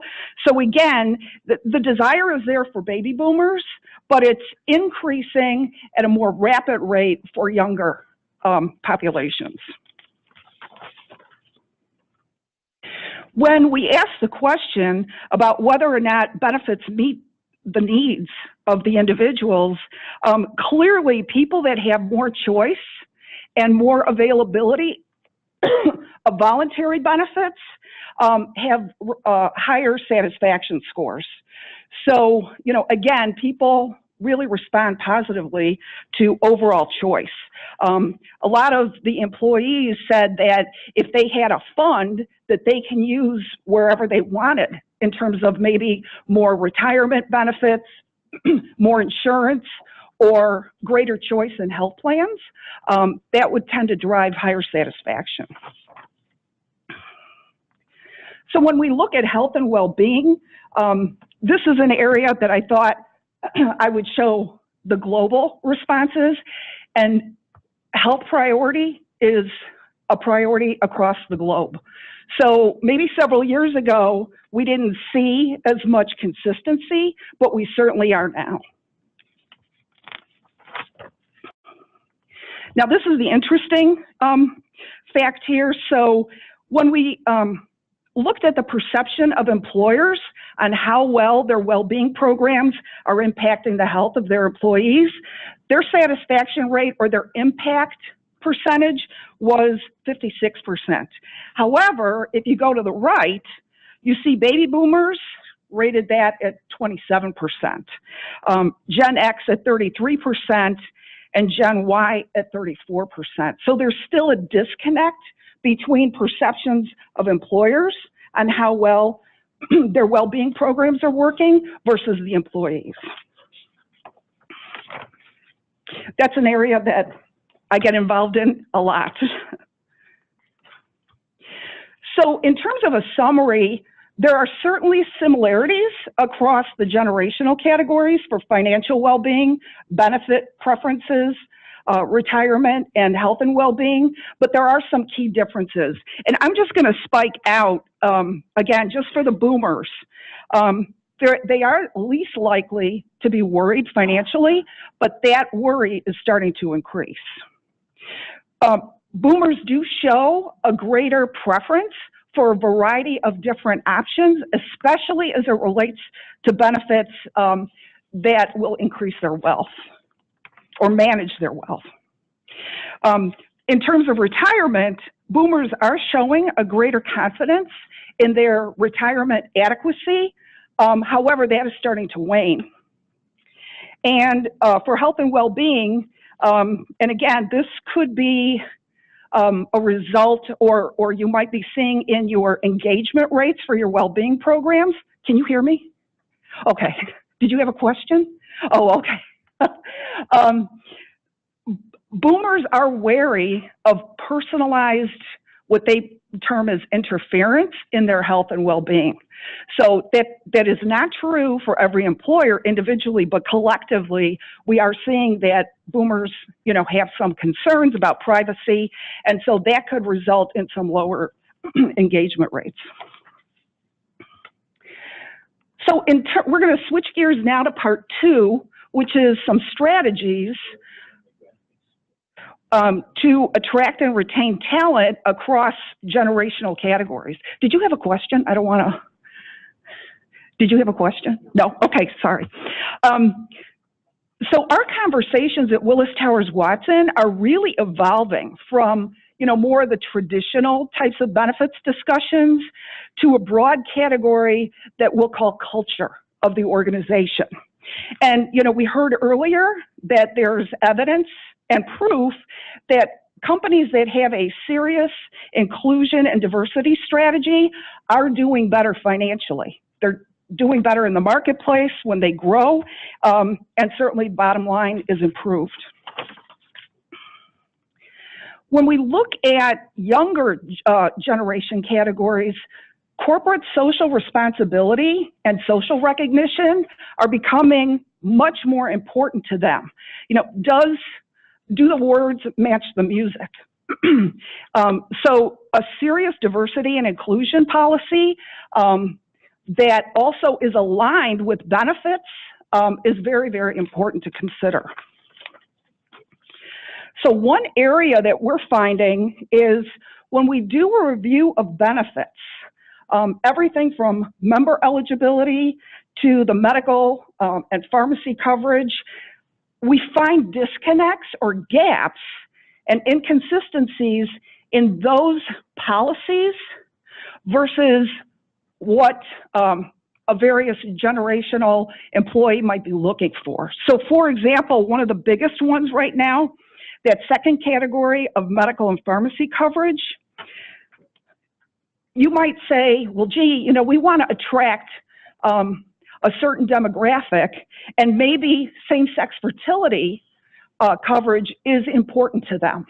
But if you look at your actual verbiage in that policy, it could really specify that it's a benefit only for heterosexual couples. So again, we are finding disconnects. Oftentimes there's a lot of cut and paste that's going on when you're updating information. And if, for example, the benefits don't evolve with your desire to hire and attract certain demographic groups, that could be actually a big deterrent in getting those people hired. Also, for older populations, family medical leave to cover elder care is certainly a big issue. I know I've experienced that. I'm sure probably every single person in this room, has a story. Life insurance for domestic partners, you know, that's another issue that really needs to be looked at. When we look at health and well-being, you know, I would bet that most employers here have issues related to high-cost claimants of all different kinds of diagnostic types, obesity and consequences related to that, diabetes, metabolic syndrome, musculoskeletal, which we talked about earlier, especially joint replacement surgeries and spine surgeries, lower back, cancer. And you might say, well, gee, you know, we're talking about baby boomers. Why is maternity and fertility up here? Well, there are certain employers that may attract women who want to postpone starting a family. So certainly a more intensive maternity and fertility benefits is going to be very important. And along with that, family leave. We can't ignore behavioral health. So your EAP and behavioral health services related to stress, sleep disorders, resiliency, and opioid use disorder. If you start looking at your pharmacy data and your claims, you may see that there's a problem that needs to be addressed. And so all of these things together, you know, really need to be evaluated. Maybe a point solution would work. Maybe better alignment would work. Maybe you need a different vendor, or, you know, consider something different. In terms of healthcare delivery solutions, I'm going to spike out a few of these. The first one is treatment support solutions. And this is not just for the aging workforce, but this is for anyone. Young people can have a catastrophic event and may be told that they need surgery or a certain type of procedure, as long as it's not an emergency, to have this service available so that they understand the consequences of choosing a certain facility or maybe a provider and what outcomes are and how that might impact their ability to return to work is very important. In the middle, near-site and on-site health centers are becoming very popular. This offers the ability for employees and sometimes their covered family members to use gym facilities or an on-site health clinic right at work. So people don't have to, you know, travel very far in order to get those services. Centers of excellence, also very important. You know, for people going through knee replacement or back surgeries, again, looking at outcomes of various centers, there are some significant differences. Price may not be the only consideration in choosing a facility, you know, for those types of procedures. Okay. The next section are some various voluntary benefits that may be considered for your whole population, and I'll spike out the ones that may appeal to your more mature workforce. So, critical illness coverage is something that we do find older people are concerned with. You'll see here a sample plan design and some pricing, as you will with all of these. Accident coverage, now this is outside of life insurance, but this does tend to appeal to younger populations. I mean, it really could be something that's offered to everyone, but we do see that younger populations tend to choose this voluntary coverage.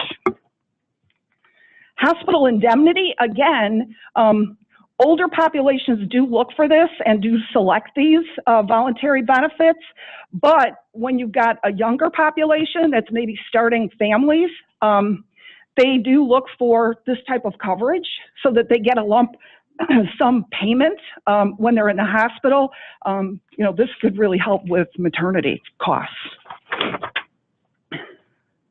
We are seeing ID theft coverage. Another voluntary benefit is something that everybody is looking for. So, you know, there's many incidences of ID theft in medical care, unfortunately, and some of these types of policies can help prevent some of the very bad consequences. And then finally, the legal offerings. Some people just kind of overlook this, but then, when people start having conversations of, maybe I need a will, or maybe I need to, talk to an attorney about a traffic accident. This is very helpful to have if you sign up for it. So, are there any questions?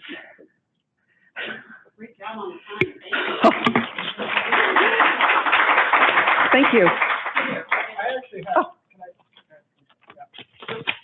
On one of your slides where you talked about the baby boomers, something about sort of personalized information or concerns about that.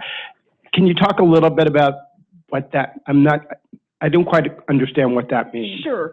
So for traditional, maybe care management or well-being type programs, you might find more concern from baby boomers about sharing their personal private information with an insurance company or really with a vendor. Usually we get feedback, and I come from the carrier side for 16 years. I definitely heard that concern that my employer is going to find out about this. Yeah. So the good news is there are a lot of really neat programs out there that are all done online. And I would say that if you've got, a lot of boomers in your population, they can definitely get attached to those types of programs. They don't feel like somebody is chasing them down and has information about them that they're concerned about. So anything to get people to move, anything to get people to embrace maybe some of the other services that can help reduce stress in their life, that's all positive. Yes.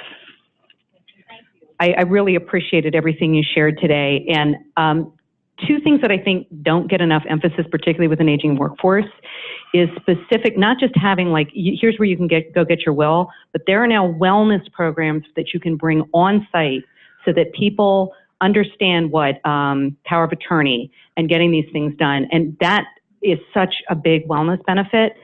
I'd encourage people to also think about real vacation time as a wellness benefit. It gets very little coverage. People are stressed out, and it's something that appeals to every demographic. Yeah. And if you do this strategically, not just give it lip service, it says a lot to the employees about how much they care for them. So but again, thank you so much. This is great information. So we could spend a whole week on some of these things. So, but yeah, thank you for your comment. And you're absolutely right in terms of, some of the well-being programs. It could be something very simple. The CDC, it doesn't even have to be expensive. The CDC has some good information. If you've got people internally that could serve as sort of a wellness champion, not anything so unrealistic, let's turn everybody into ultra marathoners, but, maybe stand for a business meeting instead of sitting, or making sure that, if you are serving meals at internal meetings, that there are no donuts, it's all healthy choices. And so that really embeds the idea that the employer is very concerned about everybody's safety as well as health. There was one company I worked for where senior leadership once a month would go around all the different floors with a giant cart of bananas and apples after lunch when that sort of slump hits. And so that culture then started to change. It doesn't happen overnight, but it was a really nice message and just a little treat, to get people excited about it. Walking at work programs, those are pretty simple to do. And again, cheap, easy. So are you seeing with the clients that you're working with before in your environment and now, an increase or a decrease or a leveling out of the behavioral health programs that are being provided? Are they more robust, less robust?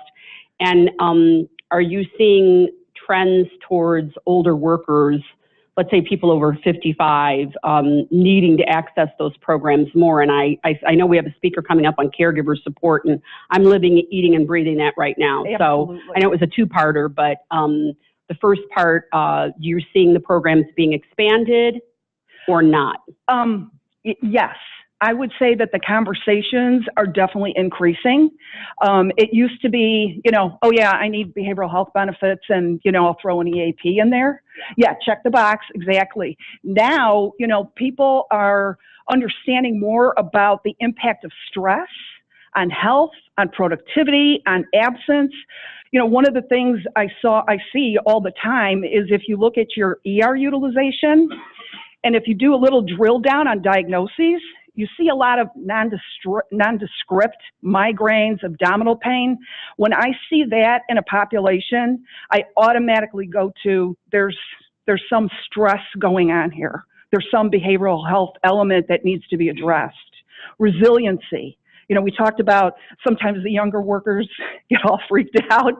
And that's the great thing about inclusion and diversity. When you can have mentors or, people that could come in and coach and kind of reduce that stress, that helps.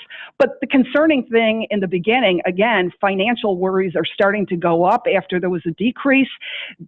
That's going to show up in ER reports. That's going to show up in hospital admissions. That's going to show up in opioid use disorder reports. Very helpful. Thank you. Any other questions? Yes. John.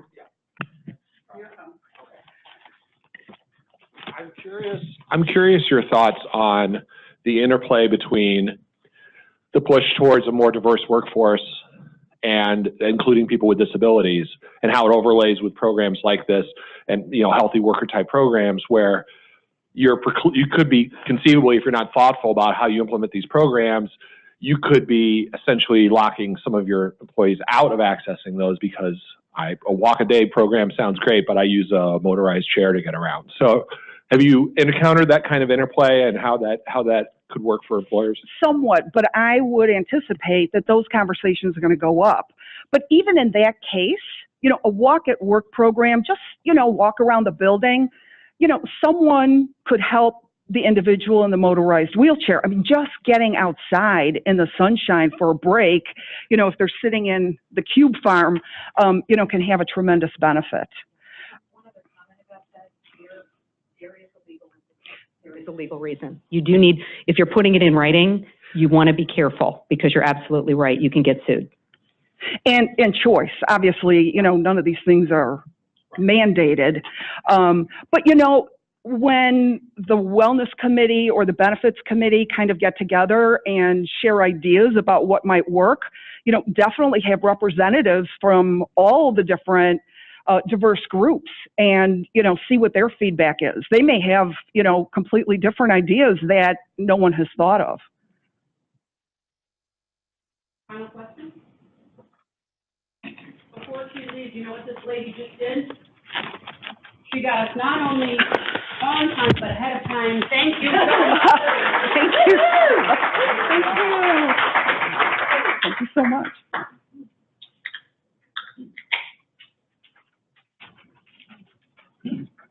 Okay, our next two speakers. Our first speaker is a good friend of mine. Kim Dwyer is the vice president at Inspira Health, which is a company that focuses on managing cost and risk for claimants with multiple chronic conditions, or the acronym we've been using, MCC. You'll talk a little bit about that, I suspect. Previously, she served as the vice president of benefit services for Advocate Healthcare, now known as Advocate Aurora Healthcare. She is a long-standing board of director and former chair of the Midwest Business Group on Health, one of the smartest employers in the country, and is enjoying her quasi-retirement while working with a number of initiatives, including volunteering for MBGH. We're so grateful to have her here today. Let's welcome Kim Dwyer.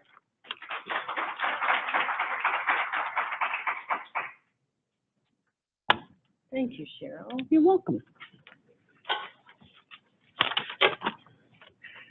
Just so you know, I plan on using those rollover minutes.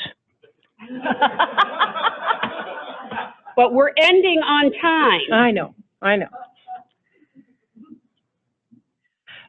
Just as a preface, my presentation today is really a collection of data points that I've pulled together. And what I feel MBG's responsibility is, the mission of the organization is to help benefits buyers understand what the issues are that they're dealing with and struggling with, and provide them with education and information so that they can be better informed in terms of what they should be focusing on, what are priorities, and what's important. So today I'm going to talk about multiple chronic conditions. I'm going to fly through these slides because the context has already been set in terms of where the workforce is going. But the purple line and the green line are the only two lines that are on the upward trend. And those are people who are in the workforce between the ages of 55 and 74. So that's, I'm going to cite a lot of my sources here. That's a CDC. The next slide really portrays, look at 65 plus. Can you guys read those numbers? I hope I made it big enough. 65 plus, the increase in employment by age and sex. So at the top, anybody over 65, the increase right now is 117% over where it used to be. These were things that, wow, really captured my attention from how is the workforce evolving. And then, of course, you have the statistics by gender. Now let's look down at the bottom at the orange and the yellow bars. Look at the people over age 75 that are continuing to work in the workforce. And this statistic is back from 2014, an increase of 117%. What this slide depicts from the CDC is looking by age category what the projection looks like over a 10-year period from 2014 to 2024. You see a 55% increase in employment between people ages 65 and 74. And by the way, all these slides will be on our site in case you want to use them for future reference. I'm also going to give you the websites where I pulled the data from in case you want to do a deeper dive. Look at the increase in folks over age 75, 86% in the last, looking at it over that 10-year period. A couple of things I pulled from the Deloitte 2018 Global Trends report to make things a little more current. So we know that we have a lower birth rate. We know that today's families are much smaller. We also know that people are living longer. But what all of that means is we have a growing older American workforce because the traditional working age, which is defined as 20 to 54, is shrinking. So who is actually performing the work? And the answer is more people are staying in employment at an older age. Look at the retiree ratio. In 2019, for every 8 retirees, there's 1 person working. Hence the big hoopla about how we're going to fund Social Security. But by 2050, they are reporting that there will only be 4 retirees for every person working. So that's how the population is going to shift over time. A couple of emerging workforce strategies. People have already talked today about talent markets being much more competitive. The younger workforce is more career mobile, so we can't count on them to stay in place for any given period of time. And so what that means, and this point was made earlier, I think, by Mim, older workers, those, and now the definition of older, I've sat here and thought about your comment, Bruce. Older is defined by perception, I think. But for purposes of this report, it was people between the ages of 55 and 64 are the most entrepreneurial. So you talked about innovation earlier, and 68% of the new venture startups are coming from that age group. A little bit of talking about the strategies that employers are looking at for older workers. Wow, we talked about the knowledge. They're proven, they're committed, they're diverse, and they're great resources for training and mentoring. Let me give you 2 examples of companies who designed in the not so distant past early retirement windows and what they learned about that model. So they set up a program where, you know, if you got a lot of service and you achieve a certain age, you get this special package and you can go early. And it's very attractive. I myself took advantage of one.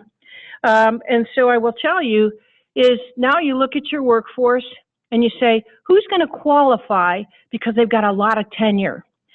And guess what? In isolation, the IT group were very tenured individuals. Now you say to yourself, why is that? 30 years ago, when people started in IT, you didn't have a degree because there was no formal education to do that. And today's IT jobs require a degree. So that made that group, that segment of your workforce, not very career mobile. So they stayed with you. And when the package came up, they took it. And guess what happened? It decimated McDonald's. Blue Cross was very much challenged.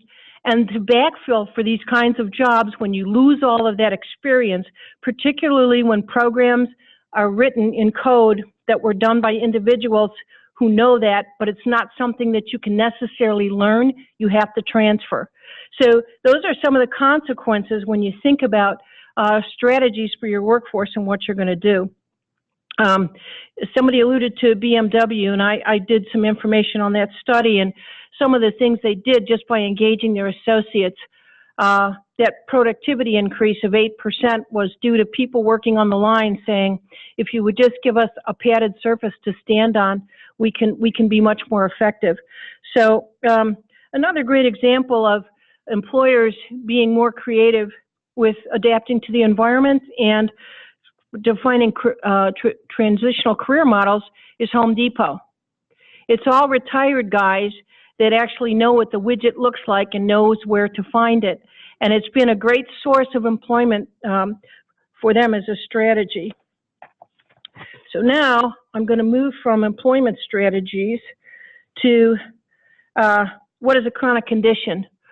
Chronic condition is defined, and this is by the RAND study, by the way, as something that is physical or mental.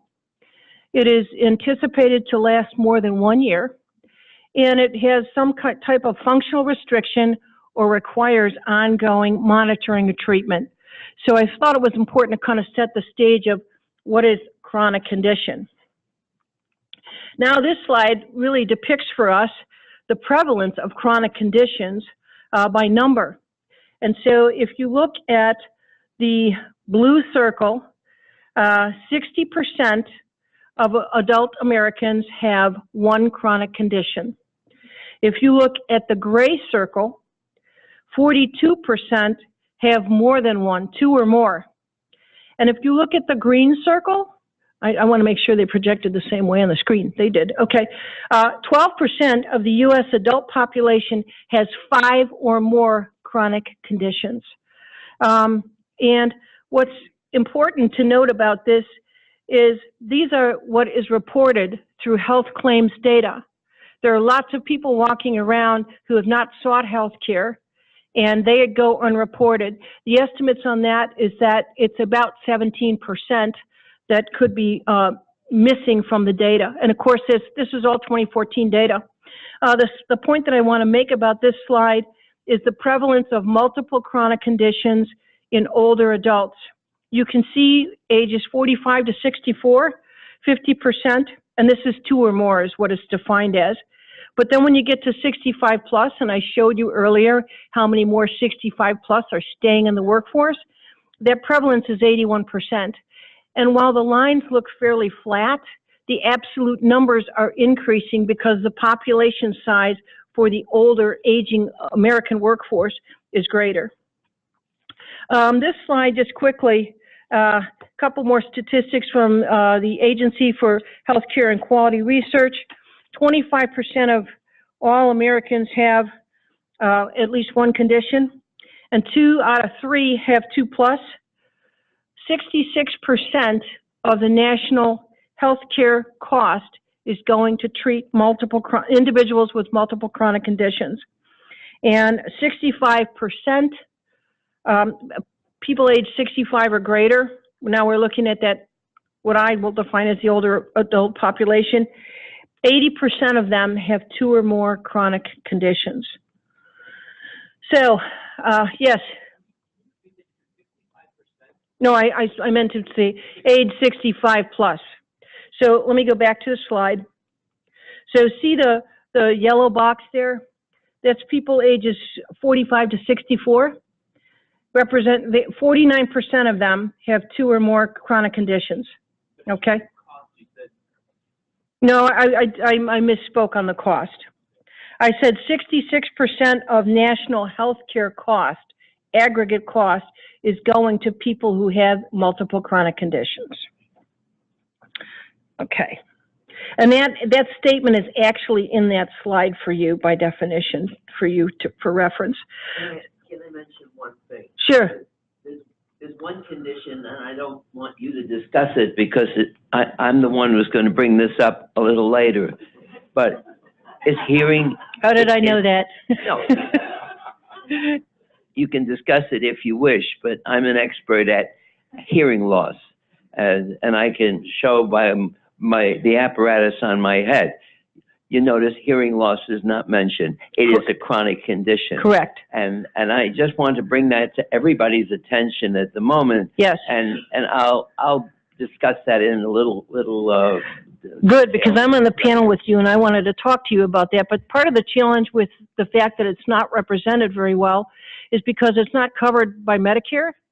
And so you don't have good reporting data to substantiate the evidence of that, yet it has a powerful influence on a person's productivity in your workforce.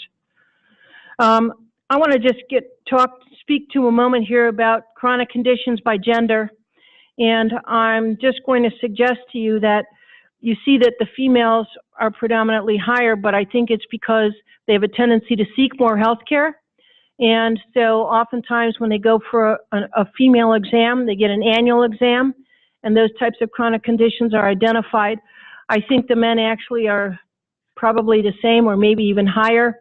The important message for us as benefits buyers is to make sure, depending on the demographics of your workforce, that you consider spouses as part of your equation when you're looking at what is the cost of multiple chronic conditions in my claims data.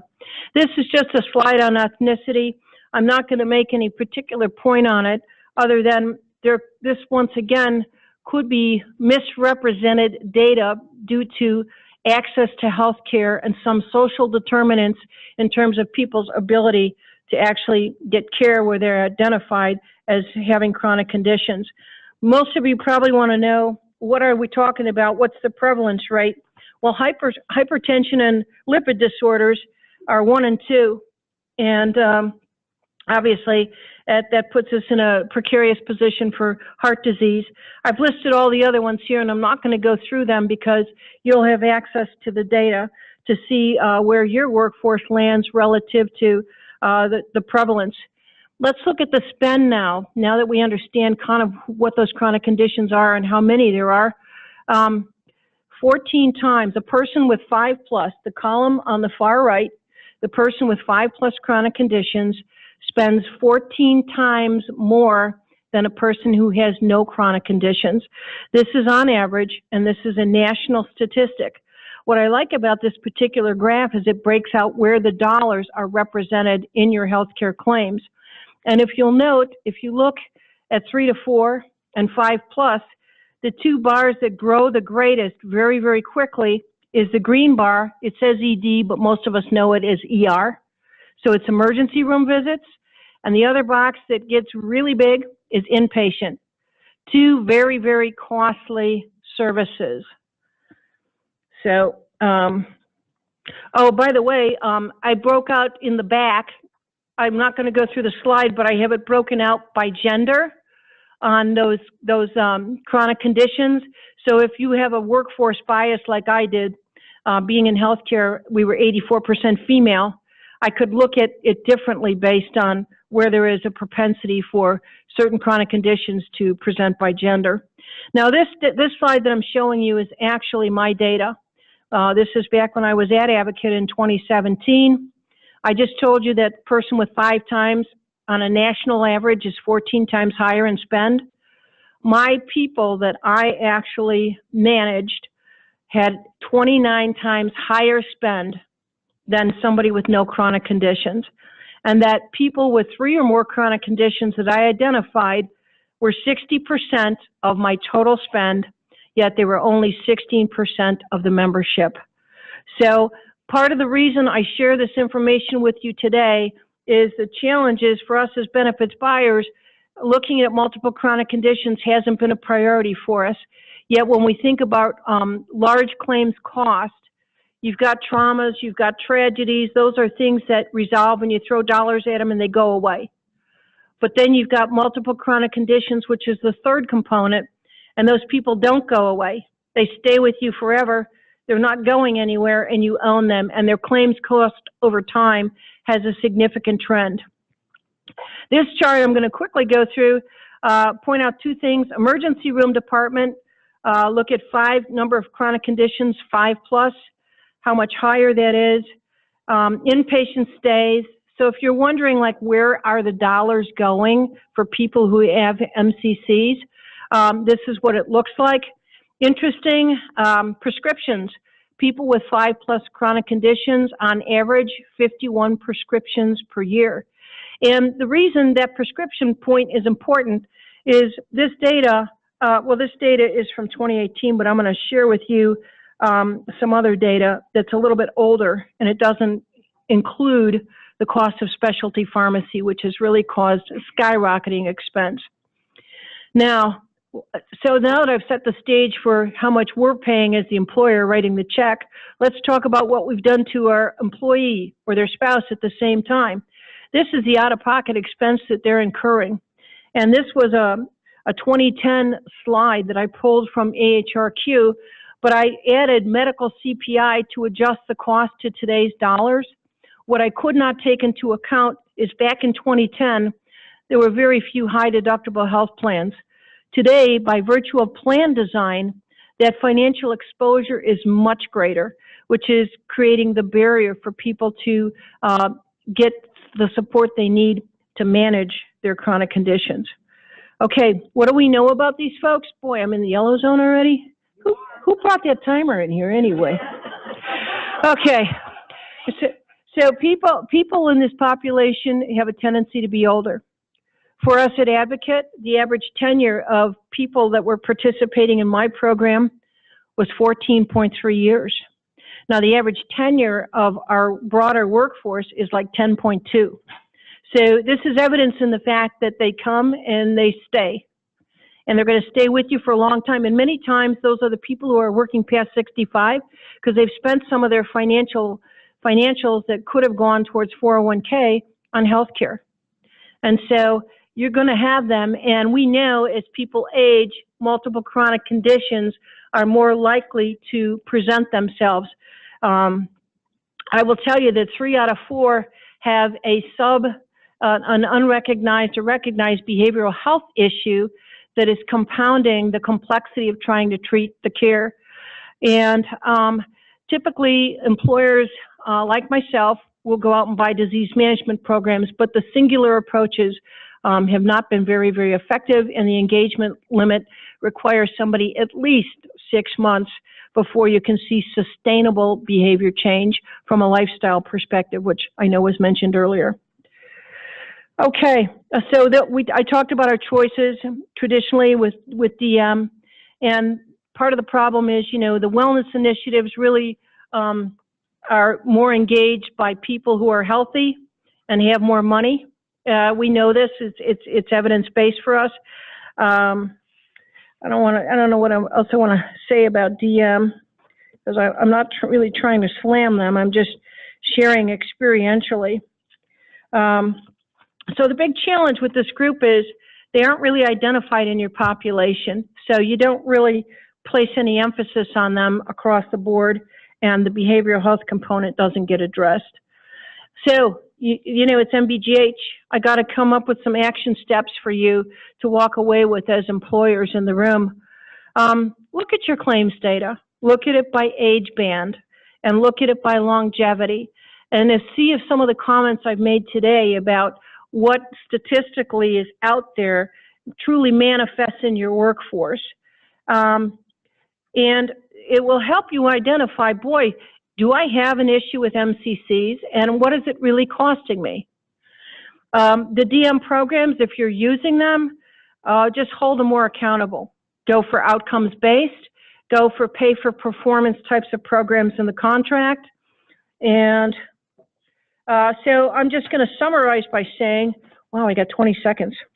Okay.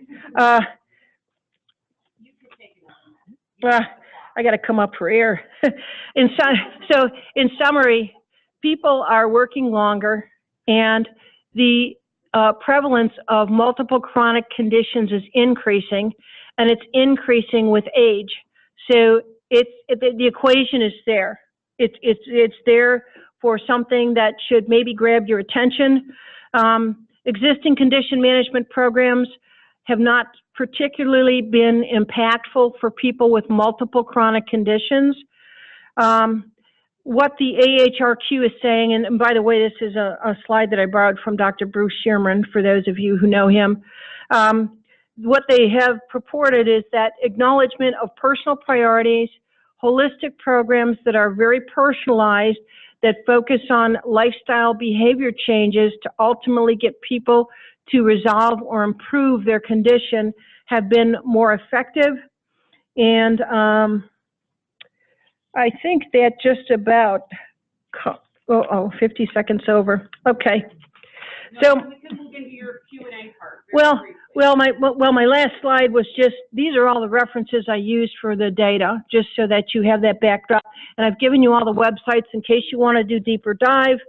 And I have my name out there in case you want to follow up with me on any more specific details about the content today. But I thank you for your time. Hopefully I've enlightened you. We have time for one question before our next speaker. Bruce. It's right behind you. Coming. We have frequently used the expression, people are living longer. And Jay, I know it may not be polite for me to ask you this question at this point. You know, what does it mean to you as a world expert on the subject of living longer and longevity dividend? What does it mean to you about that factor in the workplace? Are they really living longer? I guess I'm asking you that.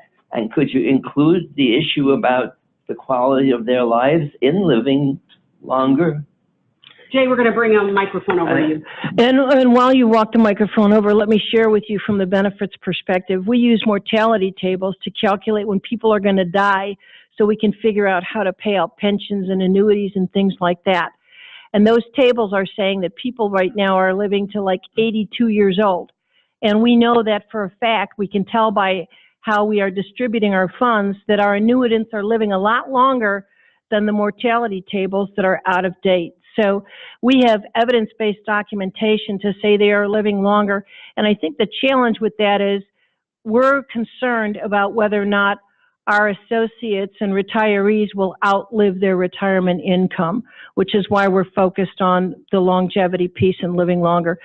We'll get the scientific answer from Jay here. In no more than 2 minutes. And I love you, but no more than 2 minutes. So I get the message. So it depends on the population subgroup that you're talking about. So wealthier subgroups of the population that are more highly educated tend to live significantly longer than those that are not. So there's great variation that exists within population subgroups. Even within the racial subgroups, there are some significant differences in life expectancy, even at the highest levels of education. So again, it all depends on which population subgroup you belong to. Living longer is not a good thing unless it is accompanied by health. Mm-hmm. And if it's accompanied by ill health, more frailty and disability, then we should not be trying to live longer. And we're doing it. We're actually trying very hard to do that. And I think in part it's a mistake. Thank you. Okay, let's thank Kim.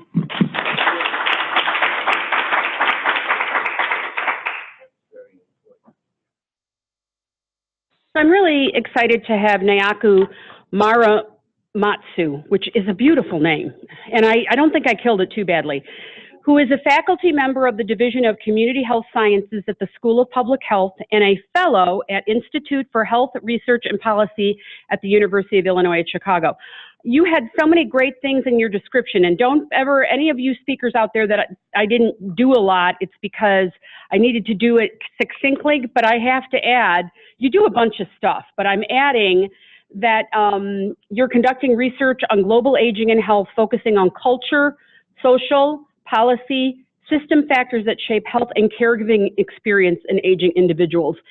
It was very important for us that we have someone talk about caregiving support, and I'm going to try not to cry, but I'm going through not only my mother, who's 91 with severe dementia and severe disability, where she is hallucinating most of the time and in a fetal position, and my brother recently got training through Medicaid, but this has been going on for months and months, and a brother who has Parkinson's and is severely disabled and just got turned away from 2 assisted living facilities because he's too disabled.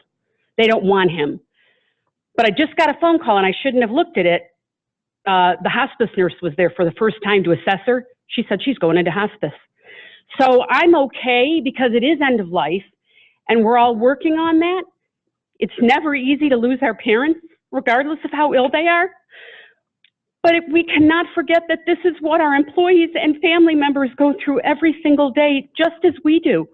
So if we don't provide support for them, even knowledge and information about resources, my colleagues at work have given me ideas.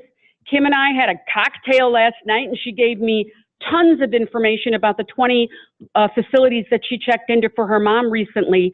We have to be open and start talking about this with each other.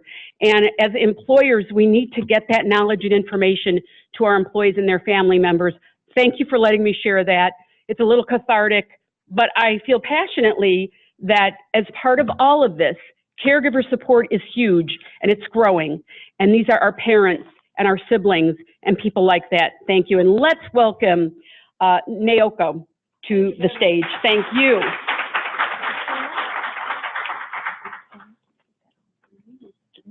Yeah, you're good.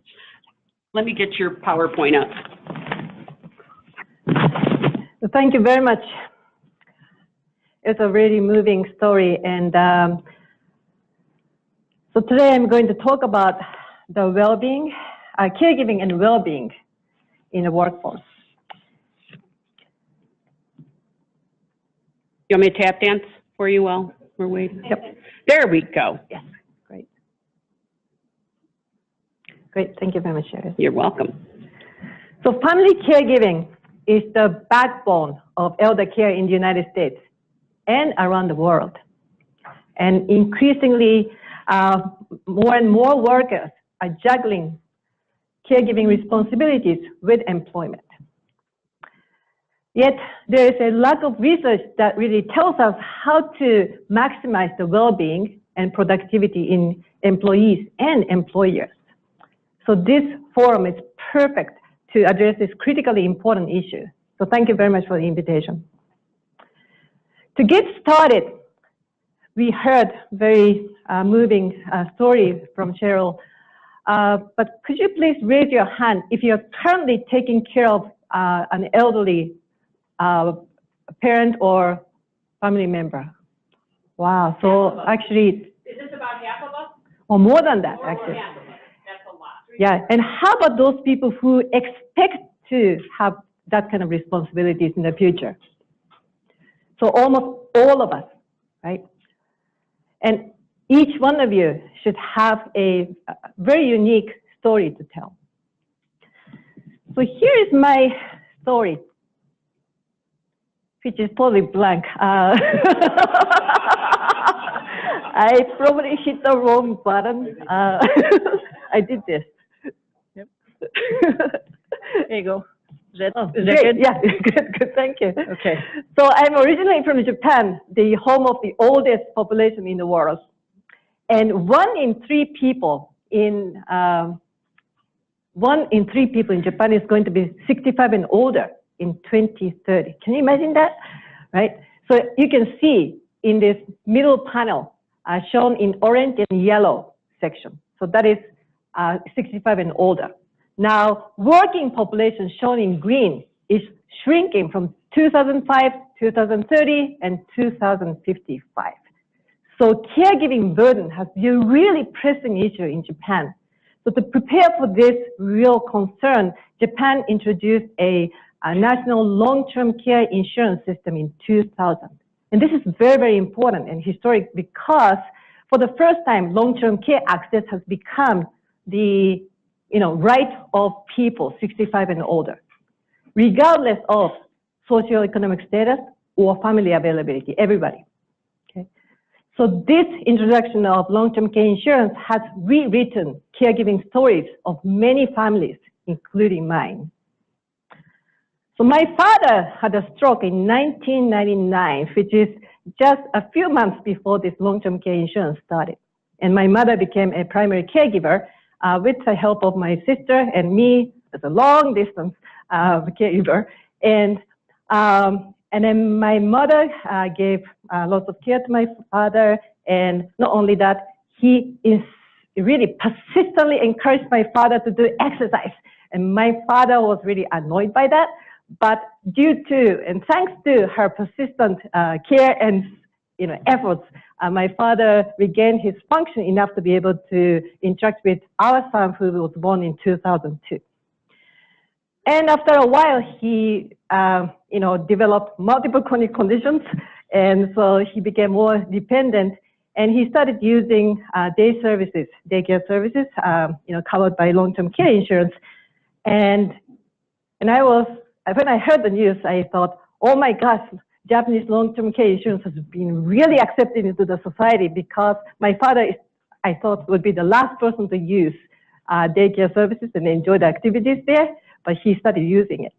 So anyway, this kind of services, daycare services or facility service, really gave a valuable respite to my mother, who continued to care for my father for the next 13 years.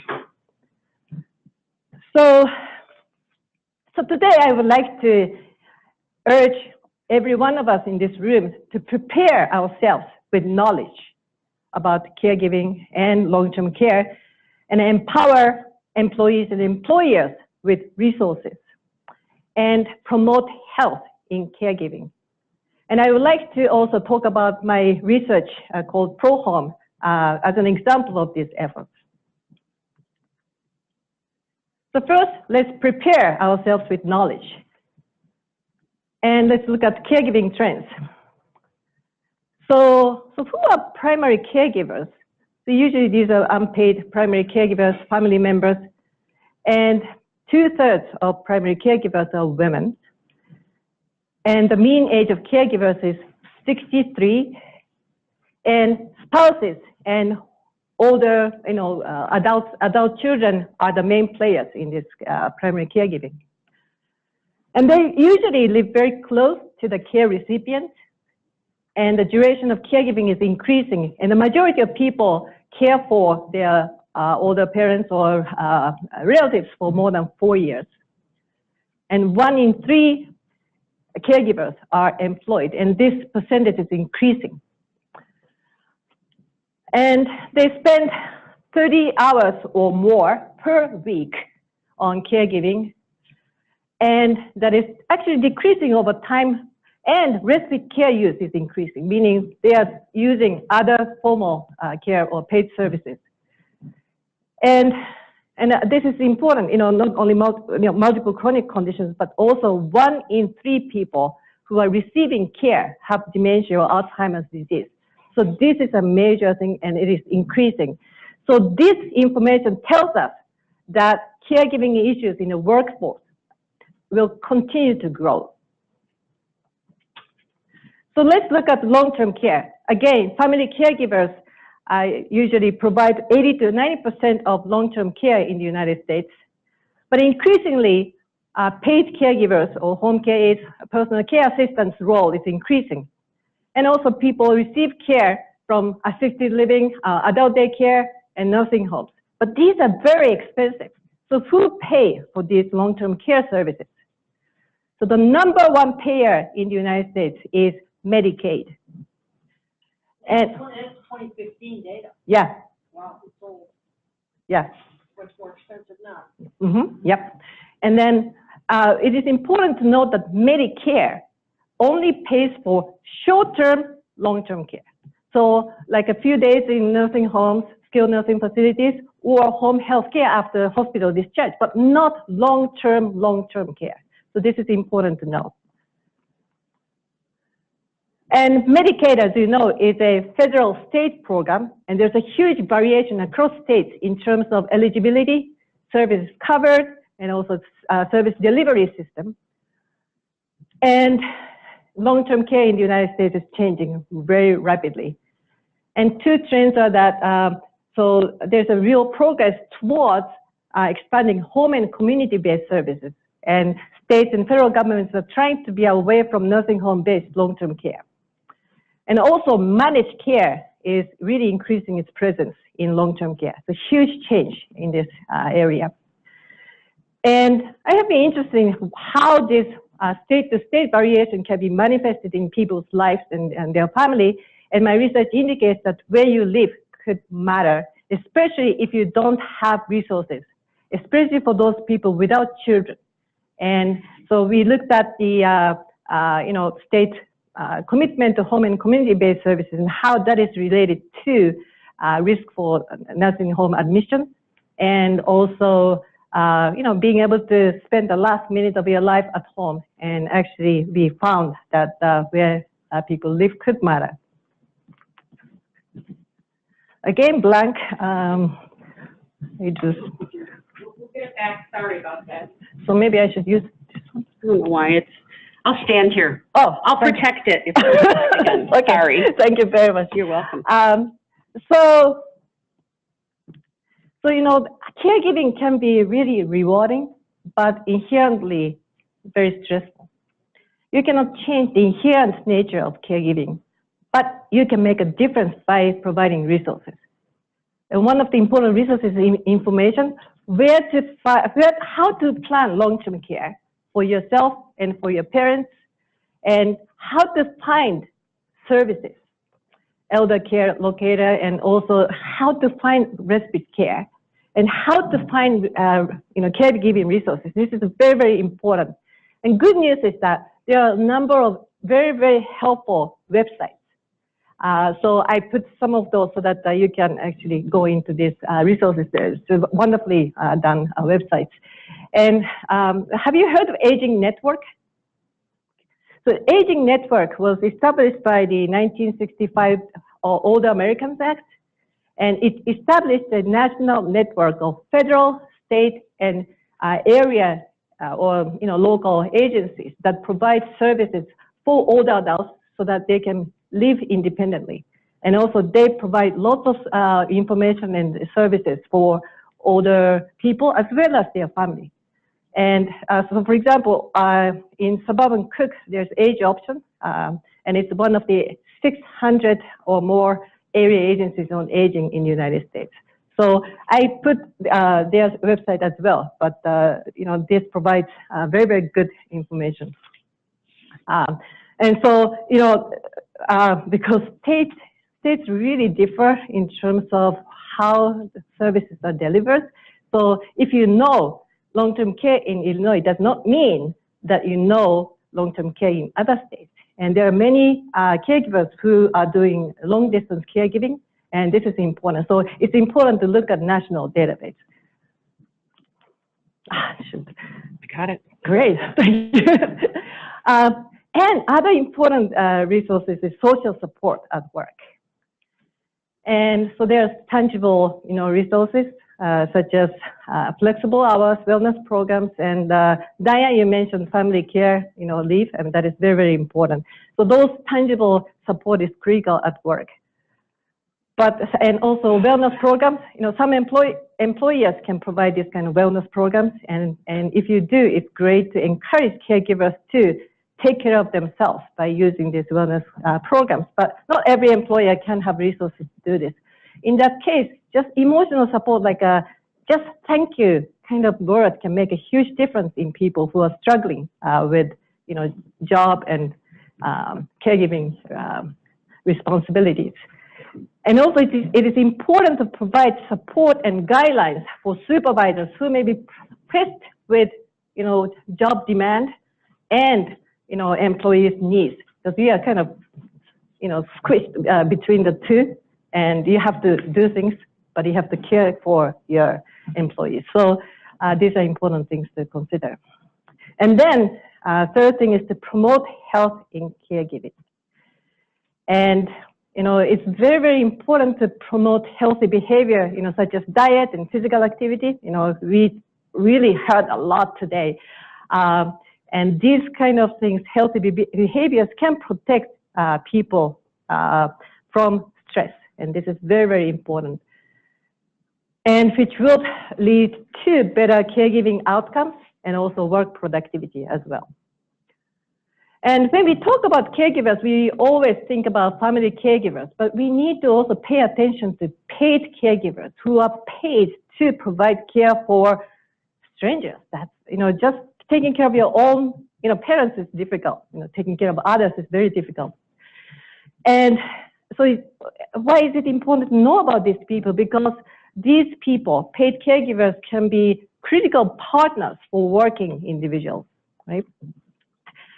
And also, it's important to remember that family caregivers can be paid to provide care if the care recipient is eligible for public long-term care.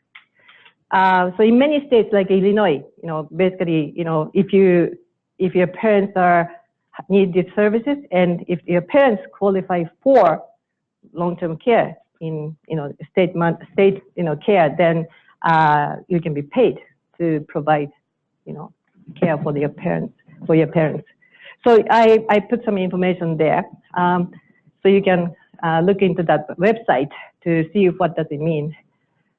And also we need to remember that these paid caregivers are also aging or older workers, and compared to like nursing home employees, home care workers are much older. And these workers have very few employee benefits. There's no way that they can get like a wellness program.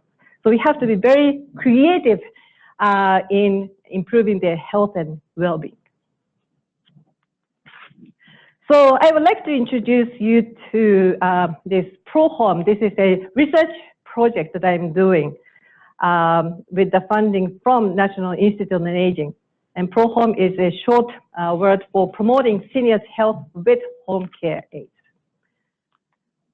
So home care aides provide housekeeping and personal care services for older adults to stay in the community. And this is one of the fastest growing occupations in the United States. And their income is low. And so they have, as low-income employees, they have high health needs themselves. It's ironic that those people who are taking care of frail elders are also, sick. And we know that doing activities that stimulate your mind and body is very important, right? So physical activity is one of them. But once you, fail, once your body doesn't really work, and then if you're, disabled, and if you're at home, it's very difficult to get to places to participate in these stimulating activities. Now, home care aides visit these frail older adults regularly. So they are well positioned to bring some interesting activities to the homes of their clients. So we partner with home care aides to bring physical activity, gentle, safe physical activity to the homes of the clients. And we are testing to see whether this can actually delay or prevent, further functional decline in those older adults. And the long-term goal is to build health promotion into long-term care to maximize the well-being of caregivers and care recipients. And we would also like to empower these frontline workers to improve the care of long-term, the quality of long-term care. So this project is conducted in the context of a community care program. This is administered by Illinois Department on Aging. And we partner with the state and home care agencies and various kinds of community-based organizations to do this study. And we are testing a Healthy Moves for Aging Well, which is a very simple, gentle physical activity program developed by Partners in Care Foundation in California. So what we do is first we train these home care aides, it's a half-day training, so that they can actually do the program with their clients. And on the first day they visit after the training, they will introduce the program, they motivate people. You know, it's easy to know that the exercise is good for you, but it's very difficult to get motivated to do it every day. So motivational component and also teaching of the very simple moves. So that is the program. And for the next 4 months, home care is remind and encourage older people to do regular everyday activity. And then after 4 months, we reconvene this home care aides to do some booster training. And yes? Can you wait, David, for a microphone? Thank you. Training you're referring to on that slide before? Mm-hmm. There it is. Yeah. So is that the training of the aide, or is that? Yes, aides. These are aides training. So state of Illinois mandates home care aides to receive 12 hours of in-service training. So every year they have to have training. And we, negotiated with the state to have our training for Healthy Moves for Aging Well to be approved as, Okay, so that I guess I'm questioning that reminding and encourage for 4 months. So they come back in again, or how? Okay, so basically, this is just 12 hours. So there's half-day training, right? And they don't get trained for another 4 months. So they remind and encourage the clients, and before the next training. So they just go to client's house to do cleaning or cooking, and as part of that visit, they just remind, oh, Mrs. Smith, did you do exercise today? Oh, you haven't? Then, oh, I'm cooking here, so why don't you do exercise while you are watching the TV? Something like that. So they are not supposed to spend time with the client because they have jobs to do. And the state doesn't want us to have home care spend time, extra time. So basically they were instructed to work, and then did you do the whole, exercise? Yeah. Okay. Naoko, this is a pilot program that you guys are working on, because my brother got trained. He did it over a 3-day period. He works for an agency now, and it's Department of Aging, because she's indigent, my mom, and this would have been great if we'd had it several months ago. Oh, okay. Because she was failing so quickly, and this exercise might have helped. So I'm really excited to see that you guys are doing this. Oh, great! Yeah, good to know. I am. Yeah. So this we are just piloting. So this is the pilot, and we are doing a larger randomized control trial that I'm going to talk about. Thank you. Let's see. It's my only job. Thank you. And so this is research. So we do assessments of clients before and after to see how things have changed in terms of function. Function is the major outcome that we are looking at. And then so this is the profile of our participants. So we had 54 pairs of home care aide and home care client, and half of these people are actually paid, family members. Just like your brother. Mm-hmm. And so age, and not surprisingly, clients are old, 63 to 101, and home care, let's look at the age. So 73-year-old home care aide could take care of 65-year-old client, right? Mm-hmm. So this is the kind of profile of home care aides. And mostly female, African-American females are our participants. And about half of the clients had both Medicare and Medicaid. And actually 1 in 5 home care aides also had Medicaid and Medicare So it's a dual eligible population. And 100% have multiple chronic conditions. Yeah. But 48% of home care aides also have multiple chronic conditions. So here's the pilot results. We were so excited to find very promising results here. So clients' health outcomes improved after the 4-month intervention. So daily activity function that is self-reported, and then objectively measured physical performance also improved. Self-rated health, pain, actually I realized I got it. Okay, thank you. And fear of falling also got reduced. And this program was very well received by clients and also home care aides. So one client said, I feel like I gained some confidence from the program. I feel like not need my cane as much in the morning. So this is a testimony from the client. One home care aide said, my client is a 90-year-old gentleman and he loves the program. And in fact, it helps him and it also helps me because I always do it with him, meaning some older home care aides are doing the exercise together, and that is great. So this is one of the examples of the kind of creative solutions to promote the health of older workers.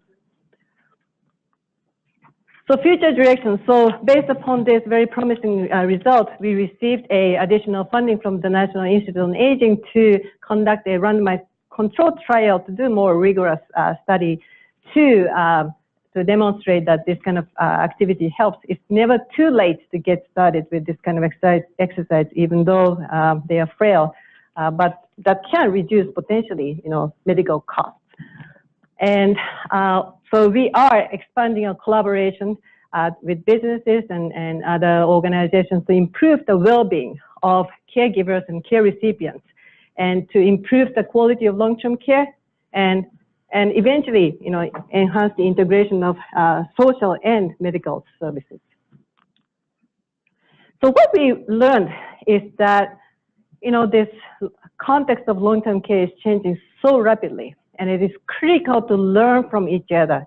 There's nobody who is an expert in this field, and home care aides, home care clients, researchers, students, businesses, managers, it is very important for us to learn from each other. And in conclusion, all of us have roles in families and also organizations, and caregiving responsibilities may fall upon us or our colleagues unexpectedly. So it is very important to prepare ourselves with the knowledge on caregiving and work, and also empower employees and employers with resources, including information and social support at work. And also it's important to promote workplace health and to develop resilient workforce and teams through creative solutions. And I really believe it is important for all of us, MBGH members and academic institutions like UIC, to learn from each other, to produce knowledge through research, asking very good, important questions, and gather information to answer those questions. So thank you very much. Thank you, Melissa. So we have time for a question. Jane in the back, if you'll run over there. Employees who want to find out how their parents can reduce their assets so they qualify for Medicaid. So that is lawyers' work. Right. Well, and I can answer that in having gone through it recently, in that they do a full history. It's initially verbal, but then you have to provide them with all of the paperwork to prove that you have less than $17,500 in assets in total. And the surprises for me were that included life insurance. So if I was going to put her in a Medicaid facility, I would be handing life insurance value, any other assets. We had an annuity, any other assets. She doesn't own a home. And so it's tough, which is one of the reasons we chose to train my brother to stay at home with her. Yeah, I've seen, I've read in the New York Times that there are strategies for doing this so that you maximize the benefit for the family. You don't drain down assets. So I just wondered, that sounds like that would be an interesting employee seminar. And I just wondered whether there were any resources for those kind of strategies. So, yeah, we haven't offered any resources, but it is an important role that the employer can play. I know with my parents, we put a plan in place to move the assets. Yeah. Right. Well, that's what people don't realize is that if you don't do it soon enough, you cost yourself. Right. So, yeah. And, on one hand, you've got people that have no money or little money. And then on the other hand, you've got people that have plenty of money, and the choices are very, very different. Can you bring the microphone up to Bruce, please? There are social workers that work with your family to tell you what your options are also. I apologize for not hearing everything. I always have to precede my question with, if this has been discussed, please let me know. When I was Chief Medical Advisor to Sedgwick, we did a study on reasons for absence from the workplace, mainly oriented towards workers' compensation. And what we found was Monday morning absences were a particular issue. One of them, obvious reasons, is alcohol. Or Super Bowl, something like that, or Super Bowl. But another one, which showed up on the chart, was caregiving. And I'm bringing that up and asking, is this a major issue at this point? A lot of women in particular would call in on Monday morning, and they had all kinds of excuses that they couldn't come to work. And when they checked on it, the rest of it is obvious. Right. They found that they were taking care of their mothers or Right. their fathers, and they couldn't help it. Spending all day Sunday doing the cooking and the shopping and the cleaning and all of that, and then doing it at their own homes. So I'm going to ask that we take did you have a comment, Wayne? I'm going to ask that we take a 5 to 10 minute break. We'll get back together. We'll do our final panel, and these wonderful ladies are here to ask questions as well as our other speakers. So thank you again. I'm so sorry about the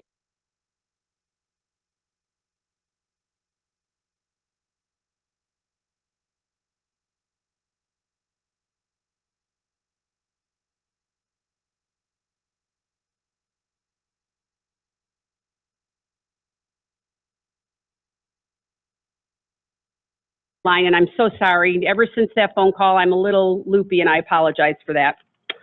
Next, I'm going to introduce Dr. Bruce Douglas, the Professor of Health and Aging at UIC School of Public Health. I don't usually read all of the things, but I'm adding a few extra because it's Bruce. And Bruce was the one that came to MBGH after Larry retired at the beginning of 2018, and I was new in the role of president. And he's just a unique individual and is so passionate about this. Bruce's career spans 63 years since completing his formal oral and maxillary facial surgery education and training. He appears to be at his final resting place, which I think is a little scary how you said that. Because and I think it's intentional, isn't it? I don't know, maybe it's not. At age 93, and let's just do that, okay? You're older than my mother, okay? At age 93, he's serving as Professor of Health and Aging at the University of Illinois at Chicago School of Public Health and Professor of Oral Medicine at the UIC College of Dentistry. He is working with the guidance of the renowned expert on aging, who's still here, Jay. I'm so excited you're still here. Jay Olshansky, to determine the impact of senescence, close, that term we saw earlier. How many had heard of that before? I'd never heard of it. Oh, public health people over there. Well, sort of. Well, okay. I'm not going to say it again. Let me find where I was. On the quality of life of older adults and assisting the College of Dentistry and other UIC allied health programs to develop teaching programs on all. I'm not saying the sentence word again. So very impressive. Bruce, I know you left, you came back. Love it. We also have Debbie Sharon. Did I say that correctly? What, Sharon? Sharon? We had dinner last night and cocktails and I still got it wrong. Okay. Is the manager of benefit total rewards for AbbVie. She manages prescription drug plans, flexible spending accounts, and commuter benefits for U.S. employees. And we had a lovely dinner last night. One of her colleagues, Lois Laurie, is a former chairman of the board for MBGH and our first female chair, and just a wonderful lady. But you guys are doing some pretty exciting things in this area at AbbVie. And then finally, we already have met Mim and Kim. Oh, that's funny that rhymed. Let us welcome Wayne. Thank you very much. And first, to Cheryl and Denise, I just want to thank you all for putting this panel together. It has been amazing. And I remember, I guess it was like 7 or 8 months ago, we had a great phone call where we talked about sort of how we might bring all of this together. And it's great to see the great agenda and the discussion that's happened today. And we have an amazing panel. We had a call late last week where we sort of planned some of this. I think what we're going to try to do here with both Bruce and from the employer perspective is give you all some pretty concrete solutions and ideas about what you all can do as we think about an aging workforce and how to promote health and well-being for that workforce. And so we sort of came up with 5 or 6 different questions that we'll talk about that sort of delve in several different areas. And then sort of also open it up for a few minutes for participation from the audience, and then we'll end with some final thoughts from the panel as well. So I think we've heard a lot about demographics and sort of changing and sort of rationale for why employers might want to hire and retain and recruit a diverse and inclusive and including an aging workforce. But I was wondering if the panelists, if there were any topics or areas where that we haven't covered that you might want to talk on, just in terms of changing demographics and also thinking about challenges in terms of an aging workforce. Bruce, do you want to start? Yes, I have a very varied career, which has been enabled by the large number of years on which I've been on this earth. And I've learned that if you live long enough, you can do enough things to make yourself feel good. And I have a magazine that I'm going to make available to a couple of you. I only wish my mother was still alive. If she were, Jay, she would be 117, so it's possible she could have still made, because there I am, 67 years ago on the front page of a magazine with my Navy uniform on. But the reason that my face is on this magazine is because of my interest in the subject of the effect of senescence on the older adult, the quality of life of the older adult. And I think that's what we've been talking about today, not necessarily putting it in that context. And I hope that as our panel moves along over the next few minutes, that the emphasis will be on that subject, the quality of life of the worker, even though we are employers, and I haven't been an employer since 1989 when I gave up my oral surgery practice. But from the perspective of an employer, we have to be concerned about the health of our employees. That goes without saying.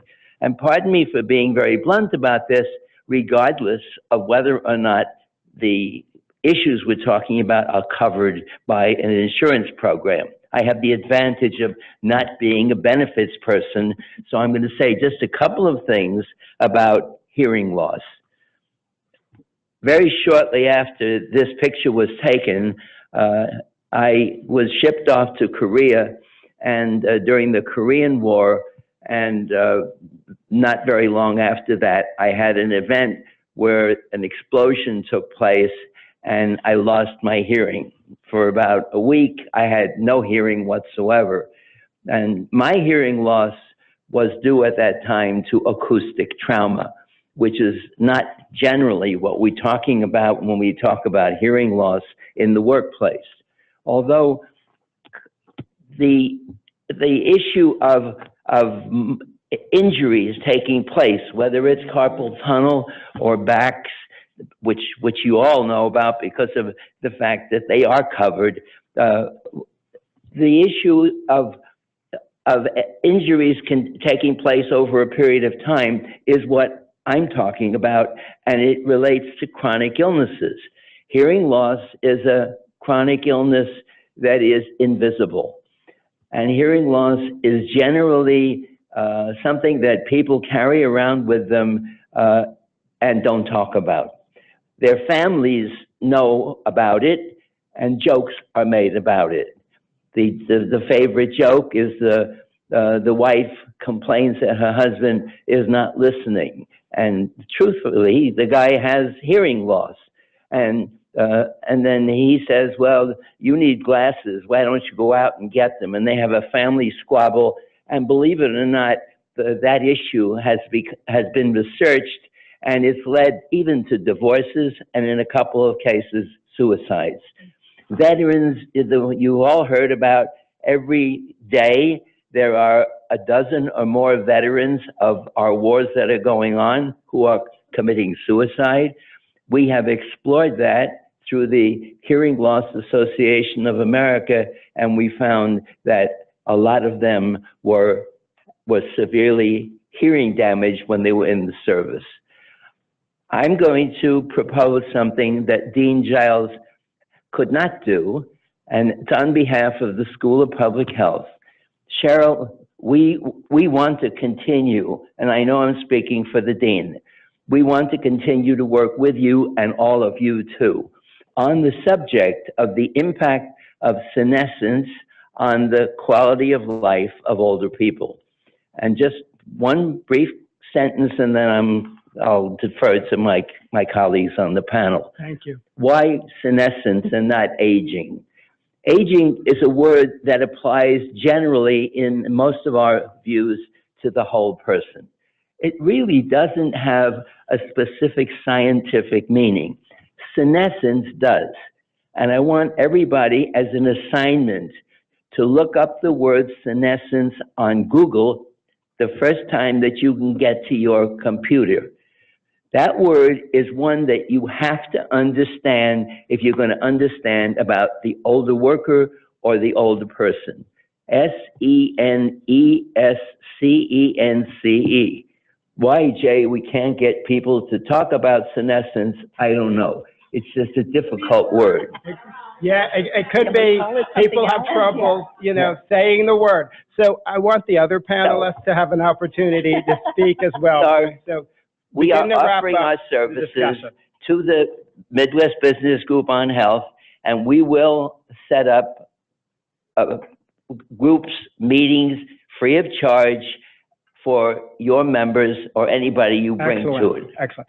So, yeah, thank you. So, other panelists, if you have thoughts in terms of changing demographics challenges for the aging workforce, we've already heard about hearing, but other I would thoughts? like to say one other thing practically about this, because I come from the finance, benefits, underwriting, HR, health prevention background. I come much more from the finance side of all of this. And when we talk about hearing loss, when I was on site and we were on site and doing work at the headquarters at Goldman Sachs, we did hearing tests.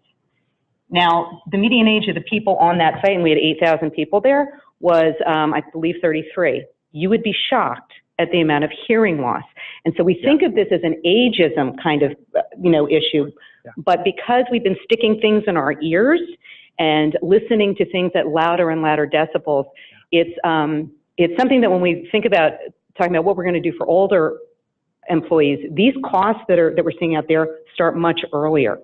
And so it's not two separate issues, what we're going to do for our younger workers versus our older workers, But I know a lot of the research scientists here will tell you that we're seeing much more type 2 diabetes at younger and younger ages.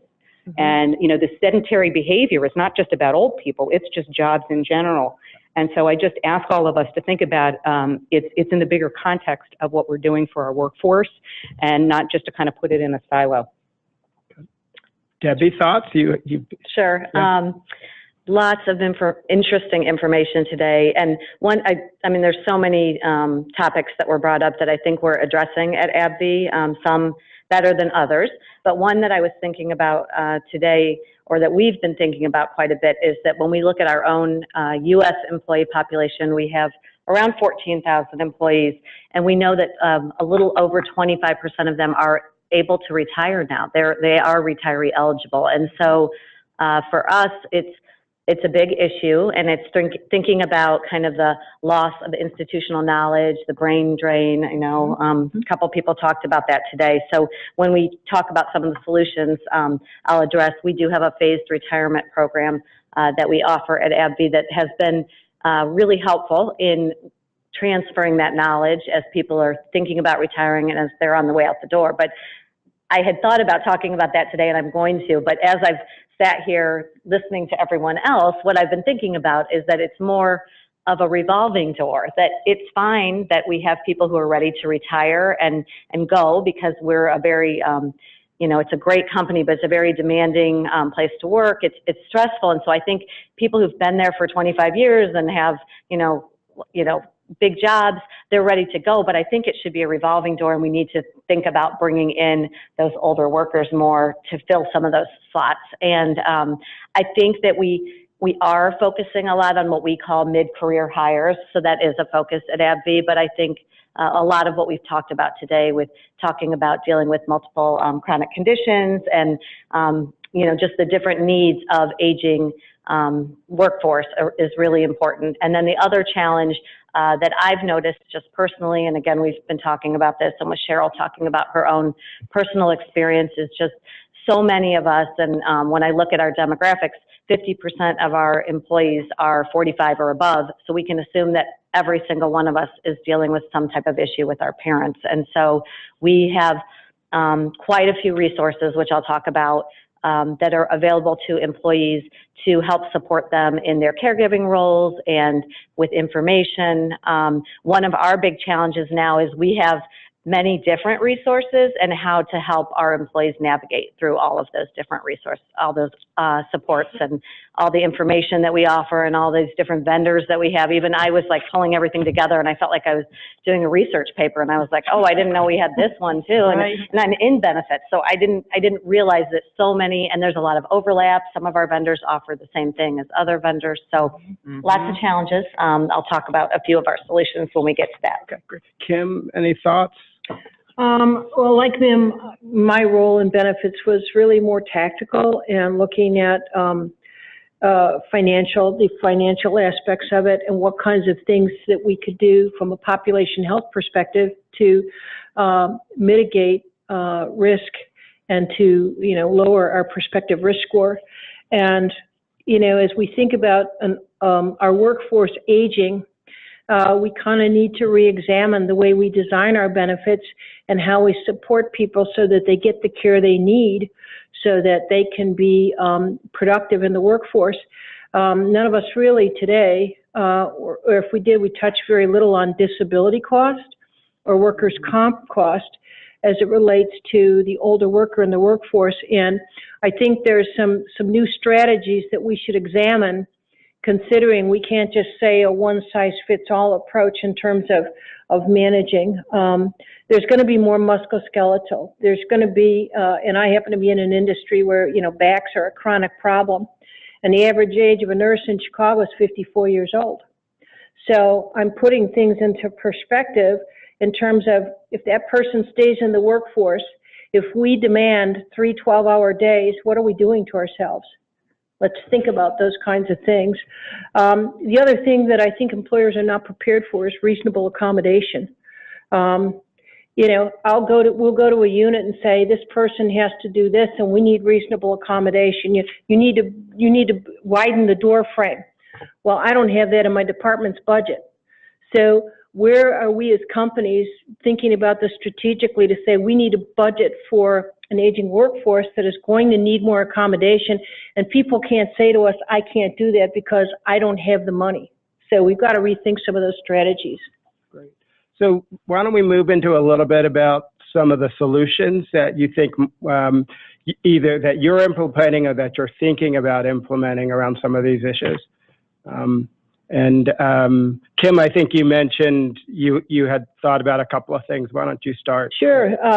You know, obviously my presentation was about data, so I'm very data driven, and I think that's important to help you make business decisions. But we don't do enough collaboration with workers' comp.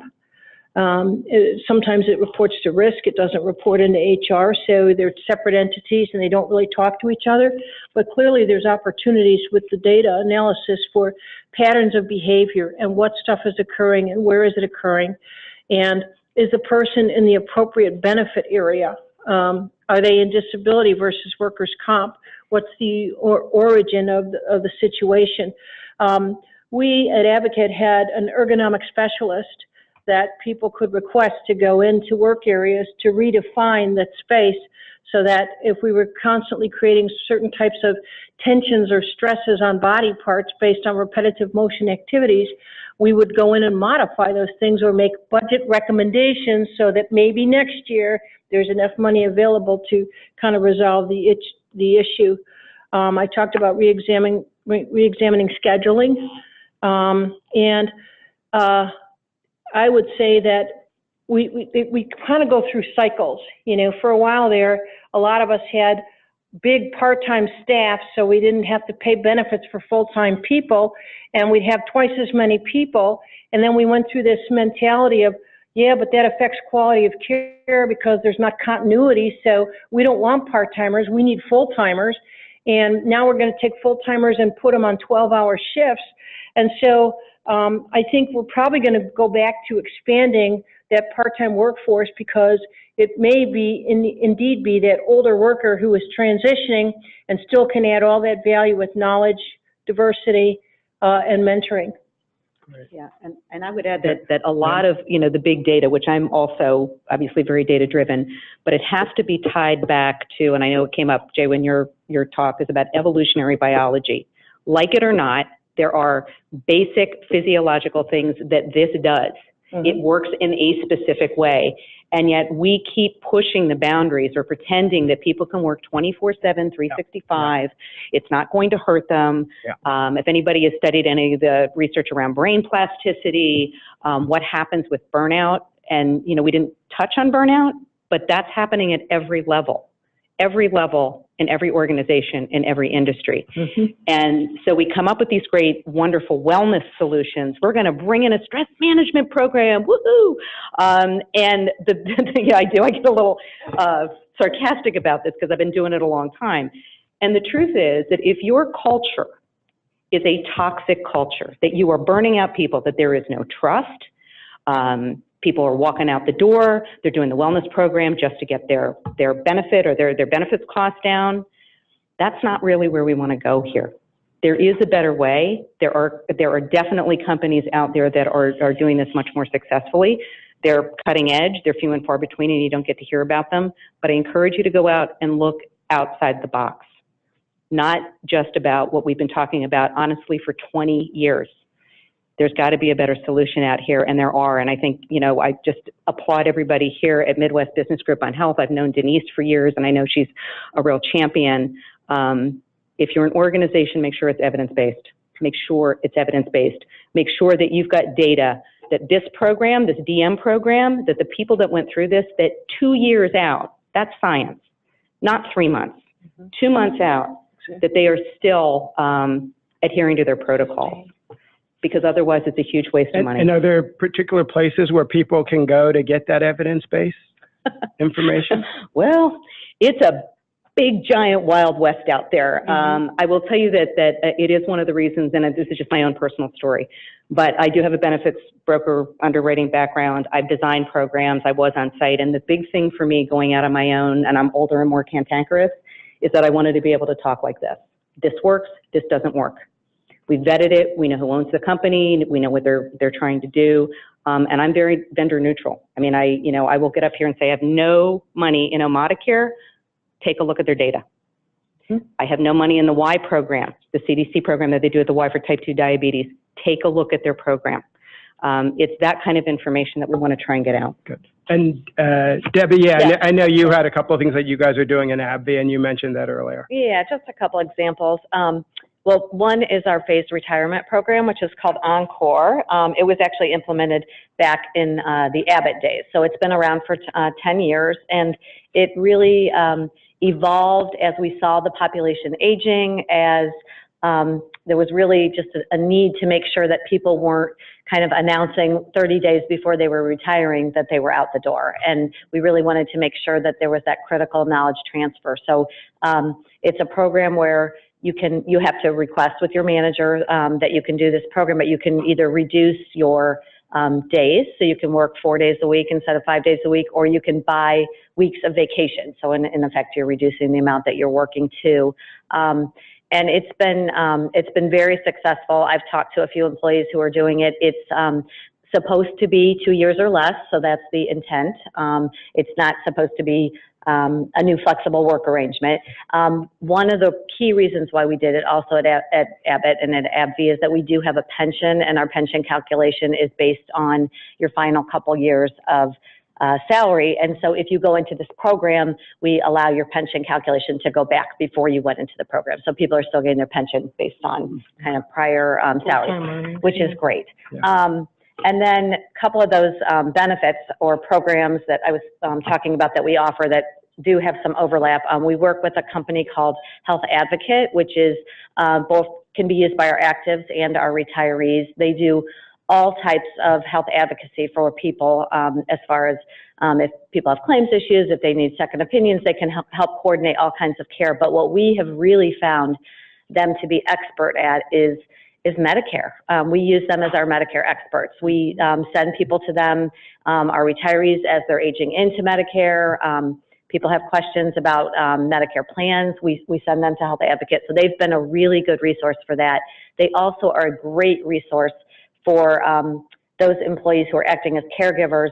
We use them for elder care referrals. So they will do the research. If you're looking for a place or for some type of nursing care to come in to help your parent, they will kind of do all that legwork. And we know that that takes a lot of time for people and is very stressful. So they've been very helpful. And then another organization that we work with is Financial Finesse, and they're a great vendor. They are great. Yeah, they're great. They provide all types of financial educational information, and it sounds like, Mim, you might be able to describe them even better than me. They have a financial learning center, but one of the great things they have on their website, as I was kind of preparing for today, I was just clicking around, and they have a whole section on, again, if you're dealing with caregiving and parents, they just have checklist after checklist of things that you need to think about when you're looking at your parents' budget, when you're thinking if they need to move, if your legal issues, if you need to do a living will, if you need to do a trust. So there's kind of all of that information in one place with really organized checklists, which are great. And Financial Finesse is research-based. We've actually done joint programs with them where we've shared data together. So they are one of the financial wellness companies that I advocate for. That's great, great. And so then one other thing I just wanted to bring up, when I was talking to, we have an on-site EAP counselor, and we have great EAP with an 8-session model, and EAP has lots of support for elder care issues. So I'm not going to go into that because I think most employers here probably have that. But when I was talking to our EAP person, she said, you know, I just did a webinar for a group of employees out in the Worcester location who have organically formed a geriatric support group for employees who are doing caregiving. So this was organic. I got in touch with the guy who coordinated the group, and it's fabulous. They meet monthly now, and there's about 20 employees. It's a site where we have, I believe we have between 600 and 700 employees there, but they've got like 20 people a month, and they bring in different speakers to talk about different topics.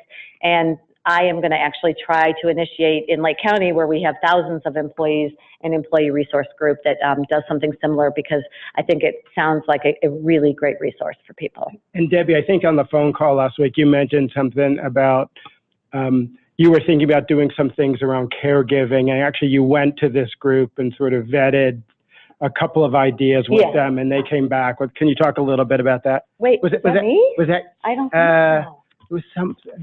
Or was it you, ma'am? Might have been, yeah. I apologize. Yeah, I don't know if any of you know Eileen Fisher as their fashion house. Yep. Yeah, some people know them. Yeah.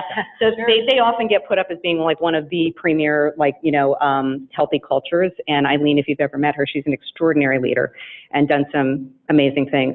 So one of the asks, and we do work with them, is, they came back and said, we really need support. Like, what are we going to do to help our people with caregiving? And so what we are doing is we said, look, we're going to bring an attorney on site, talk through each one of these documents so that when you are sitting there, you can sign these documents now, because we all know that people have very busy lives.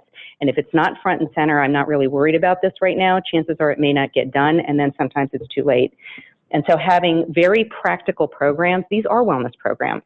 And again, I told you that I am also have been a caregiver. I was a caregiver for my father at the very end of his life. PhD, neurophysiologist, divorced from my mother. I was the primary caregiver, and I thought my dad had a will. Guess what? Didn't have a will. So in the middle of going through this very emotional situation, honoring his last wishes, just as an aside, he wanted to give his body to medical research, which we did, which was, you're going through all these emotions. To not have to deal with all these legal things, to have all of that off the plate is such a gift. I'd also like to remind you that there are a lot of single people out there that do not have children, that may not have other support. And so bringing in these resources for them early on to talk about estate planning, what are you really going to do practically, is a huge gift to them. And, you'd be surprised at how many people in senior positions have not thought about this, because it's scary. So we have to normalize some of those conversations to support them. Good.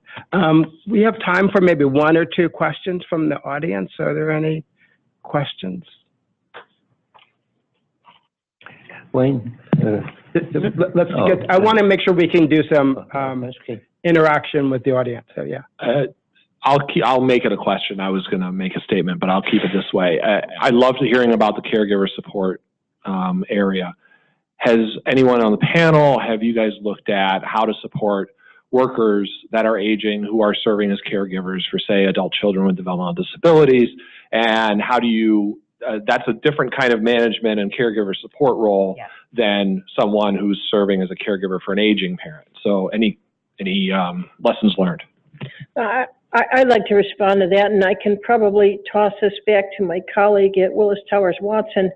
From a voluntary benefits perspective, is available today a solution, a service, a platform that vets out caregiving services?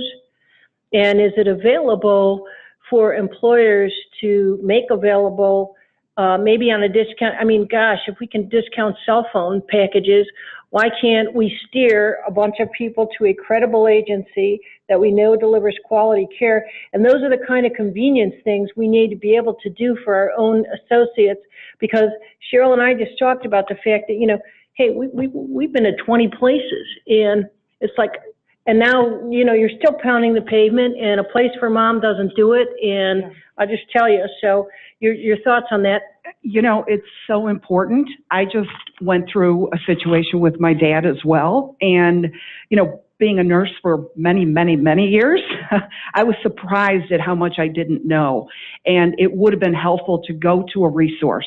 I've talked to several people here that have used organizations like Health Advocate or Quantum Health, where they do the research for the employee. In terms of voluntary benefits, that was the first thing I asked when I recently joined Willis Towers Watson. There isn't a program or product available today, but it is something that we are talking about with our employer clients. There is emergency elder care backup that you can buy. Bright Horizons offers that. And I know, again, I only know that because I was on site at Goldman, and it was deeply valued by the employees. So that is at least out there in the marketplace. Could I also add that I have a sister with a disabled daughter, and they opted to go through the Medicaid option, and then they had to hire an attorney to do that. And it is much more difficult with a child, an adult child, or a child of any kind, to go through that than it does a person who's aging, because they have to certainly qualify them to ensure that it's accurate. So there's that should be added to the caregiver support list of issues. And I don't know, Kim, if you guys do this, but the pre-tax dependent care benefit that we always talk about for children, I mean, we don't do enough advocacy around that. This is also, It can be used for other care. absolutely. Yeah. So that's a no cost. If you already have it in place, if you do a whole communication strategy around that, that can be a real good cost savings for people that are caregivers. So I think we're about at time. So why don't we start with Kim, and then we can sort of, any final thoughts from the panel, we can just go down the road. Well, just on the day. Just today, even the research that I did for my presentation for you today was very enlightening to me in terms of what is the issue, where do we stand with this, how important is this in the grander scheme of things. We're always trying to juggle 50 balls, and understanding this is like what we talked about 10 or 15 years ago with specialty drugs coming as a tsunami. This shift in the workforce and our ability to be flexible with those folks and to keep them productive is really, really important. So, I just applaud MBGH for being on the front end of providing this forum for people to understand what the issues are, to begin to grapple with it and get their arms around it. Bruce, I just want to add that I had actually on my notes, I have hearing support listed here because it's a gap in benefit design. It falls through the cracks, and you don't realize when an employee is in your workforce and they have an issue, and it affects a lot of things, including potentially productivity as well as safety. So something as simple as mobile screenings for hearing tests is something simple, like a silver bullet thing that you could plug and play and, add some value from a workforce perspective. Add that we're also, Kim is on an eye health and vision benefit working group with us. We don't pay nearly enough attention to eye health and vision health.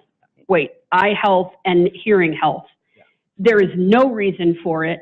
And I get that employers want to save money and put it into the voluntary benefit category, but dramatically impacts productivity. I'm hard of hearing, like my mother is very hard of hearing, like Bruce, you're extremely hard of hearing, and it's very frustrating to live in that world. Thank you. I'm getting off my soapbox. I like your soapbox, Cheryl. Great day. I really thank MBGH for putting on this program. I think from the beginning of the day, from the science, which we could have used you for another hour because that was super interesting. Just through all the different solutions, it's been enlightening to me. I think AbbVie as an employer we have a lot of great benefits in place. I think, again, it's helping people to navigate those benefits. But I also think, as I've sat here and thought about it, it's really taking a look at that older, those of us who are greater than 50 and thinking about how other accommodations and support can be made in the workplace. So I think this has kind of opened my eyes to a lot of ideas. Great. I would say that for me, the glue around so much of this is the social support networks, whether it is formal or informal. And I would highly recommend, as you're looking to support all, across all generations in your workforce, to think about trained wellness champions, networks, ambassadors, whatever you want to call them. And I mean more than just a nice to have, a truly trained group. I can tell you that Alcoa has done it, McKesson has done it, Owens Corning has done it very intentionally, and I mean like 250 champions throughout their organization. Because I think realistically, when we look at a lot of these programs, to think a little tiny benefits group or HR group who usually doesn't have the deep knowledge that they need to have, they don't speak benefit ease or finance ease in general, that they can be helped by building out these networks. And at the end of the day, when somebody sits next to you that you trust, that cares about you and says, do you know about this resource? You're going to see much more uptake in these resources. And if they're evidence-based, this is where all these pieces start to fit together. Bruce, thoughts? To put the caps on the subject that was assigned to me, hearing loss is no different from any other comorbidities that occur in the workplace. When I came to the University of Illinois with the problem of not being able to hear a lot of things that I would have to hear if I were giving lectures or talking on the telephone, I brought this to the attention of the administration. And Wayne, you may not be aware of this, but because of that, we started distributing caption telephones to anybody. You can get caption telephones free. You don't have to be a veteran. You can get, if you have a demonstrated hearing loss, and an audiologist says that, you can get a caption telephone where all the words are on a screen in front of you as you're talking. And there are many other things that can be done, even though benefits may not cover them. We have found so many workers who sit in meetings and don't hear what's going on, and then they bungle through something because they missed it at a meeting. We have so many workers who don't hear the public announcement system because of the fact that it's not geared towards them, because they're placed in an office or a location where they can't hear it.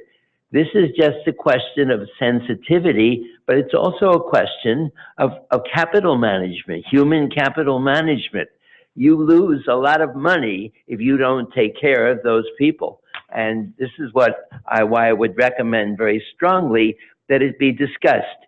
And one final thing, there's a law that was passed, signed into law, one of the few things that he signed into law that made any sense, by our present president on hearing aids. You can now, shortly, you'll be able to buy hearing aids across the counter. I have my reservations about that, but it's going to lower the cost of hearing aids. And with the cooperation of the audiology profession and your involvement in emphasizing that costs are coming down, hopefully they'll also be included in the in benefits as eye care and dental care and lots of other things were when you push forward in favor of those benefits. So I'd like to thank the panel for doing an outstanding job, and I think a really good discussion. Just a couple of things sort of to conclude the day. I think part of what you heard today is about how do we create those social supports and those supports for workers. And I think that means how do we create environments where workers can thrive? How do we make it so workers can be as productive as they can? So whether it's issues around hearing or mental health issues or caregiving issues, where we need to create those supports so our workers can be as productive as possible, that's really an important aspect of what really I think today was all about. So I'm a huge fan of you all. You all do some amazing work. This is my first interaction with you guys, but it's amazing to see this work. And as Bruce said, we'd love to continue to partner with you because you all do it great. And part of what we need to do as a research institution is we want to make sure our research gets out and is being used by the field. And so this is a great opportunity for us to do it. So thank you all very much. This has been great. Just a few final comments. There's a ton of stuff already out there on caregiver support and all of the things that we've talked about, and it's about aggregating them, vetting them out, determining what makes sense. And, you know, we're known for our toolkits. Maybe, you know, I've talked to Judy about putting together a Medicare, transition toolkit to make sure people are ready, but there's other opportunities for resources. We did a benefits communication toolkit years ago that had a whole section of caregiver support. We've done webinars on that. So there's information out there. It's